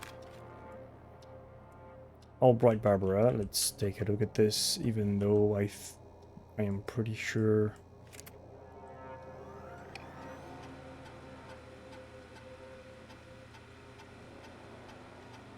Barbara is really getting on well with all the staff here. Everybody gave her great feedback at her last review. I get the feeling there's something going on with her and Brad. Barbara got another cat recently. She must have at least 5 now. Daisy, Murphy, Penelope, Freddy, and Lord Winston.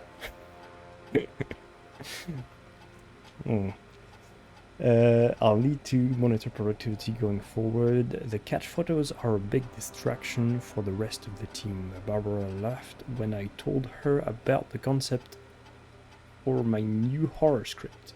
I don't care what she thinks. A story about an alien egg at the center of the Earth set to hatch on February 30th is a great idea. Why else would we avoid having a February 30th? That sounds like a very bad movie. Lawson Karen. Karen didn't take it with Peggy too, so... Hedge Hedges Jones. John. Sorry.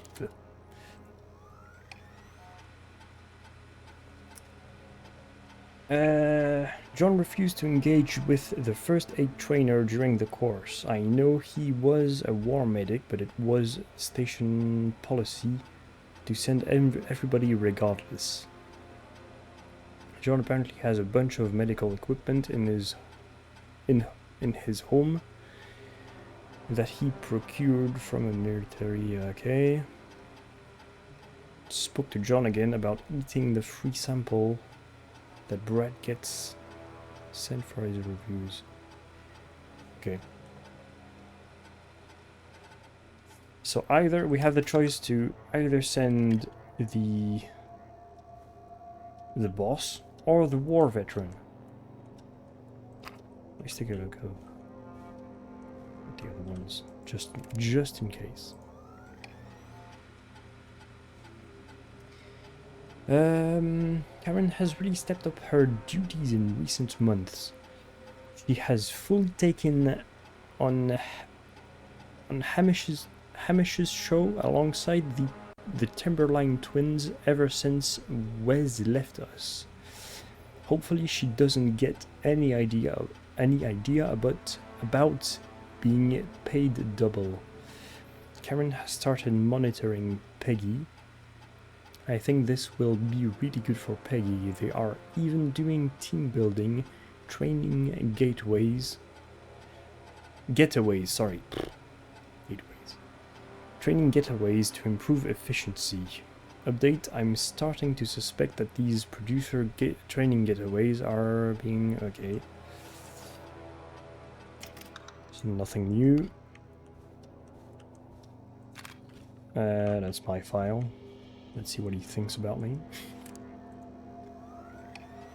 Get a load of this, Peggy. Apparently, I'm a lone wolf type. Forrest, what are you doing? We don't have time for this. We have a man literally dying on the line, and we're more interested in you. You're right, I'm sorry. I need to focus on possible candidates. I can read the rest of this later. Okay. And that's the last one, that's Peggy, okay. Really nothing new either. Hey Peggy, I think Reggie's on to you and Karen. Maybe don't bring those little drink umbrellas into work for a while. What? Why are you reading my file? You need to find someone who can help Casey. We already know I can't. Don't waste time. You're right, I'm sorry. I need to focus on possible candidates. I really shouldn't have read both. We're in a hurry. Hey, Peggy, you there? Yeah, I'm here. Did you find what we need?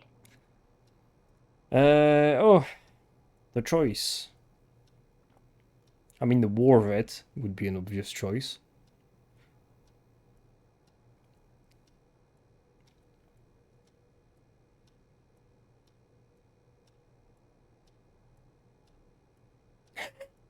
You know what? I'm gonna go an extra step and save.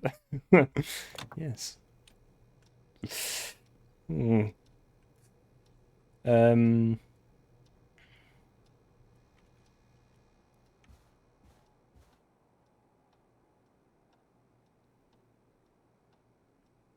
mean, he completed the thing. The war vet might be a bit like eh.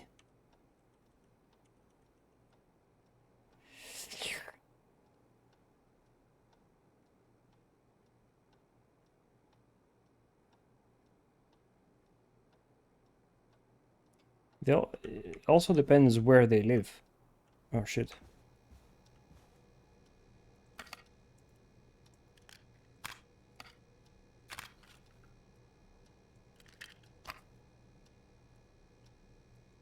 Where does he live? 14 Nancy Drive. Isn't that like...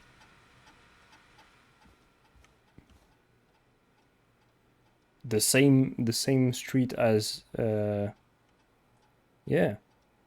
I'm pretty sure that's the same street as the injured guy.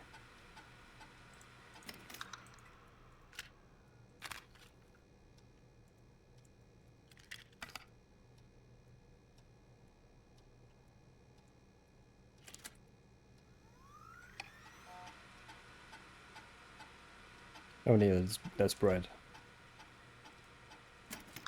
I mean, the war vet is, since he's like very, very close, that would be the very obvious choice. Does it, do we know where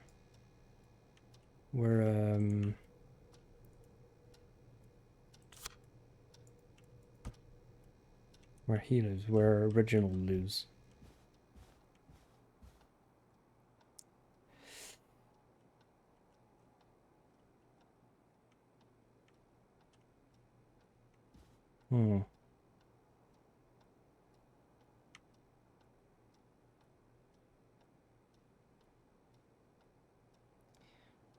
Yeah, I'm pretty sure like Nancy Drive was the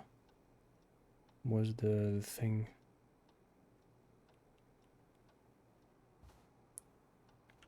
Was the same street.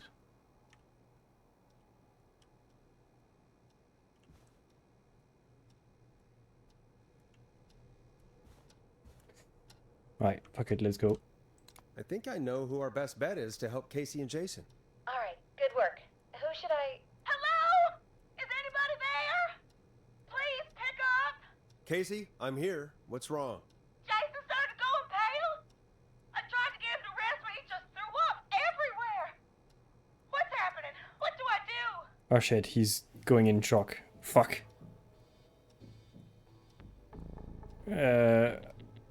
God, it sounds like he's going into shock. Casey, just stay calm. It's going to be okay. But the bleeding seemed to slow down. Did I mess up? Jason, I'm sorry. Casey, calm down. You've done everything right. I need you to listen to me, okay? For Jason. What did the nurse say to do about shock? Elevate Jason's Casey, legs. I need you to elevate Jason's legs. We need to get the blood flowing to his vital organs. Got it. Jason, stay with me. I'm just gonna The knife is gonna fall out. Because I didn't secure it and he's gonna die. Okay. I propped his legs up on some boxes. I'm looking at my notes. We need to get Jason as warm and comfortable as possible. Do you have anything you could use nearby, Casey? Yeah. I still have some laundry next to me. I'll wrap him in some blankets. Just give me a second.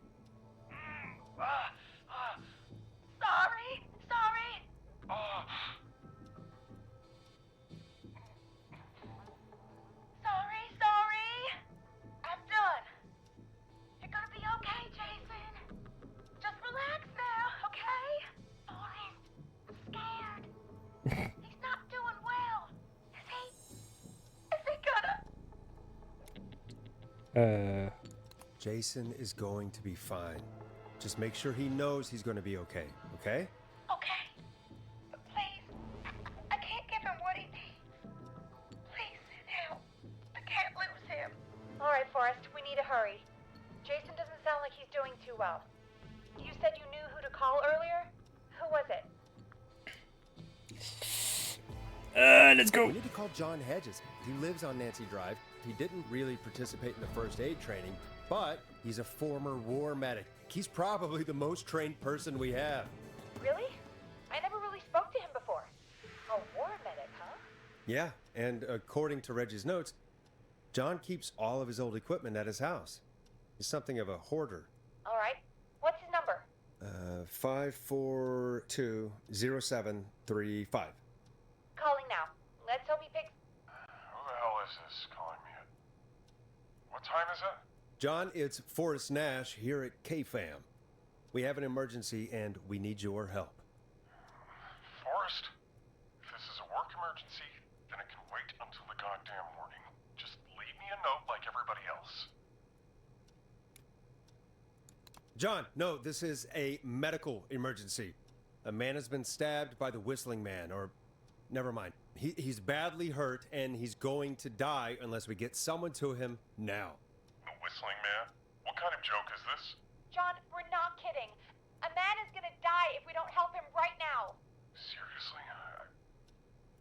I haven't been called on for over 10 years. Where's the patient? What's his condition? He's at 25 Nancy Drive. I think we got his friend to stem the bleeding, but he's gone into shock. He's passed out right now. You say he was stabbed? Do you know the extent of his injuries? From what we were told, he has 2 major stab wounds. One to the stomach and one to the leg. The knife is still in his leg, and the stomach wound is open. Understood. Let me grab a few supplies and I'll head right over. Damned if he dies on my watch. Thank you, John. Cool. We'll let him know you're on your way. Good luck. Hello, Casey. Are you there? How are we doing? Bad. Jason seemed really weak and then just started thrashing. When he was thrashing around, did he hurt you in any way? Or are you okay? I'm fine, but Jason passed out. Please tell me you found someone to help. Casey, help is on the way. My colleague will be there soon. You hear that, Jason? Someone is coming. You're gonna be just fine. Just hold on for me, okay? Just hold on. Come on. Hello, Casey. This is John Hedges. I'm here about Jason. Please let me in. I'm guessing that's Jason there. Casey, I'm gonna need your help. Forrest, Peggy, don't you two worry. We've got this from here. Okay. Forrest, we'll call you back later. I have to go now. Good luck, everyone. God, I hope he's gonna be all right. And with that, the show moves on. We're sending our best wishes to Jason. Let's go. Well, after all that excitement, I think we could use some music. Come back upstairs when you're ready.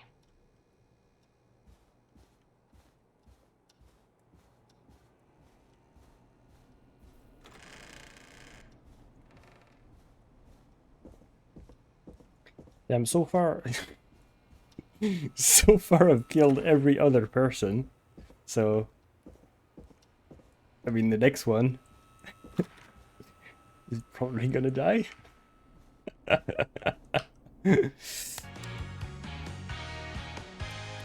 Here comes one of my favorites. It's getting pretty late. This might be your last break for the night, so try to enjoy it. Give me a buzz when you want to go back on air. Let's go. Let's roll. You got it. We've got another call coming through, too. When you're ready, shut the music off. Oh, we have another call coming in, but hang on. What's up, Peggy?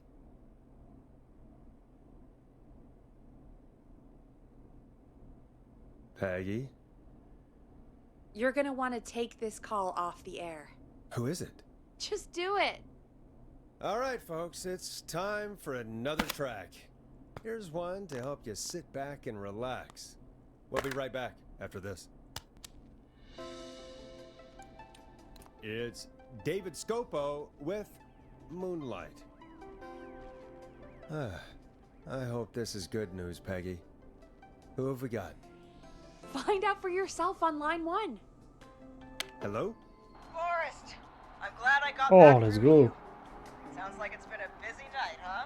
Surprise! It's Leslie, our 911 operator, leading the charge from Henderson to come save us. It's so good to hear from you. Are you okay? I am. I'm driving back with an officer from Henderson now. We got back into radio range a little while ago. We've been listening in, but haven't been able to get through until now. It's been non-stop since you left. Please tell us you're bringing help. You bet! I'm leading a whole goddamn squad towards Gallows Creek as we speak. Turns out somebody had cut the phone lines. They had no idea what was happening. That's great news! That's crazy about the phone lines, though. Do you think the Whistling Man cut them? I'm guessing so. I don't know how the Whistling Man did it. But that doesn't matter. She knows. She knows. We're coming in hot, but we need She fucking knows. I know Gallows Creek isn't a big town, but if we don't know where the Whistling Man is, we can't get him. Her. That's where you come in. You can count on us. What do you need? It might be a long shot, but here goes. The Whistling Man already called up a few times. I bet she calls again. We're still a little Oh ways yeah, out of town. of course she does. She's been Calls, listening to the stall fucking her. radio. And Buy as much time as you idiot. can for us to get in. And while you're talking to her, try to figure out where she is. We'll be listening in, so once her location is known, we'll head straight there and end this nightmare. I'll do my best. I know you will. Heck, I can see the headlines now. Forrest Nash's interview of a lifetime. Anyway, I'll radio the other cars and tell them the Well, plan no, is a go. if you mean the killer, no, because this is off air. Behind bars. Take care now. We'll see you soon, Leslie. Thank God. It sounds like this is almost over. We're nearly through this. Yeah, the whole phone call was off air, so on the actual radio it was just music playing. So it makes sense. But I was talking about the Leslie, the officer, because she said she was listening to the radio for quite a while now. So yeah, she would have known that it was she and not a he. I hope you're right. The sooner this is over, the better. I am right. Trust me. Anyway, we should get you back on air. Taking callers is the only way to see this through. Okay, Forrest, shut the music off. Bringing you back live now. Welcome back to The Scream with me, Forrest Nash. The line is lit up, but before I get to our next caller, I just want to say things are looking up. It's almost over. But for now, let's bring in our next caller.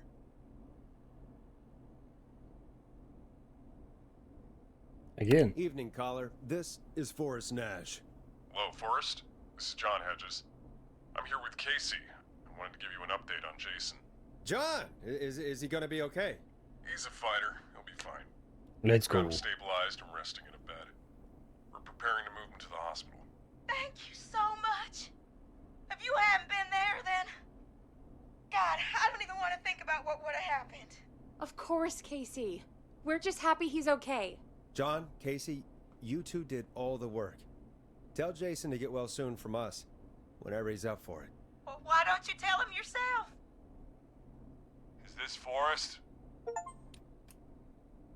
Jason! We meet at last. It's good to hear you, Jason. How are you? Oh, well, you know. I've got a hole in my stomach, and there's a knife in my leg, but John gave me something to take the edge off. So, I might feel even better than either of you.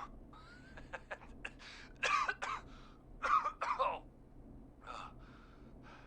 Take it easy until you get to St. Gabriel's. I will. But, before that, I needed to call you. I'm guessing the Whistling Man is still out there? Yep. As far as we know, anyway. I was worried you'd say that.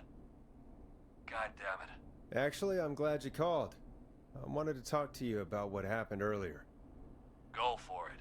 Casey said when you were attacked, your assailant said something like, "It's not so funny now." Do you know what they meant? I do. And I've heard that voice every day in my head for almost 20 years. Every day? Does the killer live in Gallows Creek? No. Not exactly. Hey, guys, I'm really sorry, but there's a call on the other line. I just need to make sure we don't have another situation brewing. You fill Jason in on what happened. I'll be right back. Forrest, have you ever heard of somebody called George Barrow? The boy who drowned? Sounds like everything's finally coming out now. It's been tough to hold it all in. Sounds like you've been holding back about something awful, Jason. I'm part of the reason my best friend is dead, Forrest. And the few who knew about it said if I ever said anything, I'd find myself in jail. For a long time. It was hell. And then the town just moved on. Like he'd never existed. What happened that night? I went along with the stupid prank, that's what. Whistling night. Some of the guys on the football team had an idea for a way we could haze the newcomers. We decided to plan a party in the woods and have the Whistling Man crash it. It was stupid. We each had a role. I was the stabbed friend. At the party that night, I left the group for a second, met our Whistling Man, pretended to get stabbed in front of everyone. Started an almighty panic. Those screams. That was the last time I saw or heard George alive. How did George die, Jason? I don't know. I was playing dead. But when I heard her scream... Her? Yeah. George's girl. Do you remember who she was? Yeah. Something He Campbell. called her Bean. I heard her again tonight, Forrest. Her name was... What? Oh. What happened? Are we still on air? No, we're not. Seems like the power is completely gone. How do we get it back on? I don't, we can use the emergency generator down in the basement. Reggie picked it up a while ago in case we ever needed to do an emergency broadcast. An emergency broadcast? You know, nuclear war, alien attack, broadcasting a serial killer's location to the cops so we can end this nightmare. Fair point. It's in the storage area in the far back corner, up on the wall.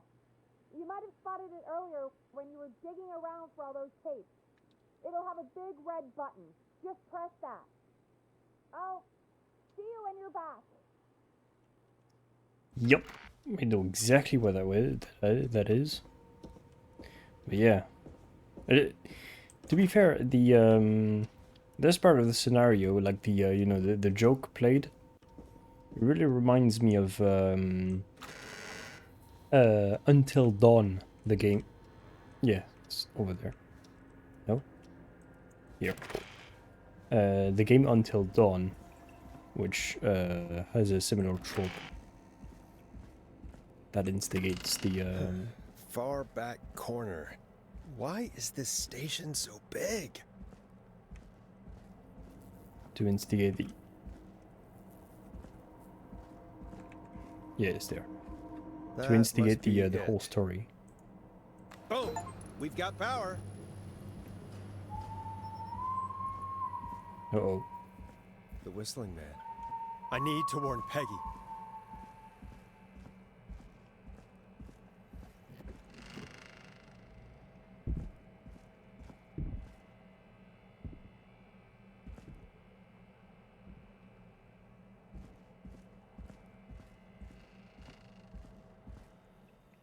Peggy, are you there?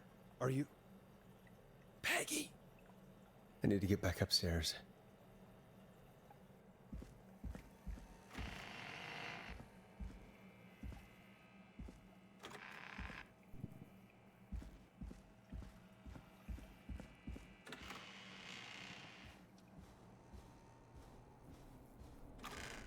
What the hell?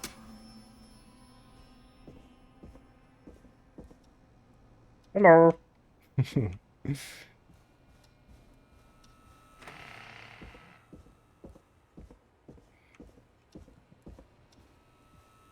What? Why is it locked? Nope. Locked? What? Why is it locked? Oh no. No, Peggy. Peggy! Where'd you go? Oh, come on.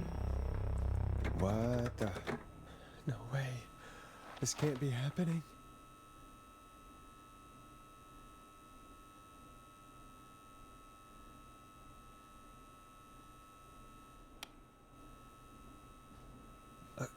A call.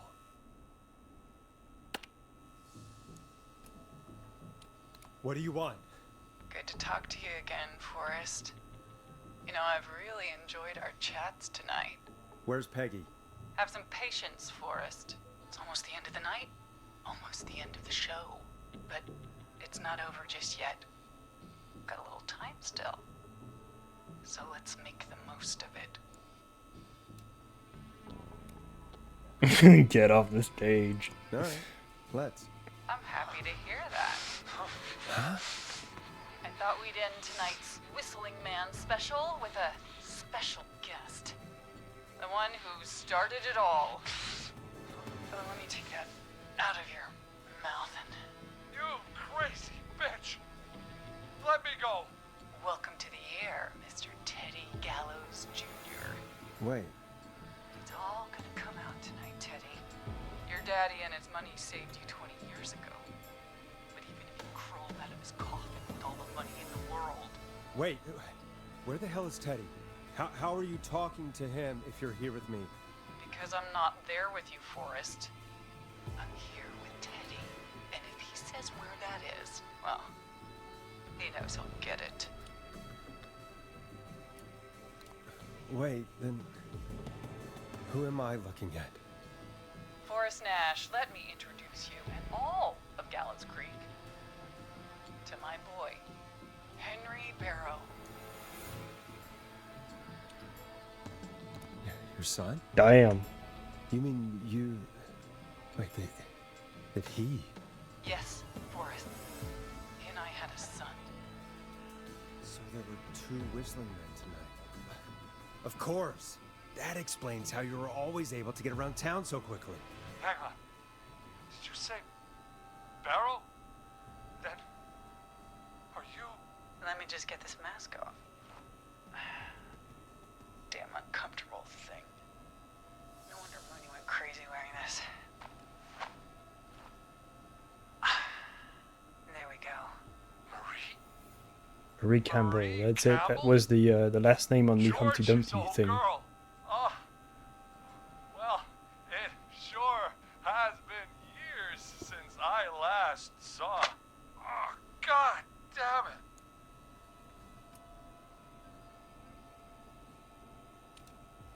Where are you going with all of this? Everyone's gonna know now what Teddy did. He killed George that night. This night.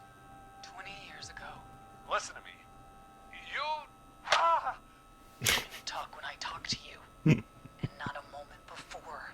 Meanwhile, Forrest, I'm gonna give you the chance to talk. You're gonna help me reveal what really happened to George all those years ago.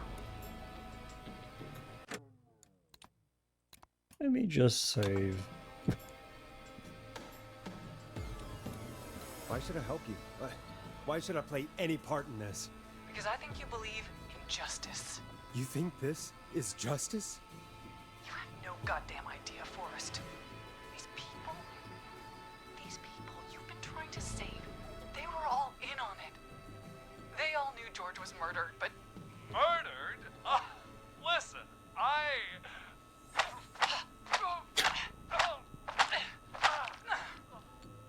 said you speak when you're spoken to. Now, I know you've done some good work tonight in piecing together what happened to George 20 years ago, and that's why I want you to interview us.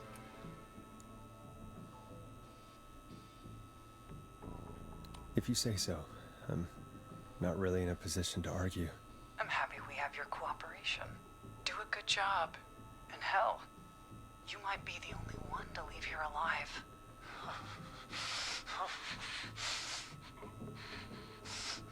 I need to drag this out.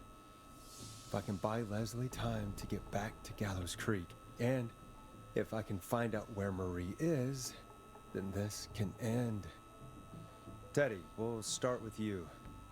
Just, talk me through what happened that night. How did it start? how would I know?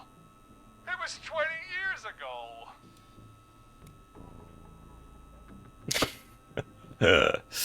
Yes, this is very tempting. Teddy, be honest with me or we're both going to die. Honest? Forrest, I'm trapped here with a psycho. Well, he got hit What the anyways. hell? God damn it. Okay. Our first team party was coming up. And when I saw the date it was scheduled for, I had an idea for a way we could prank the new guys.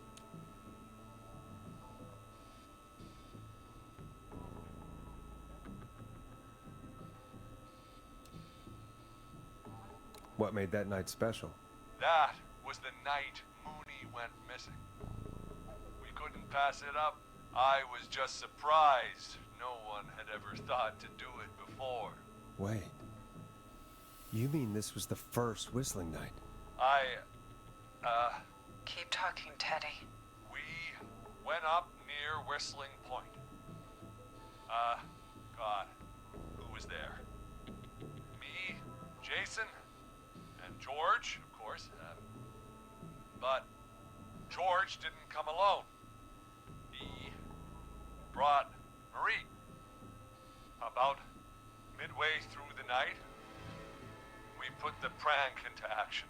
We looked up at the trees and saw Jason there, bloody, like he'd just been stabbed.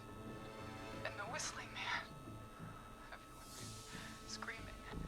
George and I and Ricky, we got left behind. Wait. Ricky was there? Roller Ricky? He was. And he was in on the whole thing. So he had to die. Okay.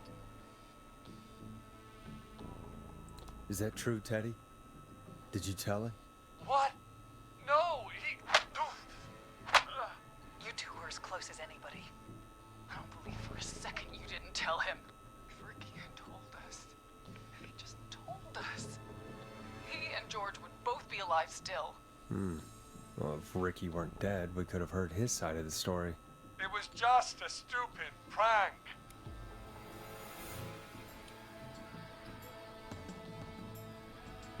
Oh, go to hell, Teddy. Oh, come on. Oh, God. Damn it. You made George think Jason had been murdered. He thought his best friend was dead. And so tonight you stabbed him for real? It's the role he wanted to play. Jason's still alive, Marie. He was with a friend. We talked her through how to stop the bleeding and got him professional help just in time. Oh. Well, shame he didn't have the good sense to die earlier. He's gonna regret that. Enough about him. Me and George took off running, but somehow we got separated in the woods. I ended up near the bottom of Whistling Point, and when I noticed George wasn't with me, I panicked. And then, I don't know how he snuck up on me, but the whistling man grabs me. I scream, and he starts laughing, telling me it's just a joke. I could stall for time here. How did you feel in that moment? I felt like nothing was real. I felt small and confused and... Who was under the mask, Marie? Who was the whistling man? It was Chuck. Chuck Brody. Laughing away. But then he stops. And he's looking up at the top of Whistling Point. What was he looking at? Teddy, what happened next? Nothing. I mean, it was just... Teddy?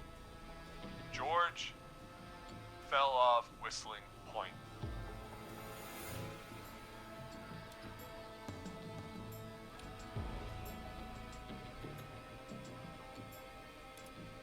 Where were you when it happened? You pushed him.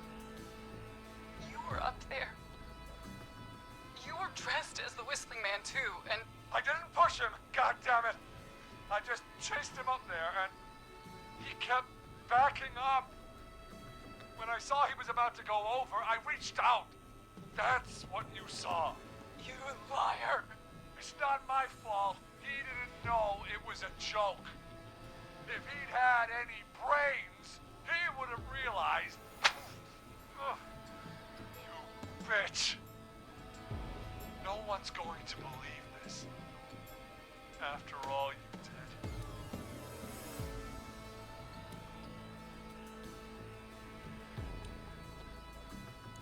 If she's lying, why the cover-up?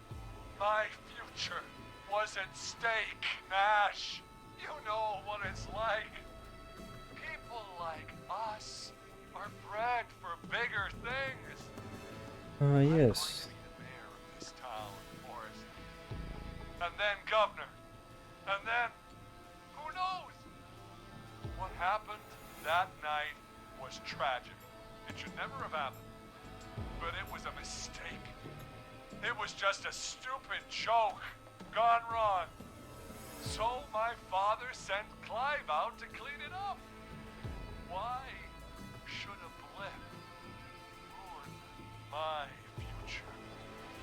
George was a blip? He wasn't a blip, Marie. His father covered it up from there. I searched for George's body all night, but Sandra found him the next morning while out jazz running. she found him in the river, but she lied about that to protect Teddy. She said something about her rent going up, unless she... Teddy, did your father own Sandra Sharp's dance studio? It's Gallows Creek, not Sharp Creek. I'd answer the question if I were you, Teddy. Yes, okay. We own most of the town. That's it then. Your father was going to run her out of business, unless she lied and said she found him in the reservoir instead of the river. What my father did in his business dealings is nothing to do with me. The false reports. That's why you killed Sheriff Matthews too, isn't it, Maria? Not just to get him out of the way, but... Everyone was in on it, Forrest. Even the coroner wrote a fake report. Said George was drinking. That he'd just got himself into trouble. And... I saw. I'm sorry. If Dr. Sullivan had survived, then maybe... There's no excuse for what she did, Forrest. I did my part. I tried everything I could think of. I even went to the newspaper, but no. That coward killed the story. But Maurice Russell is dead now.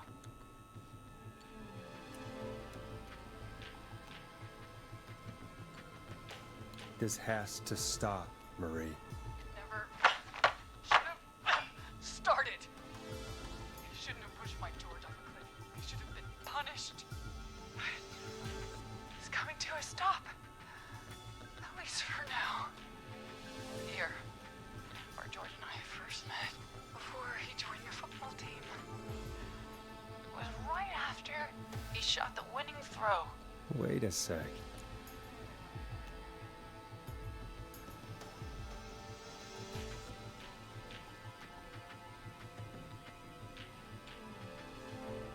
Well,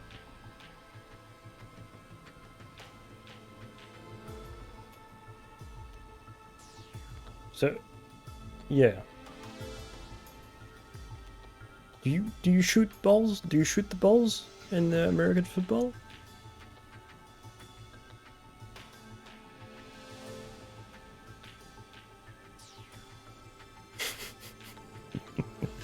Do you kick the balls?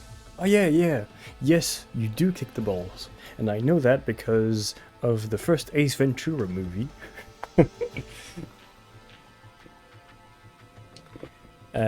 So... Well...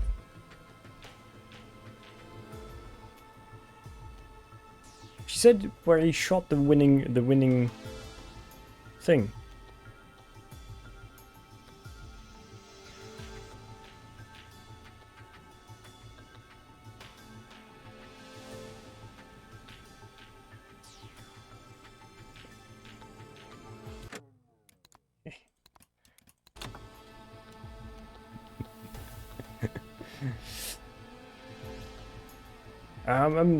I'm pretty. You don't think it matters? I think it's at the football field. I'm gonna go with this. You're at the football field. Jesus Christ! Forrest, you idiot! We're in the gym at Gallows Creek High! I told you not to do that. Wait! He's... Hello! Dead too. You saw nothing.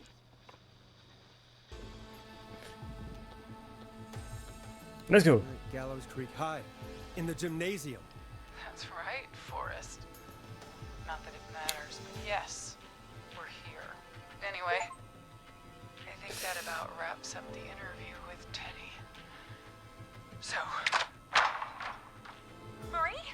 Where? Oh my god. Peggy! Teddy? You gotta help me.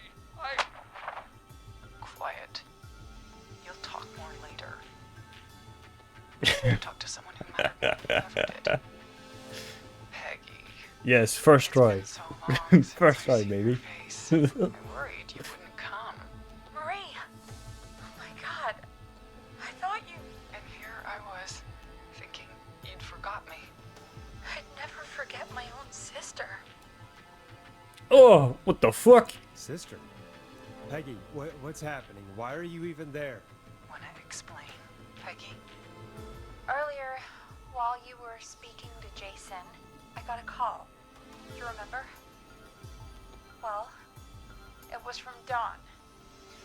She said that my sister Marie was there that night George died, and that I should come to the gym for a reunion.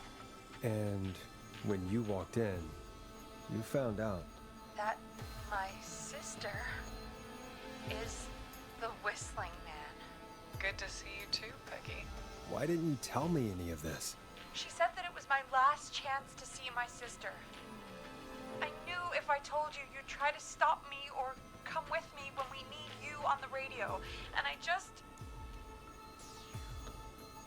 I'm sorry. This has to be a lot for you. I just... What happened to you, Marie? You just disappeared one day. Disappeared? I was thrown out, Peggy. I begged Mom and Dad to do something about what happened that night, but did they care? No. They told me to stay quiet. They only cared when they learned I killed George. And... Marie, I'm so sorry. I never knew. It's not your fault. Really, it's Mom and Dad I should be seeing right now. But since they're dead and gone, well... I'll have to settle for the next best thing.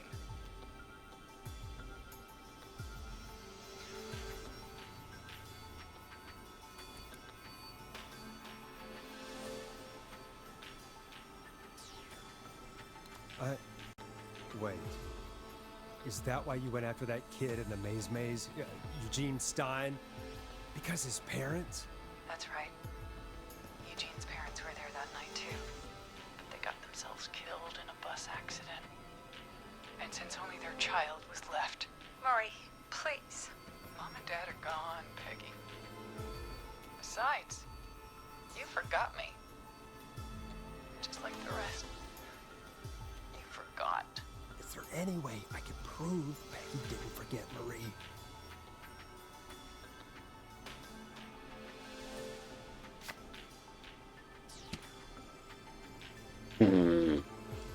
Yep.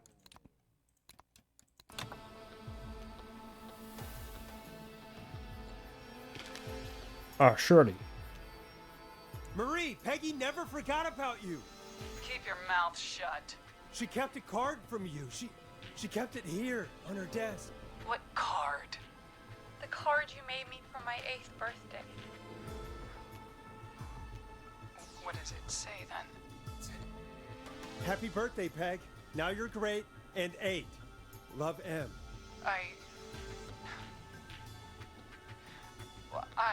Henderson police!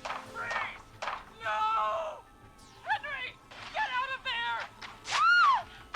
Peggy! We have 2 wounded, and we're in pursuit of the suspect. Henderson police! Freeze! Forrest! Leslie, how's Peggy? She's been cut pretty bad, but we're here now. I'll be okay. God, Marie! Hey, officer! I need you to look after Peggy. She needs help. Now, we got here just in the nick of time. Where's Marie? She bolted right as we got here. The police are right on her heels. It won't be long now. It's over, Forrest. Let's go. Oh. Well, folks, it was a long night, but we made it through together. I'm gonna head off to go check on Peggy. This has been Forrest Nash. And it's been a Scream. Scream. Let's go.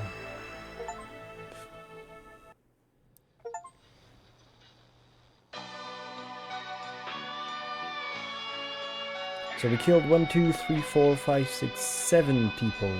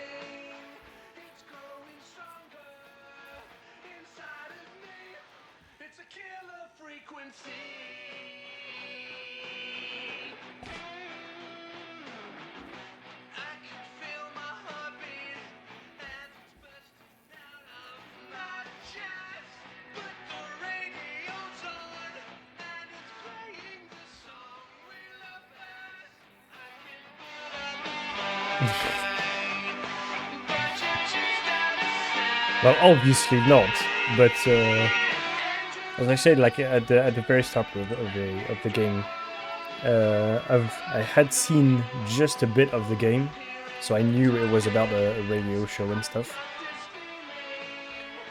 But yeah. Oh.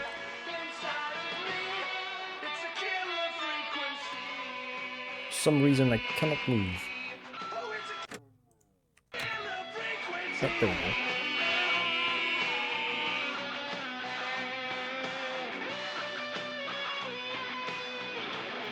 But yeah, it's okay. But yeah, the story turned out surprisingly good. I thought it was gonna go on with the the cheesy vibes all the way along, but all the way to the end, but obviously not.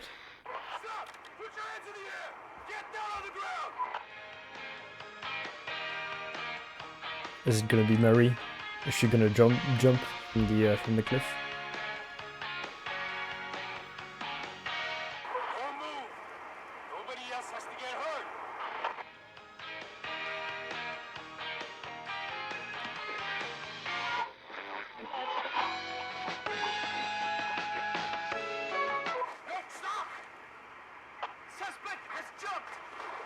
Yep.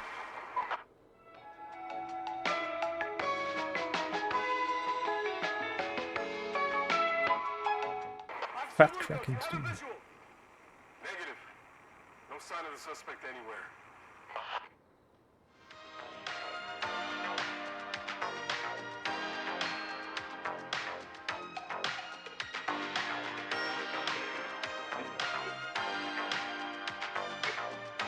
But yeah, that's quite a fitting end if Marie jumped from the whistling point.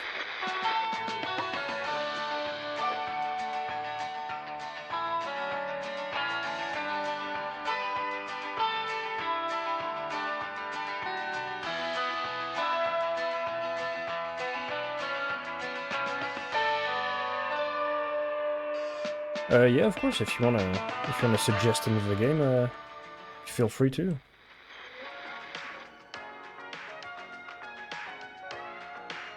But I've got just gonna say before you do suggest anything, I've got there's quite a few games I want to play.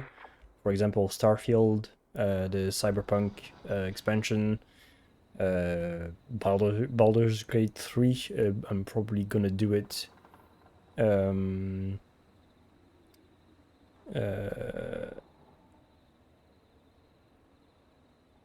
Yeah, I already know what Iron Lung is.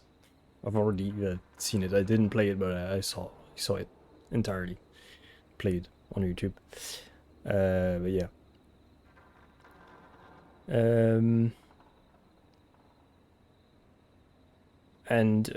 Yeah. So the thing is with Baldur's Gate 3, I'll probably do it co-op. But it's gonna probably be with some of my friends, so I'll probably do it on stream. But since it's gonna be with some of my friends, it'll probably be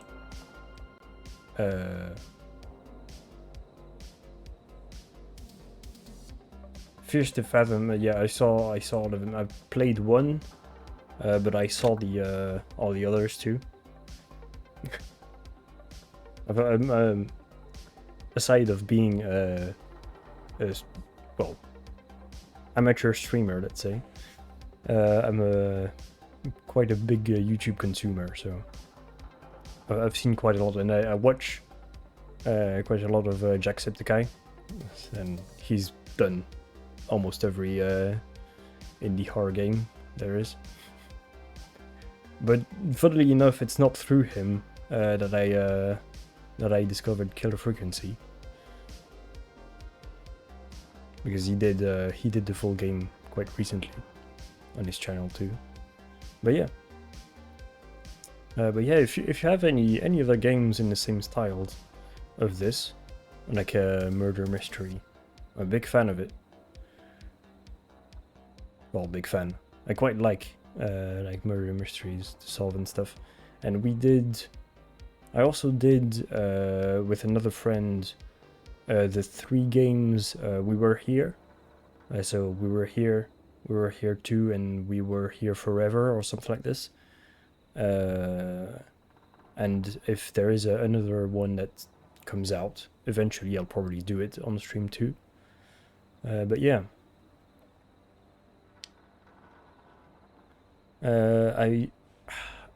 What's the game again? What's this game again? I wanted to play it. Let me look it up. It's a game with a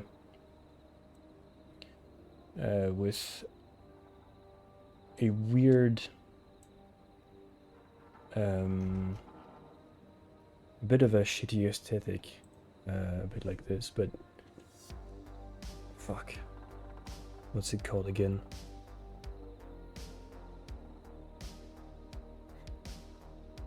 I also sometimes play Phasmophobia with another friend.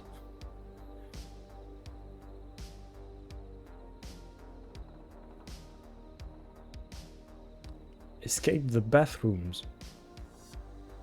No, I haven't seen this one. The fuck? Escape the back. Oh, the back rooms.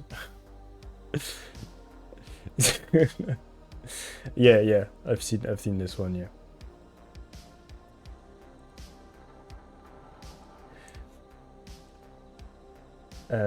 But yeah, there's another. How is it called? Oh, I can't.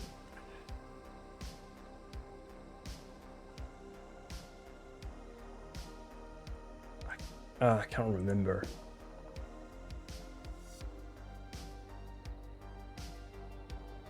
But yeah, I still need to do Scorn. Haven't played it, and it's on my my list. What else?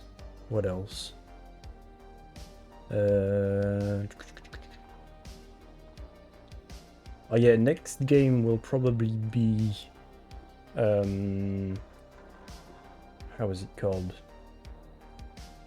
The thing with the people that go on the sand. Shit, I haven't installed.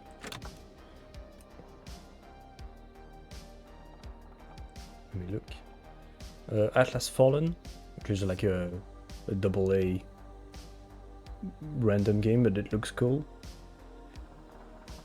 So probably tomorrow I'll probably be playing that, or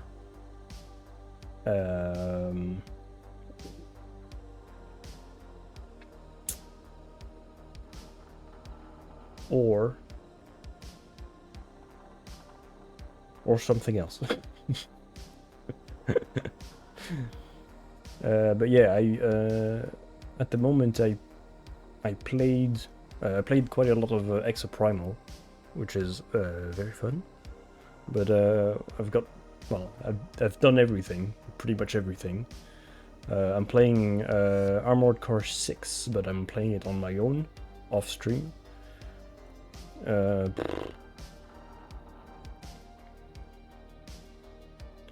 Yeah, I still need to do Mortal Shell, which is like a Dark Souls-like game. I need to finish Proteus, which is that is an old school shooter, a boomer shooter. I need to finish Everspace 2 also, or continue it. Sorry. I need to continue to Warworld. The Quarry, yeah. The Quarry, I watched Jacksepticeye do it. But to be fair, I didn't think it was as good as Until Dawn or all the others. They did the Man of Medan thing and the one with the vampires thingies. But I think that the best game was Until Dawn. And to be fair, Detroit Become Human, it's not a bad game, but I have certain gripes with it, which, like, it's not a bad game, but I don't like it, especially for a story.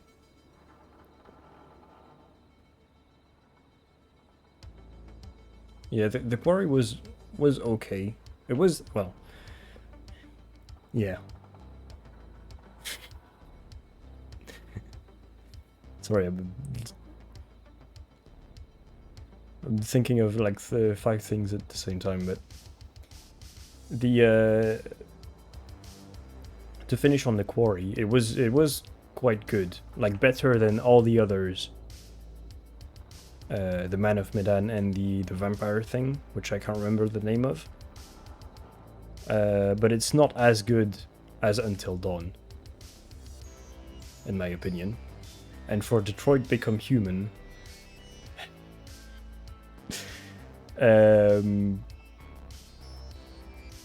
yeah, the gripes I have with this game are a bit complicated to explain because, well, I'm guessing you did it or you know the story of it. So basically the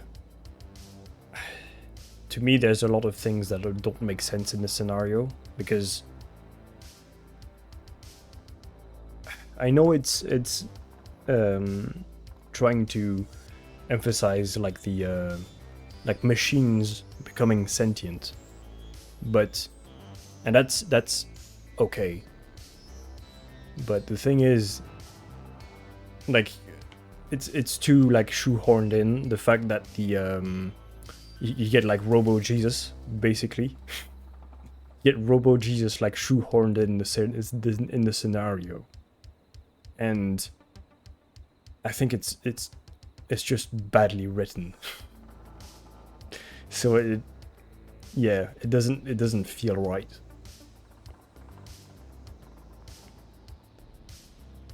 Yeah, just like this whole like Robo Jesus thing, and then that scene where I can't remember the name of the guy who becomes Robo Jesus. Basically, like he starts just pointing at other androids, and just they just join him for no fucking reason.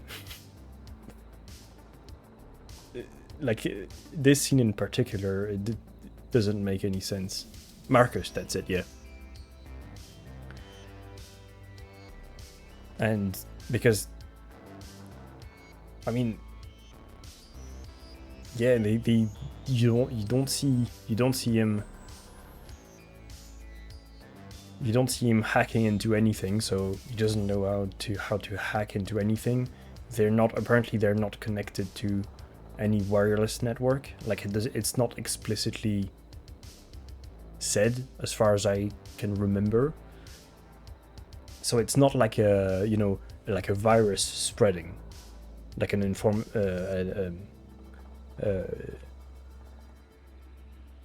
like a Trojan horse or something like this, like an informatic, fuck, the virus, a virus. It's not like that is spreading. It just doesn't make any sense, because you'd think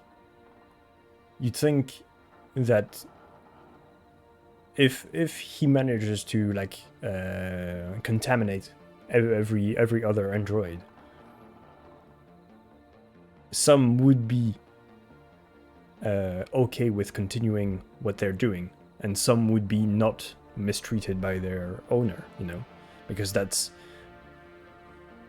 just one case in, you know, many, with the case of like the Kara, the female android with the little girl, who in the end you discover it's an android too, and they got like mistreated by the old fat dude.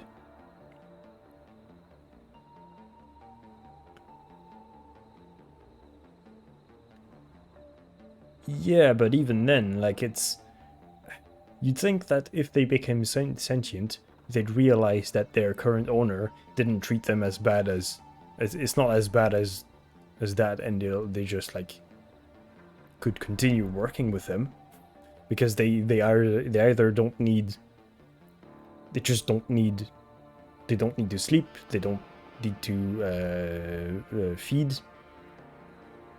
Like, I mean, it's yeah. I mean, it's like there's even more things like with the well, it is the main well, it is part of the main story. Yeah, the rest of the game is quite good and okay written. Like the whole Connor and the police officer, which I forgot the name too. Their whole duo is really good. I found that part I really liked, and the fact that you can choose to make Connor like deviant or not. That is really good, because he is like actively yeah, Hank, that's it. Connor is actively into like moral dilemmas. So I think the story would have made more sense if the you know, the arising of the self-awareness of the machines would have been through him and not through Marcus, because Marcus wasn't mistreated in any way from the beginning, except like he was like, you know, lightly pushed around at the beginning of the game when he was like taking the bus or something because of protesters and stuff. But yeah, I think it would have been, he was shot. Shot.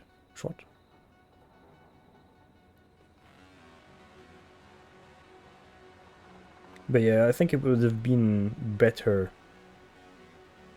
if the old consciousness thing was written through Connor and not Marcus. Because, well, in my opinion, it makes more sense, because Connor is dealing with more moral dilemmas, especially like right at the beginning of the game, where you can choose to save the little girl who's been taken hostage by a malfunctioning android. You straight up can shoot the android and save the little girl. Yeah, Kara too. But I mean, yeah, yeah. I mean, yeah. The thing is with Kara, it is a good. Yeah, the opening scene of the game with Connor is very cool. But the thing, you could have done it with Kara too. That I do agree. And it would have been also better than the Marcus one, because she also had been actually mistreated. She has been actually mistreated, so like there is a reason. And even then, like at the when you discover that the little girl is an android, you see that you discover that she willfully ignored like signs of it, which is quite cool because, well, they're machines after all. But yeah,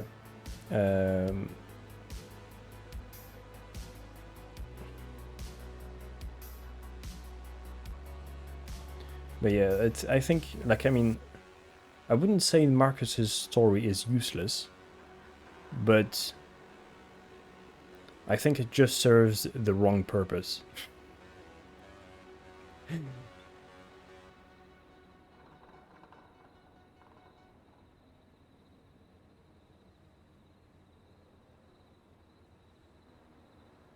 Yeah, it's not a bad game. It's just like some parts of it are not very well written, since it's like an entirely narrative game.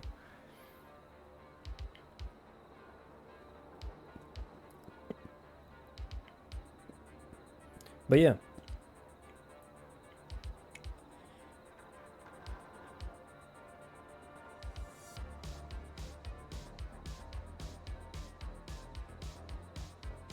Also, like, well, I mean, it's two different studios, but the difference between Until Dawn and Detroit Become Human,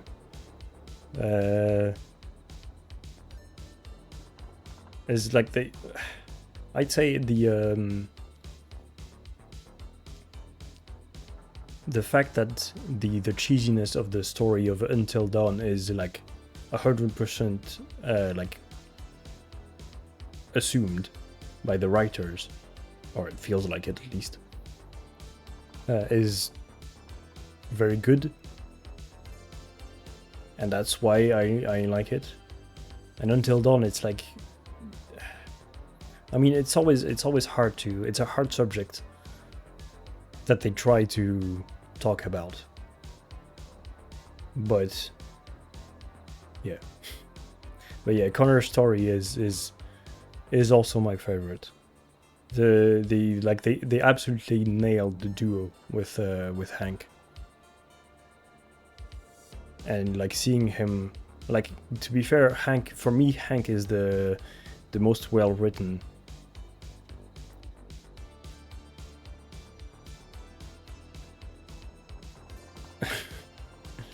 Especially Hank is the most well written character, because you see him change like little by little, and at the end of the day, like, he might not even be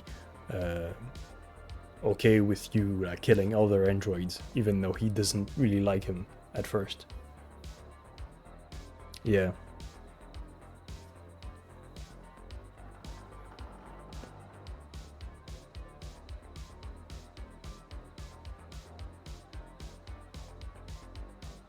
Yeah, he switches sides, but it's not badly written. You know, it's, you see him get convinced little by little.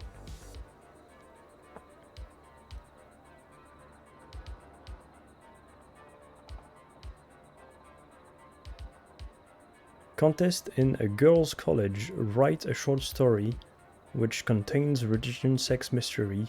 Winner story: oh god, I'm pregnant. I wonder who did it. Good evening. Thank you, Blackbird.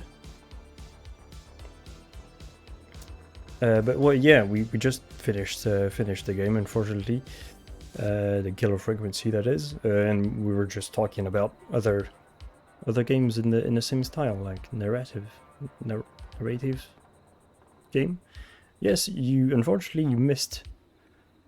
No, I killed 7 people.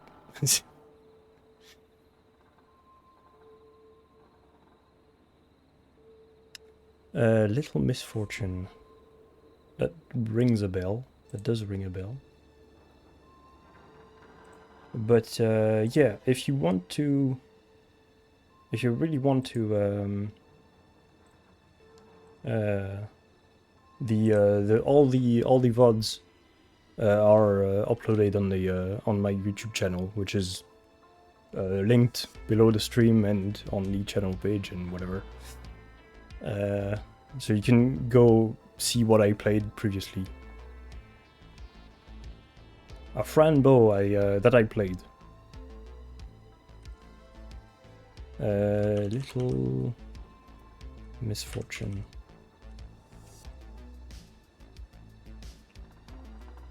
Little Misfortune. Ah, yeah.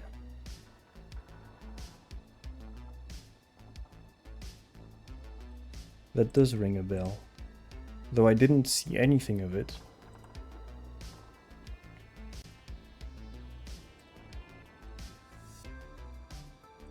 Well, you know what? It goes into the wish list. Shloop.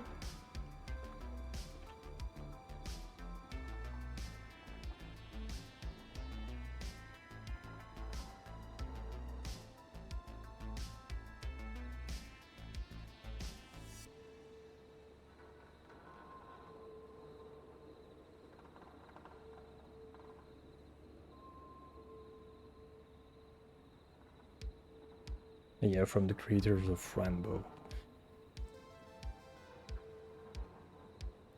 Yeah, so I might play it. I might play this in the future. Yeah. Thanks for recommending.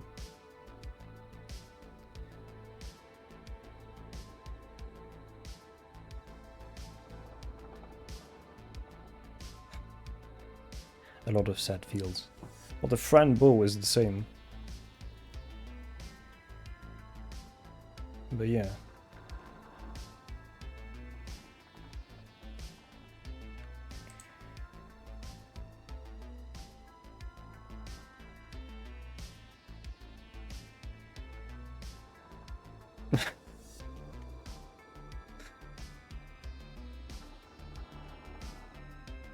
Well, funnily enough, I don't know if it's funny, but I can kind of relate to this because my grandmother died of Alzheimer's, so I do know how that feels, very much. Yeah, it was a long time ago, and I mean it's okay. I don't have any trouble talking about it.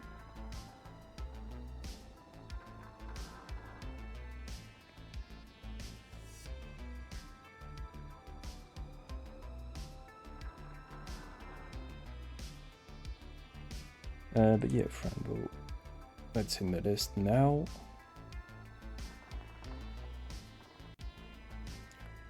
Well, I mean, people dying is part of life, in my opinion. I tend to think that I have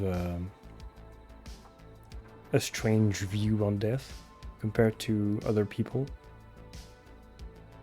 But yeah, I think it's just part of life. Like, I'm not really sad when. Yeah, exactly. That's why worth is. That's why life is worth living. Exactly. That's almost exactly what I think. Because it's.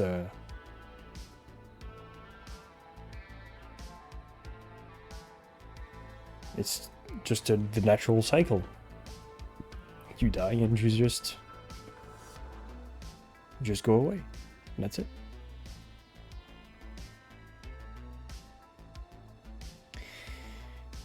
Well, I wouldn't say religions have got things all wrong.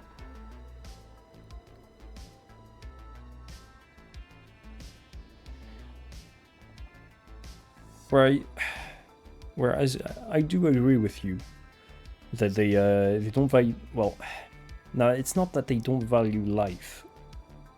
It's that it kind of feels like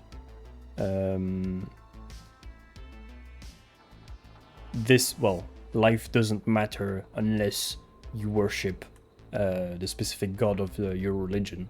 Well, I'm gonna speak for especially for like Christian religion, and well, I don't know if I think Muslims are kind of the same, but don't really know about them that much. But yeah, the thing is with like radical Christians is that if you don't spend your life worshipping God, you're gonna go to hell basically. And if you don't believe in God or Jesus or whatever, so you have to dedicate your entire life worshipping God, and if not, yeah, you go to hell for eternity. Like you suffer eternally, and that is very fucked up.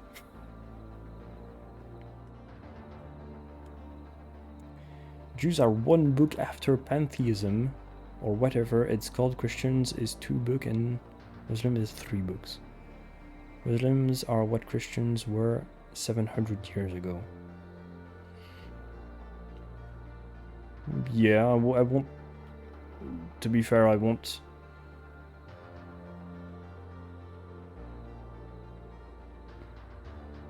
The book number 3 is the trilogy. What are you talking about? Like the first and second, what's it called? Testament? Or like the first version of the Bible and the second version of the Bible, which is less hardcore than the first one for the Christians. There's the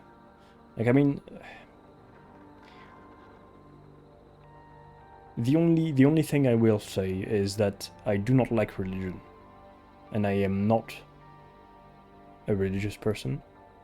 But the thing is I won't try to dissuade anybody to believe in whatever they want.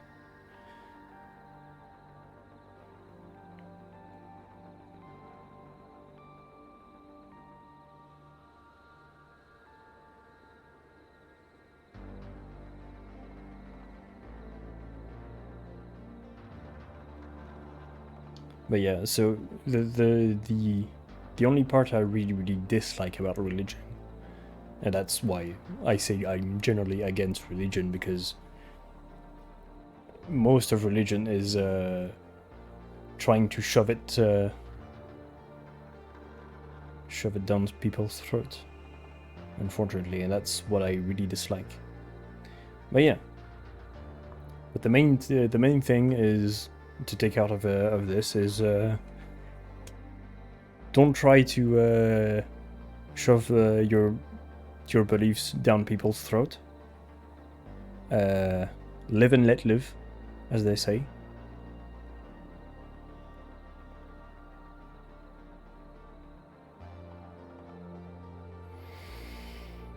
Well, then again, like, I do agree with you, Blackbird, but not entirely.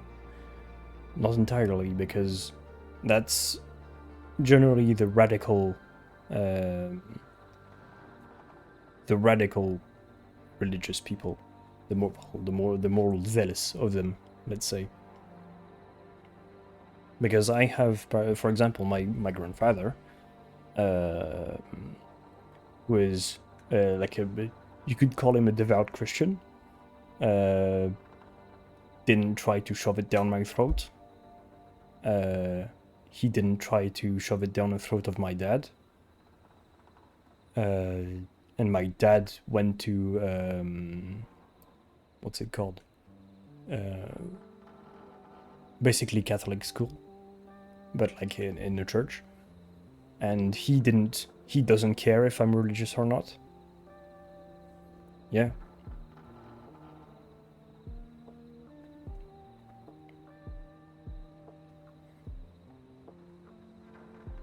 Yeah, but that's why. That's why in, for example, in I don't know. I'm pretty sure it's the same in America, but I don't. Maybe you're not from America, Blackbird, but Potato Man is, so it's somewhat relevant. I know that in most countries in Europe, that's why the power, like the military power and the religious power got separated. For example, in France, during I can't remember when it was, but yeah, the church got separated from the state power, the power of the state, because of that, because the church was becoming way too powerful for their own good and for the good of the people. But yeah.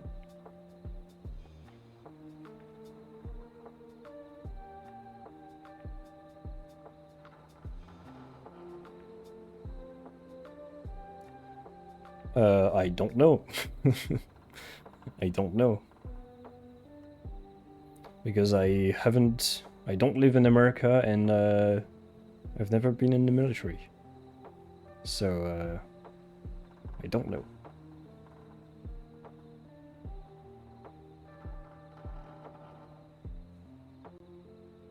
Maybe it is, but the thing is, it's like, if a certain religion helps you overcome like PTSD or whatever, to take the military support thing, for example, if it helps you overcome like PTSD or certain traumas or some things like that, it's not bad. It's just that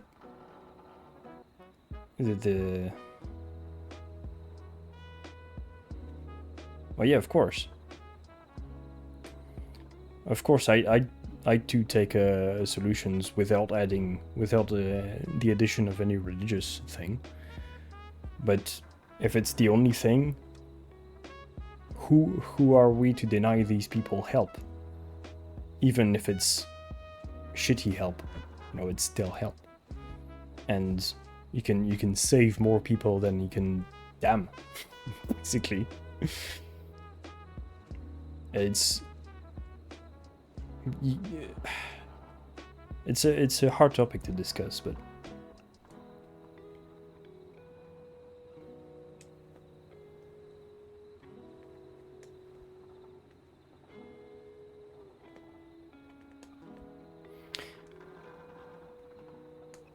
well, it depends. Well, no, I'm gonna say I do agree with you. If I had friends that were religious, and when they found out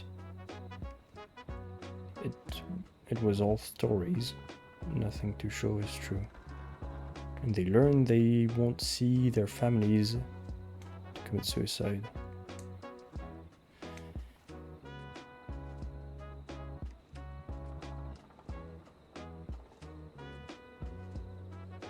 Yeah, but that's the thing. That's the thing. That's quite extreme, like an extreme way of thinking, and that's, in my opinion, that is the minority. It is, but it is sad nonetheless. Nonetheless, don't get me wrong. That is a very sad thing to witness or to think. But it is still gonna be a minority, unfortunately a minority. So yeah.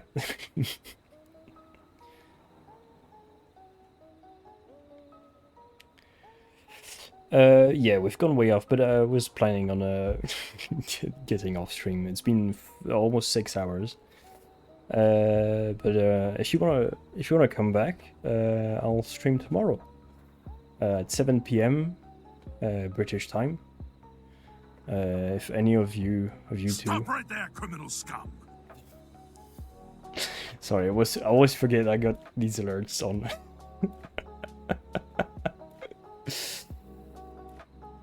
But yeah. Oh, you're from Norway. Nice. But yeah, thank you for the follow.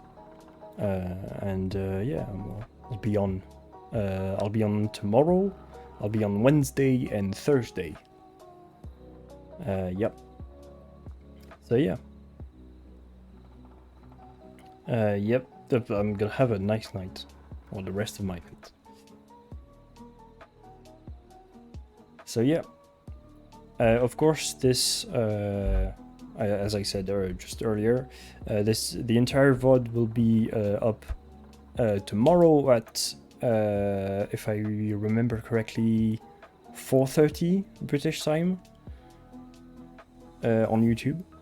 So if any of you want to rewatch or watch parts you've missed, or me killing people. Yeah, feel free to go over on the YouTube channel, which is linked. I can even link it in the chat if you want, just for you. Just for you. Stoop. Bang, bang. There.